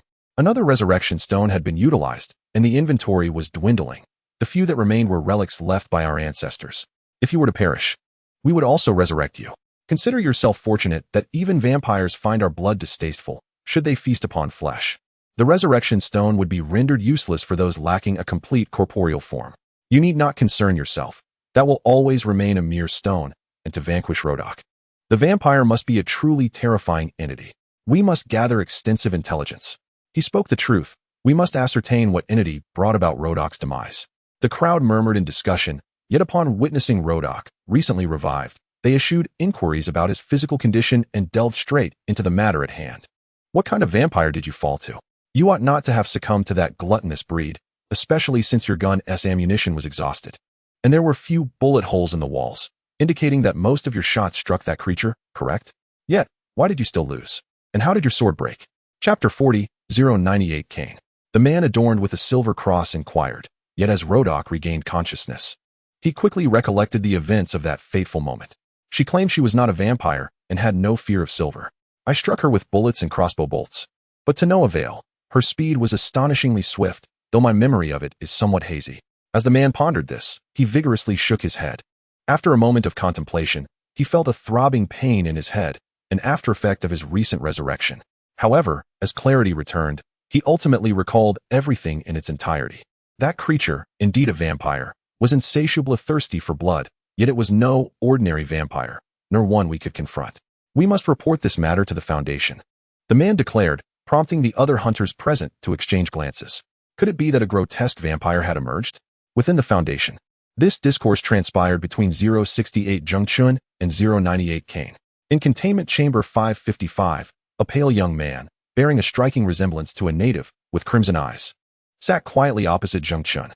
"Greetings, venerable elder of over 40,000 years," Zheng Chun boldly remarked upon entering. This chamber, crafted entirely of pure silver, was illuminated by ultraviolet rays. While these lights could not directly obliterate Cain, they significantly weakened his capabilities. "Greetings, undying demon, Zheng Chun," Cain replied with a courteous smile, though he regarded Zheng Chun with an air of curiosity. "What is the matter? My breakfast has yet to arrive. Are you intending to let me starve?" Cain smiled faintly. It is said that Cain is the son of Adam, yet in truth, this is not the case. He himself acknowledges that he is the oldest vampire, the most primal and original of his kind, an otherworldly being steeped in ancient magic, over 40,000 years old. No one can ascertain precisely how long he has existed. Today, Zheng Chun sought out Cain not for trifles, but to inquire about a singular matter. "Pardon my curiosity, but even you would suffer burns from an attack by silver weaponry, would you not?" Zheng Chun, unfamiliar with the intricacies of 098 and lacking time to peruse the extensive report, posed the question directly. Cain regarded him with a smile. "Indeed, such injuries can occur, yet they are not fatal. I possess the ability to heal. I can endure sunlight directly, though it weakens me. However, I can traverse rivers, where my reflection also exists. Most folklore is mere fabrication. Sunlight and silver are myths. The tales of vampires transforming into wolves or bats are not our doing. Those are the acts attributed to werewolves and other shapeshifters, for we are not the only ones who thirst for blood. Is this not common knowledge among you?" Cain remarked quietly. Zheng Chun contemplated this, and eventually asked, "Do you recall, or rather, among your descendants, is there anyone like you who can withstand a plethora of silver weaponry penetrating their flesh? For instance, a vampire being shot with silver bullets, yet still capable of superhuman speed, severing a silver sword with their bare hands, and swiftly dispatching a member of the Van Helsing family? Or perhaps someone even more formidable, unharmed by such burns?" At this, Cain erupted into hearty laughter, looking at Zheng Chun as if to say, "What jest is this? The older a vampire grows, the more powerful they become. I have sired many descendants, though this occurred roughly 10,000 years after I became a vampire. Frankly, it has been far too long. I can no longer recall those individuals. However, without exception, the earliest of my progeny have perished. If one were to speak of the oldest surviving vampires, they would date back no further than 5,000 years. This pertains to the 7th and 8th generations. Before my containment, there existed a few ancient and formidable vampires who could walk in sunlight, yet they required over 1,000 years of life to adapt continually to its rays. But times have changed, as you know. The Van Helsing family eradicated those ancient vampires. This transpired in the 18th century, and I witnessed it all, though I remained indifferent. However, at present, I surmise that outside of the Prime Minister residing in New York City, who has lived for 3 centuries as a vampire, all others are mere progeny. Vampires of such age, compounded by a prolonged restriction on their feeding, have witnessed the decline of their once mighty families. For them, silver is akin to a searing brand, and there exists no vampire immune to its effects. Thus, the type of vampire you refer to is non-existent. Only one possibility remains. Cain reclined casually upon his seat, shaking his head as he remarked that what you encountered was not a vampire. His demeanor was remarkably composed, yet Zheng Chun pondered the implications. Vampires lack the capacity for procreation. It is through the infusion of their blood into others that such feats are achieved. I find myself intrigued. Who, I wonder, is your creator? Suddenly, Zheng Chun posed a question that had never before crossed the minds of those in the Foundation. Yet, in response to this inquiry, Cain fell into silence. Of course, it was my mother, he finally replied, and Zheng Chun could distinctly perceive a shift in his tone toward a more serious cadence. By the way, you have yet to mention your mother. Who is she? Is she a vampire as well? If so, she must be an elder vampire, even more ancient than you. Zheng Chun suddenly recognized this implication, yet Cain responded with calm assurance. I have already stated that I am the first vampire, and my mother is deceased. Even if she were alive, she is not a vampire. I have made this abundantly clear. What you encountered was not a vampire. I am well acquainted with all vampires. The younger they are, the more vulnerabilities they possess. A vampire unafraid of silver weapons. Do you comprehend how many years she must have lived? At least 10,000 years. And even then, while she may not be slain by silver weaponry, she would still suffer its effects. Even if she were to live for 40,000 years, she would still be weakened by silver, just as I am. Do you grasp this? If you insist on labeling her as a vampire, she must be older and more powerful than I. You have mistaken your quarry. Seek another for answers. By the way, I am quite famished today, and following this conversation, I shall require 2 bags of blood, and they must be of fine quality. Chapter 41. the god of slaughter. Upon discussing Kane's mother, Zheng Chun noted a discernible shift in his tone, yet Kane repeatedly emphasized that vampires, regardless of circumstances, would invariably fear silver weaponry. Furthermore, the descendants from Van Helsing's lineage also concluded that he could not possibly be a vampire. Nevertheless, they found it curious that vampires harbor a disdain for the blood of the Van Helsing family, a sentiment rooted in the peculiar substance once infused into their ancestors' blood by a witch. Thus, as Zheng Chun prepared to depart the room, he remarked, "By the way, allow me to reiterate, do not consider me tedious. The members of the Van Helsing family also believe that this individual is not a vampire. Yet therein lies the quandary. That fellow finds the blood of a Van Helsing hunter unpalatable. Surely, other beings would not find the blood of the Van Helsing lineage distasteful? Moreover, there is one more aspect I neglected to mention. That gluttonous breed seems to consume vampires, perhaps even partaking of their blood. Although this is not my first encounter with the notion of vampires feeding on the blood of their own kind, it appears to occur only in dire circumstances, such as when blood is scarce or in extreme hunger, akin to how humans might drink seawater when parched at sea. Naturally, I find this rather peculiar. After all, there are numerous vampires around. Surely, one would think that they would perceive the scent of their kin's blood as repugnant. Thus, it seems illogical. A vampire, having slain another, should not resort to feasting upon its own kind when sustenance is ample. Furthermore, other creatures do not exhibit any longing for vampire blood, which presents a conundrum that leaves me quite baffled. Nevertheless, I appreciate your conversation. The corporeal form. Allow me to arrange for its preparation at once. I shall take my leave now. With a smile, Zheng Chun departed, while Kane remained silent, mulling over Zheng Chun's words in his mind. After a moment of contemplation, he fixed his gaze upon the silver walls before him. No, it cannot be. She has been dead for so many years. It simply cannot be her, absolutely not. As this thought crossed Kane's mind, he involuntarily swallowed hard. If it truly were that woman, then the vampire's genuine nemesis has arrived. In the midnight streets of New York City, she is referred to by the police as a deranged serial killer, by vampires as the gluttonous breed, and currently assessed by the Foundation as a level 2 hazard.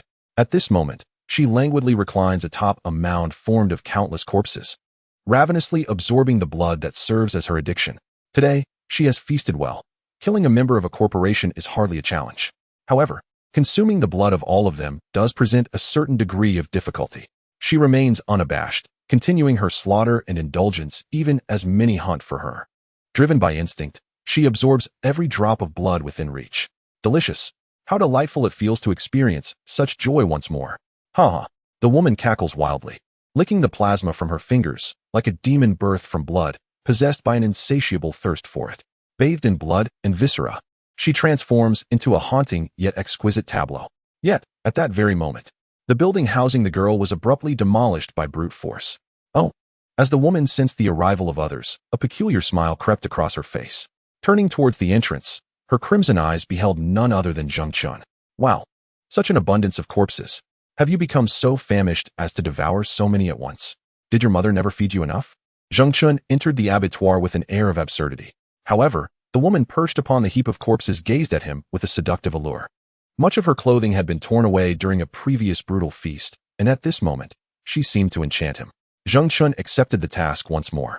After all, the issues that the Van Helsing family could not resolve would inevitably require someone of their caliber to handle. It was quite a challenge to find you. So much time had elapsed. You appear to be anything but an ordinary vampire. Vampires do not exude the kind of perilous aura that you do. Initially, Zheng Chun had entered with a playful demeanor, yet as he sensed the essence of the woman before him, a disconcerting aroma wafted through the air. I beg your pardon for the interruption, but may I inquire, are you a vampire? The essence does not align, yet it bears a striking resemblance. If you are not a vampire, then you do not seem to belong to any creature Zheng Chun had ever encountered. This peculiar dissonance left him feeling rather unsettled. Despite her undeniable beauty, Zheng Chun, a connoisseur of women, felt no interest. Likewise, he had encountered numerous supernatural beings and was familiar with their scents. Yet he could not discern the lineage of the woman before him. The woman, who had been dining, offered a coy smile upon seeing Zheng Chun. Oh, not you lot again. You've interrupted my meal. However, since you are quite the handsome young man, I shall let it slide. Besides, I've mentioned several times that I am not a vampire. It's just that, if it's not an issue, I do feast upon vampires. I've detected the scent of your blood. It seems rather exquisite. If I am not mistaken, you are one of those individuals those fools speak of. No wonder they fear you to the point of losing their very nature. Huh, you are far more perfect than mere prey. The woman chuckled softly, and though Zhang Chun maintained his smile, the extreme threat she exuded left him somewhat bewildered. Since you assert that you are not a vampire, may I ask what you truly are? Zhang Chun posed his final question, sensing that something was amiss with this being. Me? The woman tilted her head in response to his query, gazing innocently at the ceiling. Let me think. I have slept for so long that I nearly forgot my name. Oh, right, you all seem to enjoy associating me with vampires. As she spoke, she rose gracefully, her fingers tracing silently across her lips. I am Muska, the creator of vampires. I birthed the first vampire in your world. I wonder how my little ones are faring. You may also refer to me as the goddess of blood, the god of brutality, the god of slaughter. I am one of the ancient powers of this world. I am the blood god. Zhang Chun gazed at the woman, whose enigmatic smile exuded a palpable aura of danger. Blood god Muska? An ancient legendary being not recorded in history? Chapter 42, Supernatural Ancient Beings. Zhang Chun began to comprehend the situation, his hesitation dissipating as the black, liquid-like substance surged forth from Zhou Sheng, enveloping his body. Oh, what is this? Yet, as Muska beheld the dark matter enveloping Zhang Chun, a flicker of familiarity crossed her features. In that instant, as Zhang Chun's armor coalesced into form, a sonic boom erupted, propelling him towards the woman. The black liquid material coalesced in his hand into an elbow blade, which he thrust fiercely towards her. However, the woman's crimson eyes had already perceived his every move. In the next moment, as the windows of the entire floor shattered under the shockwave of their supersonic clash, a wall crumbled, and a figure was sent flying like a meteor across the sky. As this figure soared, massive black wings unfurled behind it, allowing Zhang Chun to stabilize himself midair. Simultaneously, the dinted black armor over his chest began to regain its form. Damn, this was no mere level 2 threat. This being was undeniably a level 1. Yet, I find myself curious. How did that Van Helsing individual withstand the woman's onslaught without being shattered? After a brief encounter, Zhang Chun discerned the danger level of his opponent. In the next instant, the woman did not linger in the building but crashed through the rooftop, ascending into the sky. As her flesh transformed into colossal wings, she gained the ability to fly. Surrounding her, scales sprouted, enveloping her form, significantly enhancing her defenses. Zhang Chun, witnessing this transformation, felt a wave of unease. What is happening? Is she capable of controlling her body to morph into any shape? Such an ability. This woman's powers mirrored those Zhang Chun had faced when battling the Qilin alongside others that day. Could it be that she possesses abilities akin to those of the Qilin? Before Zhang Chun could fully process this revelation, the woman thrust her hands behind her, tearing through her flesh, and drew forth 2 bone-spiked swords from within. With a gaze filled with insatiable desire, her blood-red eyes glimmered coldly as she looked at Zhang Chun. Well, my intriguing young man, shall we begin? I can hardly contain my anticipation. The woman laughed heartily, while Zhang Chun, witnessing the scene before him, felt a surge of unease. Rurika, immediately instruct Gaia to inquire about Cain. Have him ask what exactly his mother is. Not a word omitted. Indeed, my purpose here is merely to pose a simple question. Gaia sat in Cain's chamber, observing him with a smile, while Cain calmly set down the blood bag in his hand. Ask away, he said nonchalantly. He had engaged in conversation with these individuals numerous times before. Gaia, straightforward and blunt, opened with, Zhang Chun asked me to inquire about your mother. What is she exactly? Gaia spoke with seriousness, yet upon hearing this, Cain stood frozen in place, both of them locked in mutual gaze. Gaia, curious, pondered why Zhang Chun would want him to ask Cain such a question. Are you certain Zhang Chun asked you to inquire about what my mother is? How am I to know what she is? Isn't he a wild child? Cain looked at Gaia, bewildered, and Gaia quickly sensed that his wording might not be quite right. Rurika, relay this message. Zhang Chun's question is incorrect. Ask him to clarify how he intends for me to pose it. Cain does not know what his mother is. Gaia continued to communicate with the telepath Rurika, who promptly reached out to Zhang Chun's mind. Zhang Chun, are you there? Gaia says Cain does not know what your mother is. However, at that moment of communication, Zhang Chun charged forward, hurtling towards a desolate stretch of railway tracks. As the earth shattered and debris flew, he drove his double-headed blade into the ground, utilizing the immense friction to halt his momentum. Upon hearing Rurika's reply, Zhang Chun was taken aback. What? My mother? No. I meant for Gaia to ask Cain what his mother is. I am inquiring about Cain's mother. Forget it. Just ask him what Muska is. Zhang Chun continued. But there was no time for further explanation. In the distance, Muska, capable of supersonic flight, swung a colossal bone cleaver formed from arm bones directly at Zhang Chun. The clash resonated like the sound of metal striking metal, and at the moment of impact, the already fragmented ground beneath Zheng Chun erupted into countless cracks and flying debris. The sheer force of the encounter accelerated Zheng Chun's blood flow threefold. Damn it, such a formidable creature. Are all these ancient legendary beings so powerful? To be honest, it was not the first time he had encountered such terrifying entities, yet in a one-on-one engagement, Zheng Chun felt significantly challenged.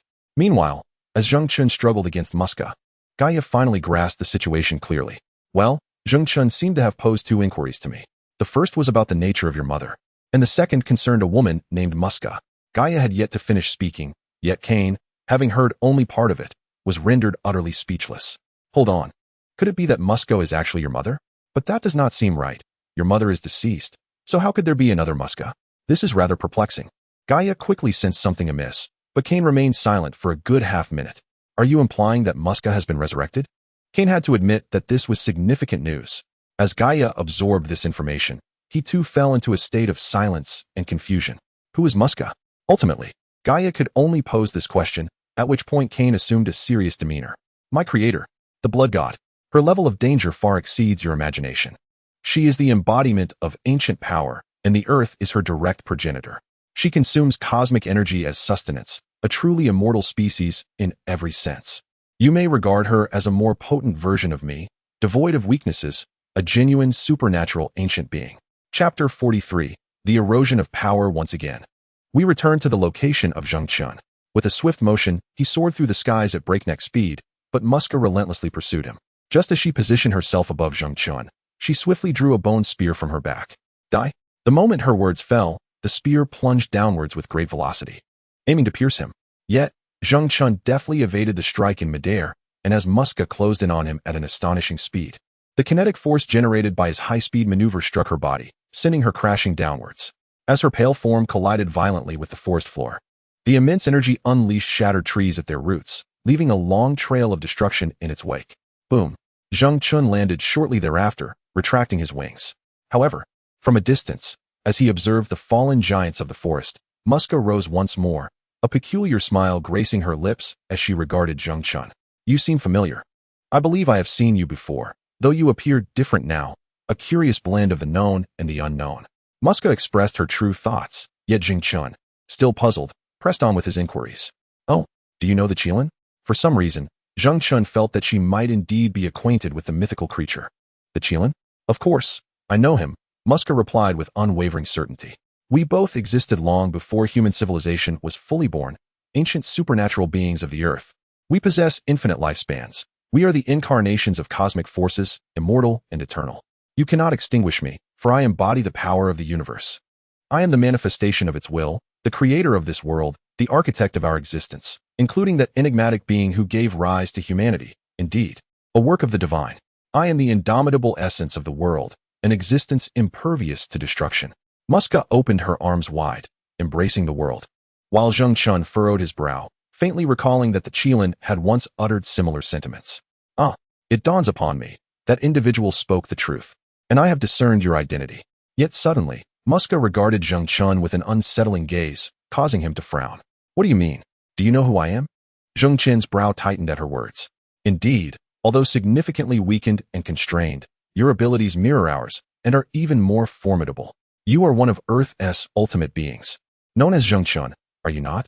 Abruptly, Muska's strange gaze fell upon Zheng Chun, who sensed an unsettling shift. Someone seemed to be relaying information to her from the shadows. We shall meet again, Zheng Chun. My power, their power, all dissipates in this era, much like you, who have seemingly forgotten your true self. You ought to join us. This world yearns for transformation, rather than languishing under the oppressive grasp of humanity. Muska smiled at Zheng Chun, and in the next moment, as her form disintegrated into ashes, Zheng Chun remained rooted in place, surveying his surroundings. Upon confirming that the woman had vanished entirely from his sight, he called out, Larika, can you locate her? She has suddenly disappeared. In a flurry of concern, Zheng Chun sought Larika's assistance, but after a brief search, Larika, who possessed telepathic abilities, reported, the target seems to possess some form of cloaking power. I cannot find her. Ultimately, Larika's response left Zheng Chun in dismay. Do you need me to bring you back, Zheng Chun? Lost without a target, Zheng Chun stared blankly at his surroundings, and in resignation, he nodded to Larika, please, take me back. In a secluded corner of Earth, Muska sat quietly within a castle of medieval European design. I thank you for resurrecting me, and for your blood. To be candid, I deeply miss my son. However, considering that our powers have been diminished and that you mentioned a sanctuary housing formidable strength, I shall heed your counsel and refrain from action for the time being. Muska remarked with a smile. Behind her, the Dragon of Darkness observed the woman intently. I presume you have encountered the one called Zhengchun. He is indeed he, though not in his essential form. Yet, that matters little. We must seek the second key to unlock the seal.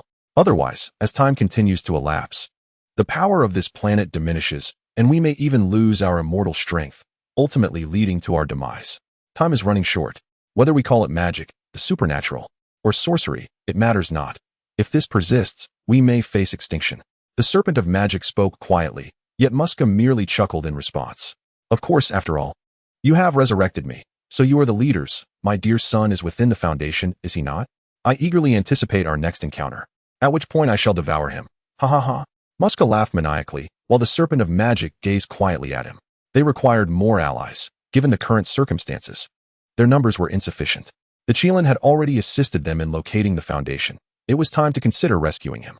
My mother was not merely the one who gave birth to me. She was my creator, Muska, an ancient supernatural being of Earth, often referred to as the blood demon or blood god. Yet, that is of little consequence. What truly matters is that she should have perished. In another inquiry, Kane's expression grew grave, clearly troubled. Why do you say that? What transpired between you? Or rather, what is she? Zhengchun sat before Kane, the day's battle having sparked numerous questions in his mind, particularly after his earlier conversation with the taciturn Qilin, who had shown no willingness to speak, even lacking interest in responding to him. I cannot answer that question. She is an ancient supernatural being, akin to the Qilin, but most of their kind have perished with the passage of time. In this era, survival necessitates the absorption of cosmic energy. However, in this age, such energy is waning. To be frank, if the cosmic energy on Earth continues to diminish, it will adversely affect all supernatural beings, including you and me. After all, the possession of supernatural powers fundamentally relies on your body continuously absorbing the forces from this planet. Only then can supernatural beings endure and maintain their formidable strength, achieving immortality. Chapter 44, The Golden Mask. My mother is an ancient supernatural being. She should have been sealed away in the deepest abyss of this world, perishing. Only another ancient supernatural being could provide her with sufficient blood to resurrect her. Could it be? Kane pondered this internally, while Zhengchun looked at him with a heavy expression. Why do you wish to kill your mother? Suddenly, Zhengchun realized the gravity of this question, and in turn, Kane looked gravely at Zhengchun. She did not create us out of maternal affection. She endowed me with many weaknesses and fashioned me merely to consume me. She created me for sustenance. The words spoken by Kane caused Gaia, who was accompanying him, to raise an eyebrow in surprise. Wow, even a tiger wouldn't harm its own cubs. Your mother is even less than a tiger, Gaia remarked with a playful grin, while Kane shot him a displeased look. Oh, my apologies, my mistake. I shall refrain from such comments in the future. Gaia promptly offered an apology in response to Kane's irritation. Maternal love, a concept typically observed among mammals and avian species, is not something my mother embodies, Kane pondered. He understood the gravity of the situation. A formidable adversary lurked outside, and presently, she appeared devoid of vulnerabilities, impervious to death. The only recourse was to drain her of her very essence, her blood, and confine her in a place devoid of any other life forms, imprisoning her for no less than 5 centuries to achieve her demise. Yet, should she come into contact with the blood of any other being, she could resurrect. These entities could only be sealed away, never truly vanquished. Having sealed his mother away for 20 millennia, the prospect of her resurgence left Kane in a state of disquiet. Well, I have some bad news. Your mother is missing, and I cannot ascertain her whereabouts. The good news is that if she intends to consume you, you are at least safe for the moment. This is the most perilous yet simultaneously the safest place in the world, Zhengchun stated calmly, aware that it was nearly time for him to depart. He had reports to file, but Kane soon cast another glance at him. Zhengchun, you must sense that there are others involved in this matter. If someone has resurrected my mother, they too are an ancient supernatural being, and there are machinations afoot. I urge you to exercise caution. Ideally, assist me in eliminating her, draining all her blood, then seal her away for 5 centuries to ensure her transition into a state of death. However, no matter who it is, they cannot truly kill her, just as they cannot extinguish your existence, Kane said earnestly, prompting Zhengchun to recall his previous encounter with Muska. Understood, Zhengchun replied. Though he knew full well that he alone could not defeat the ancient supernatural being named Muska, he is not mistaken. As they exited Cain's chamber, Gaius suddenly chuckled, drawing Zheng Chen's attention. Which statement was accurate? He inquired, puzzled. The world, the power of the universe, is waning. I have existed for quite some time and can perceive the shifts in power over the millennia. Once, numerous ancient supernatural beings thrived, but now they have vanished.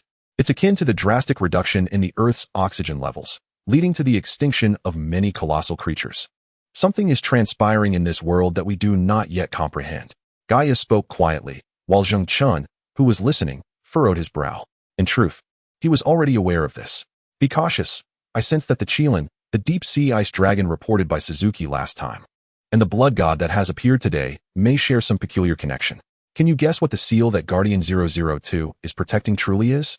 Gaia's words plunged Zheng Chen into profound silence. Indeed, who could truly comprehend what had transpired? What secrets lay buried over time? Location, Huaxia, port, within the auction house. This exquisite golden mask, once referred to as the Mask of Disna by a former court, was the pièce d'arrestance of the auction. Its history can be traced back over a millennium, crafted from pure gold. All relevant information is available for perusal, hence, to avoid delaying everyone's enjoyment. The starting bid is set at 5,000, with increments of 100. After the auctioneer announced the starting price, the crowd eagerly began to raise their bids. The price climbed steadily from 5,100 until it reached 7,000, 8,000. A voice boldly proclaimed, offering an additional 10,000, belonging to a middle-aged man from Huaxia, who smiled at the mask before him. As no one else continued to bid, the auctioneer called out, 8,000 once, 8,000 twice, 8,000 sold. In the luxurious rear seat of a Rolls-Royce, the middle-aged man smiled as he held the golden mask in his hands. After absorbing numerous legends and documents, this affluent individual had traveled far from Huaxia City solely to acquire this mask. Is that woman waiting for us? He soon inquired of his driver, who nodded in affirmation, stating that the preparations for the ritual were complete and the plane was ready. Excellent, let us depart. Within an ancient medieval castle, a woman appearing to be in her 70s or 80s quietly drew a vast array on the ground using various materials. She combined special substances with the blood of certain supernatural beings to enable this array to absorb cosmic energy. This array was a unique ceremonial formation, also known as a summoning array. The woman was no ordinary individual. She hailed from the nation and was a witch, concocting a formation that could invoke supernatural phenomena. As the middle-aged man adorned with the golden mask entered the castle, he remarked, I have brought the mask. Will you prepare the ritual for me? Despite his lingering doubts about the witch before him, she silently lifted her gaze to meet his. We have signed a contract. You may rest assured. I will prepare everything for you. However, upon hearing her words in French, the middle-aged man raised an eyebrow in surprise. I do not comprehend French. However, men are inherently oblivious to what women may underestimate, and women, in turn, find such remarks rather vexing. Chapter 45. Special Squad. I stated that we have already entered into a covenant. I shall delineate the formation for you, and in return, you must provide me with what I desire. Thus, our transaction shall be complete. The woman, exasperated, reiterated in her faltering Chinese, while the man continued to observe her with caution. He gazed at the vast array of intricate patterns on the ground. How shall we commence? The man, filled with anticipation, approached the edge of the formation with the golden mask in hand, his curiosity piqued by the diagram resembling a bagua. For this formation, I have procured a considerable amount of blood from both werewolves and fox spirits. I believe that apart from what I am entitled to, you ought to compensate me with a substantial sum in euros to offset my losses. The witch regarded the man, her irritation evident as she expressed her discontent. She had not anticipated that the formation would require such an extensive array of materials, and it had taken her nearly 6 months to gather everything before her. Yet, the man merely chuckled. Money has never been an issue. I shall pay you an additional 100 euros. Now may we begin? He was eager. He had spent a decade searching for that elusive object, discovering the whereabouts of the golden mask only half a year prior. Now that the mask was within reach, he could hardly contain his excitement for the legend it represented. As one of the few who understood the existence of supernatural beings, he was no fool. He had conducted extensive research into supernatural phenomena. He was aware of the myriad peculiar entities in the world, yet among all the legends, it was the golden mask, also known as the Mask of Disna, that captivated him most. Very well, the process will be painful, but you will become one with the mask. Beyond this point, I cannot predict what will transpire, simply stand in the center. The formation was prepared, and the middle-aged man resolutely stepped into its core as the witch began to chant an incantation. A green flame ignited in her hand, which she used to set ablaze the materials surrounding the formation. In a flash, the materials, ignited by the green fire, erupted into a ghostly blue flame that enveloped the entire formation, extending beneath the man's feet. Strangely, the flames emitted no heat. "Put on the mask," urged the witch, eager to expedite the process. The middle-aged man promptly donned the mask that covered only half his face. The next moment, sizzle, as the formation channeled cosmic energy. The mask reacted in an extraordinary manner. Mere seconds after the formation activated, the golden mask radiated intense heat, and in that instant, the man emitted a heart-wrenching roar. The intense burning sensation making him feel as though his face were being incinerated, compelling him to instinctively desire the removal of his mask. "Should you wish to remove it, you shall forever forfeit the right to wear it." The witch, fully aware of the excruciating process, spoke with such authority, and the man, cognizant of this grim reality, placed his arms on the ground in agony as the golden mask continued to sear his visage, releasing tendrils of white smoke. Yet, as the mask melded with the man's face under the searing heat, a portion of it penetrated into his very bones, achieving the moment when the skeletal structure within him was entirely transmuted into gold. With a thunderous crash, the man's arms slammed against the earth, causing the ground to fracture beneath him, the veins in his arms swelling ominously. Then, centered around the mask, a black, liquid-like substance surged forth, enveloping his entire being. This incident transpired in a remote castle in Europe, when the police arrived to find the battered corpse of a woman, obliterated by immense force. Alongside the remnants of what appeared to be charred materials within the castle, their expressions turned to one of perplexity. However, what baffled them most was the stone wall at the rear of the castle, a formidable half-meter thick structure that appeared to have been shattered by an extraordinary force, leaving behind a gaping hole over 5 meters high. The alarm had been raised by a passerby who reported hearing a tremendous noise emanating from the castle-like edifice. The deceased seemed to be an elderly woman, possibly in her 70s or 80s, her body ravaged as if torn apart by a ferocious bear, her bones shattered, scattered without a single intact fragment remaining. Moreover, the scene suggested some form of ritualistic activity, rendering the case utterly inexplicable. The prevailing theory suggested that a cult-like ceremony had taken place, summoning a colossal bear endowed with the terrifying strength to demolish a half-meter thick stone wall and reduce the elderly woman's body to fragments, yet leaving the remains untouched. However, the personnel assigned to the police station by the Foundation, upon observing the enormous array on the ground, discerned that this was no mere cult ritual, but rather a method akin to a summoning circle. Thus, they swiftly contacted members of the Foundation's headquarters, specifically reaching out to personnel from the 3rd Task Force. They were soon to commence an investigation into this extraordinary event. The Foundation comprises multiple mobile organizations, among which the Seraphim Squad stands as the most formidable, composed of ordinary individuals adept at decisive action in crisis situations. Additionally, there exist special groups formed by individuals with unique capabilities. A specialized task force, akin to Van Helsing's accelerated team, has been formed with the singular purpose of hunting vampires, werewolves, and other shapeshifters. This organization is known as the Silver Arrow Special Operations Group.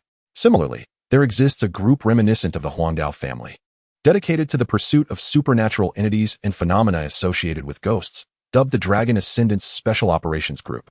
These factions are amalgamated into a singular entity known as the 4th Special Abilities Squad, where no hierarchy based on strength exists, as their abilities are diverse, each targeting distinct events. Within the Foundation, there are a total of 4 squads endowed with extraordinary powers. Each group is assigned tasks suited to their capabilities, which are delegated by their respective leaders, akin to the role of Uncleing from Zheng Chen's group. The number of members in each squad varies. Some comprise as few as 4 individuals, while others may include over 80. The ranking of the squads is determined by their size rather than the prowess of their members. In Chapter 46, we learn that Zheng Chen's squad is the 2nd smallest in terms of personnel. However, not all ability users working for the Foundation are part of these groups. For instance, Teleporta Luo Lika primarily focuses on tracking and transportation, possessing the ability to teleport humans or other supernatural beings over vast distances, akin to a portal. Nevertheless, the strengths of both parties involved are unique, making it difficult to ascertain which capability is superior.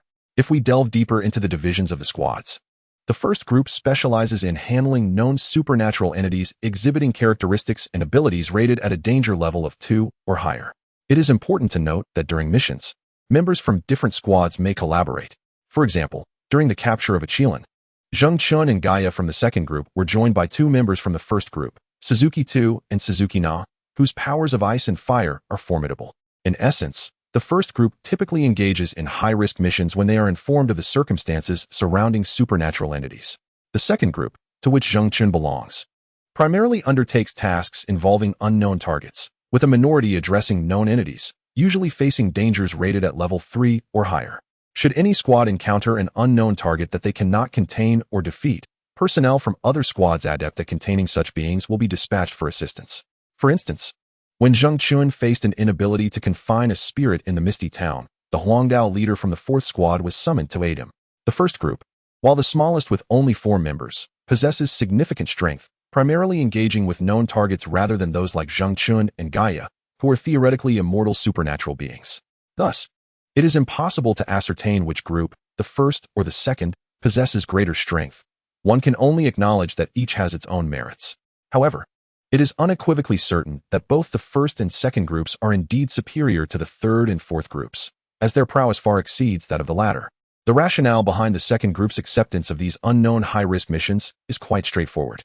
Regardless of whether it be Zheng Chun, Gaia, or even Reddy and the Phantom Man, their abilities afford them a level of protection that renders them less susceptible to fatal harm.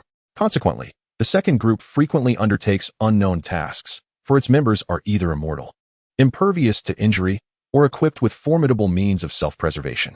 The third group, consisting of 13 members, predominantly engages in missions classified at levels 3 and 4, focusing on known target characteristics. Rarely do they accept tasks of level 3 or above unless the containment facility has misjudged a level 2 entity as a level 3 threat. In such cases, the members of this group often meet dire fates. This is further complicated by the inherent difficulty in assessing the containment challenges posed by unknown supernatural entities, which often results in the second group, led by Zheng Chun, bearing the brunt of the burden. For instance, in the case of the 1584 metallic skull, once the nature of the adversary's abilities is understood, it is typically assigned to the third or fourth group. However, in the absence of such knowledge, the second group is dispatched. Most members of the third group do not possess particularly formidable abilities. Some merely offer support roles, such as reconnaissance or enhancing defense through bodily metallization. Hence, this squad resembles a typical human team, albeit slightly more robust than the average human. The fourth group, the largest in number, is comprised of individuals from the Van Helsing and Huangdao families, among other unique lineages. Some of these individuals indeed possess supernatural abilities and generally tackle level 4 tasks, with a minority engaging in level 3 missions. This is largely due to the prevalence of level 4 containment and response incidents in the world. Numerous shapeshifters exist within society, and due to their inherent primal instincts or other factors, they often violate the societal norms established by their kind while blending in with humans. When local supernatural courts fail to apprehend them, these entities may call upon the Foundation's personnel, akin to the previous vampire incident. The current incident within the castle has been preliminarily classified as a level 4 event. Judging by the identities of the deceased, it is likely that they fell victim to an assault by a particularly robust shapeshifter. For this mission, 2 members from the third group's special abilities team will be dispatched to the scene of the incident. Upon discovering the castle, which resembles a summoning array, all officers have been reassigned. They have received word that new personnel have been sent, indicating that this area is no longer under their jurisdiction. At the site of the incident, which has elapsed an hour since the occurrence, one member of the third group kneels to perceive the lingering scent that has since dissipated from the ground. Subsequently, this member transformed from his original appearance, experiencing a remarkable change in his skeletal structure.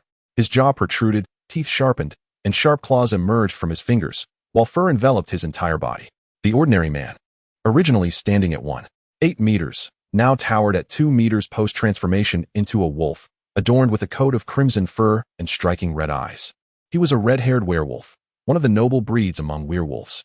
After the red-haired werewolf sensed the scent of the ground, he stood up and gazed towards the ruined stone wall at the rear of the castle. There was another presence. I could smell him, and he appeared to be fleeing into the forest behind the castle. Soon, this werewolf from the third squad detected the scent of the departing man, while a woman with flowing white hair beside him calmly stared into the distance. "What did you sense?" The white-haired woman inquired serenely. She was Bai Jia from the third group, hailing from Huaxia. The red-haired werewolf beside her, named Benjamin, possessed a rare lineage that granted him a physique and senses more potent than those of ordinary werewolves. However, upon facing Bai Jia's question, Benjamin furrowed his brow. What I detect is an unfamiliar scent. It is neither a lion nor a bear, nor any known shapeshifter. Yet, judging by the extent of devastation left on the corpse, the perpetrator is indeed brutal, akin to a shapeshifter, but I estimate the target's size to be significantly large. Should we notify headquarters, or shall we continue the pursuit? However, we must exercise caution. A creature capable of such destruction will not be weak. The werewolf communicated with the woman, who regarded the wall with a serious expression. Ultimately, he declared, I believe we are sufficient. Ralika, please assist us in teleporting to that direction. I may trouble you for several consecutive transports. Chapter 47. The Black Giant Lion. In the depths of the pitch-black primordial forest, a colossal creature resembling a lion surged forward at full speed, its immense body heedlessly crashing into the towering trees around it.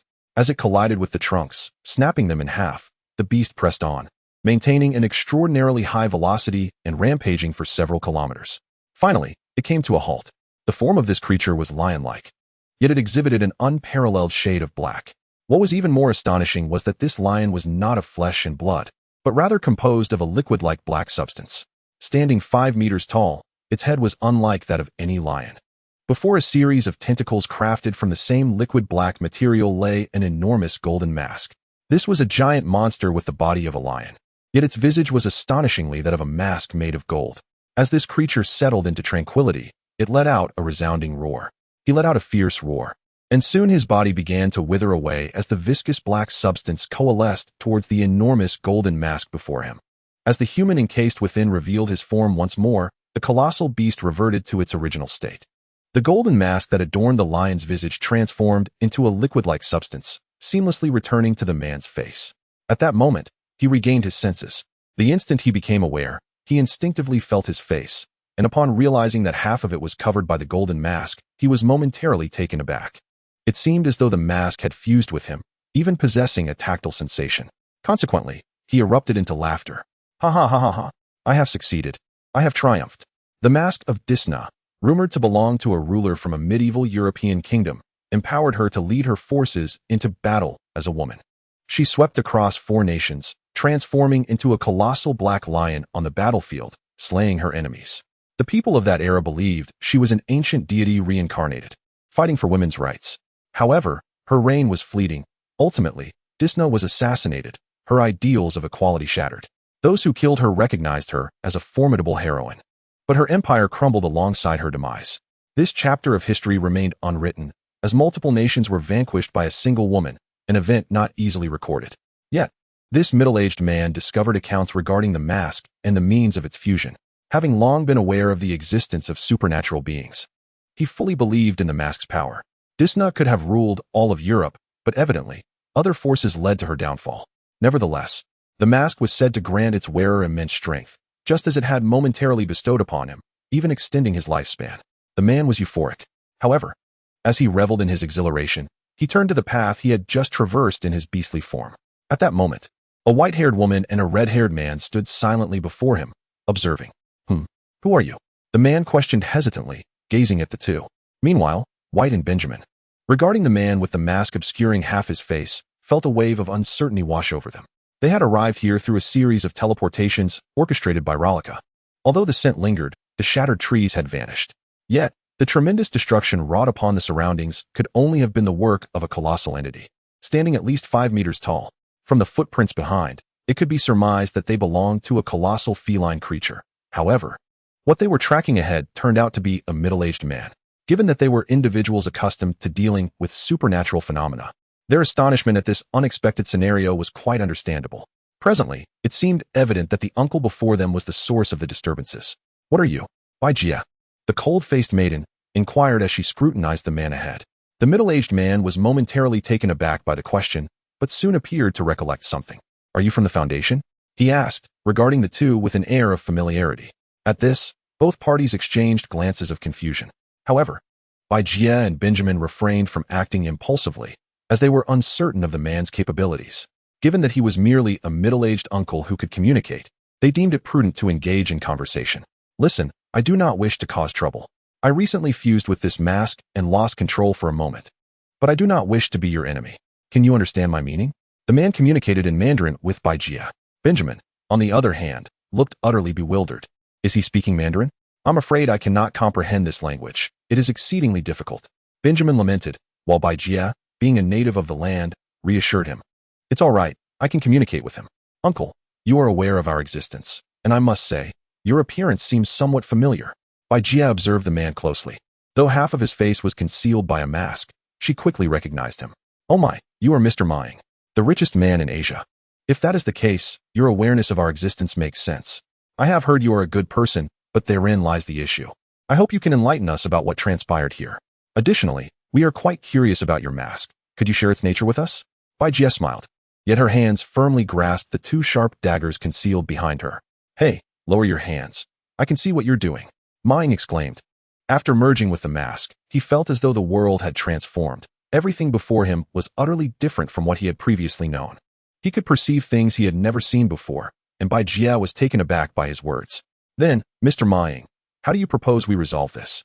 You are aware of the foundation, and your resistance would be futile. I suggest you accompany us to avoid a violent confrontation, or you may remove your mask. Must I go? If it is necessary, I can acquiesce. Chapter 48, The Humanoid Nuclear Bomb. Just as Ma Ying was about to express his willingness to comply, a voice seemingly emanated from within the mask. No, you are a king. You must not succumb to them. Eliminate them. We have much to accomplish. The once agreeable Ma Ying's demeanor shifted at the sound of an unfamiliar voice.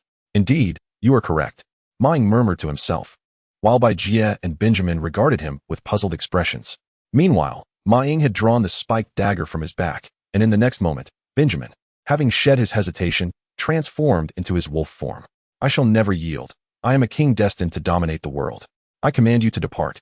The mask seemed to influence Ma Ying's consciousness. Indeed, a mere mortal seeking the formidable power of the golden mask of a king would find it impossible to resist the will emanating from within the mask. Even if he possessed it, mastery over such power would remain elusive. Yet, in the following moments, countless tendrils of black substance surged forth, enveloping Ma Ying's body, while the golden mask extended intricate patterns across its surface in mere instants. A colossal 5-meter-tall figure, adorned with a golden mask, emerged, accompanied by a massive black lion-like creature manifesting within the realm. Bai Jie and Benjamin were momentarily taken aback by the sight. What the? Benjamin exclaimed, startled into uttering an unfamiliar phrase in the Huaxia language. The next second, the enormous dark lion lunged ferociously toward Bai Jie. Faced with this imminent threat, she transformed into a wisp of mist, only to reappear decisively on the lion's back, her twin blades poised for a strike. Upon impact, a mere brush against the lion's form caused her blades to shatter instantly. The overwhelming force resonated through her, fracturing her grip. Damn it, how solid. In that brief encounter, Bai Jie realized her assault could not harm the dark lion. It swiftly turned, its razor-sharp claws aimed menacingly at her. Utilizing a spatial flicker, Bai Jie leaped to Benjamin's side, who, in his wolf form, stared in bewilderment at the unfolding chaos. Yet Bai Jie remained resolute. She embraced Benjamin before he could utter a word. With a swift motion, she leapt to a distant open area. Run. Bai Jie was a woman endowed with the power of spatial leaps, albeit limited in distance, perhaps better described as flickering. In contrast to Ralika's method, which required a build-up and locking on for several seconds before execution, Bai Jie's approach was evidently more suited for combat. Ralika, lead us away. Bai Jie understood the operational protocols of the Foundation. When confronted with a creature against which she could inflict no harm, retreat was imperative to avoid unnecessary casualties. I believe I can attempt it. However, at that moment, Benjamin was just about to express his intention to see if he could inflict any damage on the colossal black lion. The lion landed behind both parties, its enormous claws raised and aimed directly at Benjamin and Bai Jie. Witnessing this scene, Benjamin could not help but swallow hard. All right, take me away. No sooner had he spoken than there was a deafening crash. The lion's paw struck the ground, shattering the earth beneath it. Yet, as it raised its paw once more, Benjamin and Bai Jie had already been whisked away from the scene.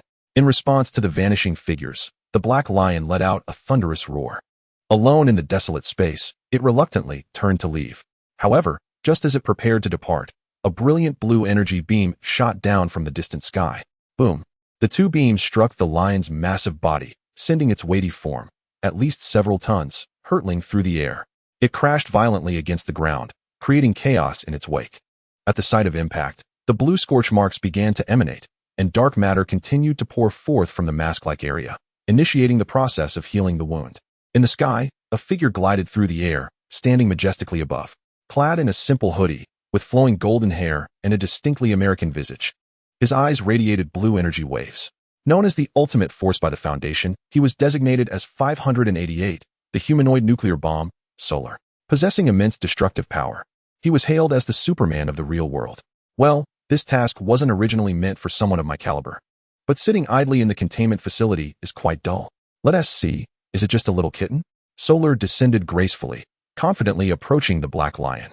As the beast recalled the damage Solar had inflicted upon it, it roared furiously and charged straight at him with brute force. Solar merely smiled at this display. I do enjoy your foolishness. As the monstrous creature barreled toward him, a surge of blue energy coalesced around Solar's legs, and just as the beast pounced, he unleashed a devastating shockwave. In that primordial forest, a cataclysmic explosion erupted from the trees, creating a fan-shaped area of destruction, turning all living beings within into mere ashes in an instant. The explosion, reaching temperatures of 4,000 degrees, far exceeded what any earthly creature could withstand, akin to a divine strike from the heavens. This immense destructive power and ability to soar through the air earned Solar his formidable reputation. The term humanoid nuclear bomb is a recognition of Solo's formidable prowess. However, the masked individual has withstood such power. Although the lion's body was utterly shattered and the opponent's physique appeared severely damaged, Solo perceived that this man was not dead. Indeed, the mask seemed to endow him with a certain degree of healing ability. Observing the middle-aged man, whose body was heavily burned yet still drew breath behind the golden mask, Solo felt a sense of relief. It's fortunate you're alive. I was genuinely concerned that I might have inadvertently ended your life, he remarked with a raised eyebrow, calmly grasping the man's form from the ground. Ralika, please assist me in returning him. Thank you. Chapter 49, Record Project Number 588 Humanoid Nuclear Bomb. Solo Danger Level, Class 5 Containment Measures. Solo is a staff member and does not require containment. Description: Subject 588, Solo, is a Caucasian male who appears to be in his 30s, standing 185 centimeters tall and weighing 160 pounds. He is hailed as the strongest individual within the containment facility. However, this title of strongest does not denote true invincibility, as no team has ever engaged in an authentic battle with Solo. Those who have witnessed his combat prowess refer to him as a walking nuclear bomb. The hardness of the target's skin has yet to reveal any conventional physical attacks capable of inflicting harm. Only temperatures exceeding 5,000 degrees can cause damage. The healing ability is notably weak, but considering the exceptionally high defensive capabilities, this may compensate for the deficiency. The target exhibits a vulnerability to mental and magical attacks. Within the target's body, a blue energy manifests, allowing it to release energy and achieve flight. Overall combat capability is characterized by invincible physical defense, flight, and energy release. Yet there exists a significant weakness against magical and mental assaults. Subject 4589, the Golden Mask, has been brought into room 200. Currently, 4589 has merged with 45,891 Mr. Ma-Ing, Asia's wealthiest individual. This fusion has transformed 45,891's entire skeletal structure into a gold-like material akin to that of the mask. Presently, for 5891 lies in a state of unconsciousness, and experimental testing may be considered. Suzuki Suji is prepared to administer any necessary sanctions. Should we choose to awaken 45,891? Inside the sealed laboratory, Ma-Ing awakens from his stupor, racked with agony from severe burns covering his body. As he regains consciousness and observes the pristine white room around him, the pain-stricken Ma-Ing begins to comprehend his current predicament. It appears that during his transformation into a lion, he lost consciousness once more. Damn it, why is there no record of this? He laments, recalling that the ancient texts he perused made no mention of the golden mask affecting one's consciousness. Mr. Ma-Ing, might you enlighten us about the matter of the mask upon your visage? A woman's voice resonated, prompting Ma-Ing, feeling a deep sense of resignation, to lift his gaze towards a nearby speaker. This, indeed, is the mask of Disna. Aware of the necessity to cooperate with these individuals, Ma-Ing resolutely replied. Yet shortly thereafter, just as he regained consciousness, he sensed that a voice within the mask continued its eerie discourse with him. Flee. Escape from this place. You are destined to become a man of emperors. You cannot linger here. The voice persisted, and simultaneously, as the mask emitted a dark, liquid substance that enveloped Ma-Ing, he cried out, I cannot. I am powerless. It is controlling me. Save me. The mask possessed a consciousness of its own, as a cruel dominator. It endowed formidable power to its bearer, yet should one lack sufficient will, they would be subjugated, reduced to mere servitude. Mere seconds after awakening, the mask sought to seize control of Ma Ying's body, and as it conjured forth a colossal, black lion, the beast let out a terrifying roar. The rapidity of the events was overwhelming, leaving no time for inquiries regarding the mask, and Ma Ying found himself entirely dominated by its will. Just as the formidable lion prepared to unleash its fury, a chilling wave of frost surged forth, encasing the beast in an icy grip of absolute zero. In mere moments, the frost enveloped the entire form of the lion. Then, with a resounding crash, the ice shattered, and the black lion's body was torn asunder, dissipating into a cloud of dark mist. Simultaneously, Ma Ying's own form was similarly fragmented. The mask then fell from his face, landing on the ground below. Upon sensing imminent danger, Suzuki 2's mission was to eradicate this foe. It seems that is indeed the case. Is such an artifact truly worthy of collection? The Foundation does not gather items based on their destructive potential, but rather for their supernatural qualities. Frankly, this golden mask is quite peculiar, and I find it rather intriguing. Do you not, Ice Beauty? Solar remarked with a playful grin beside Suzuki 2. However, she cast a dispassionate glance at him before turning her attention away from the room below, departing from the scene. Project number 4589, the Golden Mask Project Hazard Level, Level 5 Containment Measures. The Golden Mask of 4589 is currently secured within a containment facility. This object exhibits no mobility in the absence of a host, thus rendering it in a state of absolute safety. Description: 4589 is a mysterious artifact discovered in a forest within a certain country. It resembles a mask crafted from gold, albeit only covering half of a face.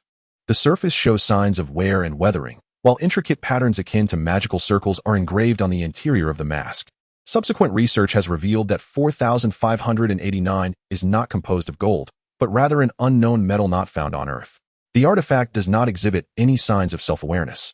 However, upon affixing itself to a human face, it can usurp the host's consciousness. While the host remains alive, the mask can connect with the host's bones and assimilate them, transforming them into a similar metallic substance, leading the individual to perceive themselves as a ruling entity akin to an emperor. Upon the host's demise, the mask detaches once more. Upon fusion with a human, 4589 manifests as 45891, referring to those individuals who have been possessed. The mask has the ability to summon a colossal black lion, standing 5 meters tall and composed of a liquid-like black substance, adorned with a massive golden mask. Although it appears to be composed of a liquid material, the creature's body possesses a hardness exceeding that of steel by 15 times. When damaged, it requires a certain period to heal, and current reports indicate that it can infinitely regenerate its injured parts. To utterly destroy this black lion, extensive area attacks are necessary to inflict damage upon its entirety, thereby compromising the inner entities. Furthermore, subsequent studies involving 45892 and 45893, involving 2 additional personnel for testing, have revealed 2 methods of fusion with the target. The first method entails direct wearing of the mask, resulting in the target being entirely controlled by 4589, becoming an independent entity under its dominion.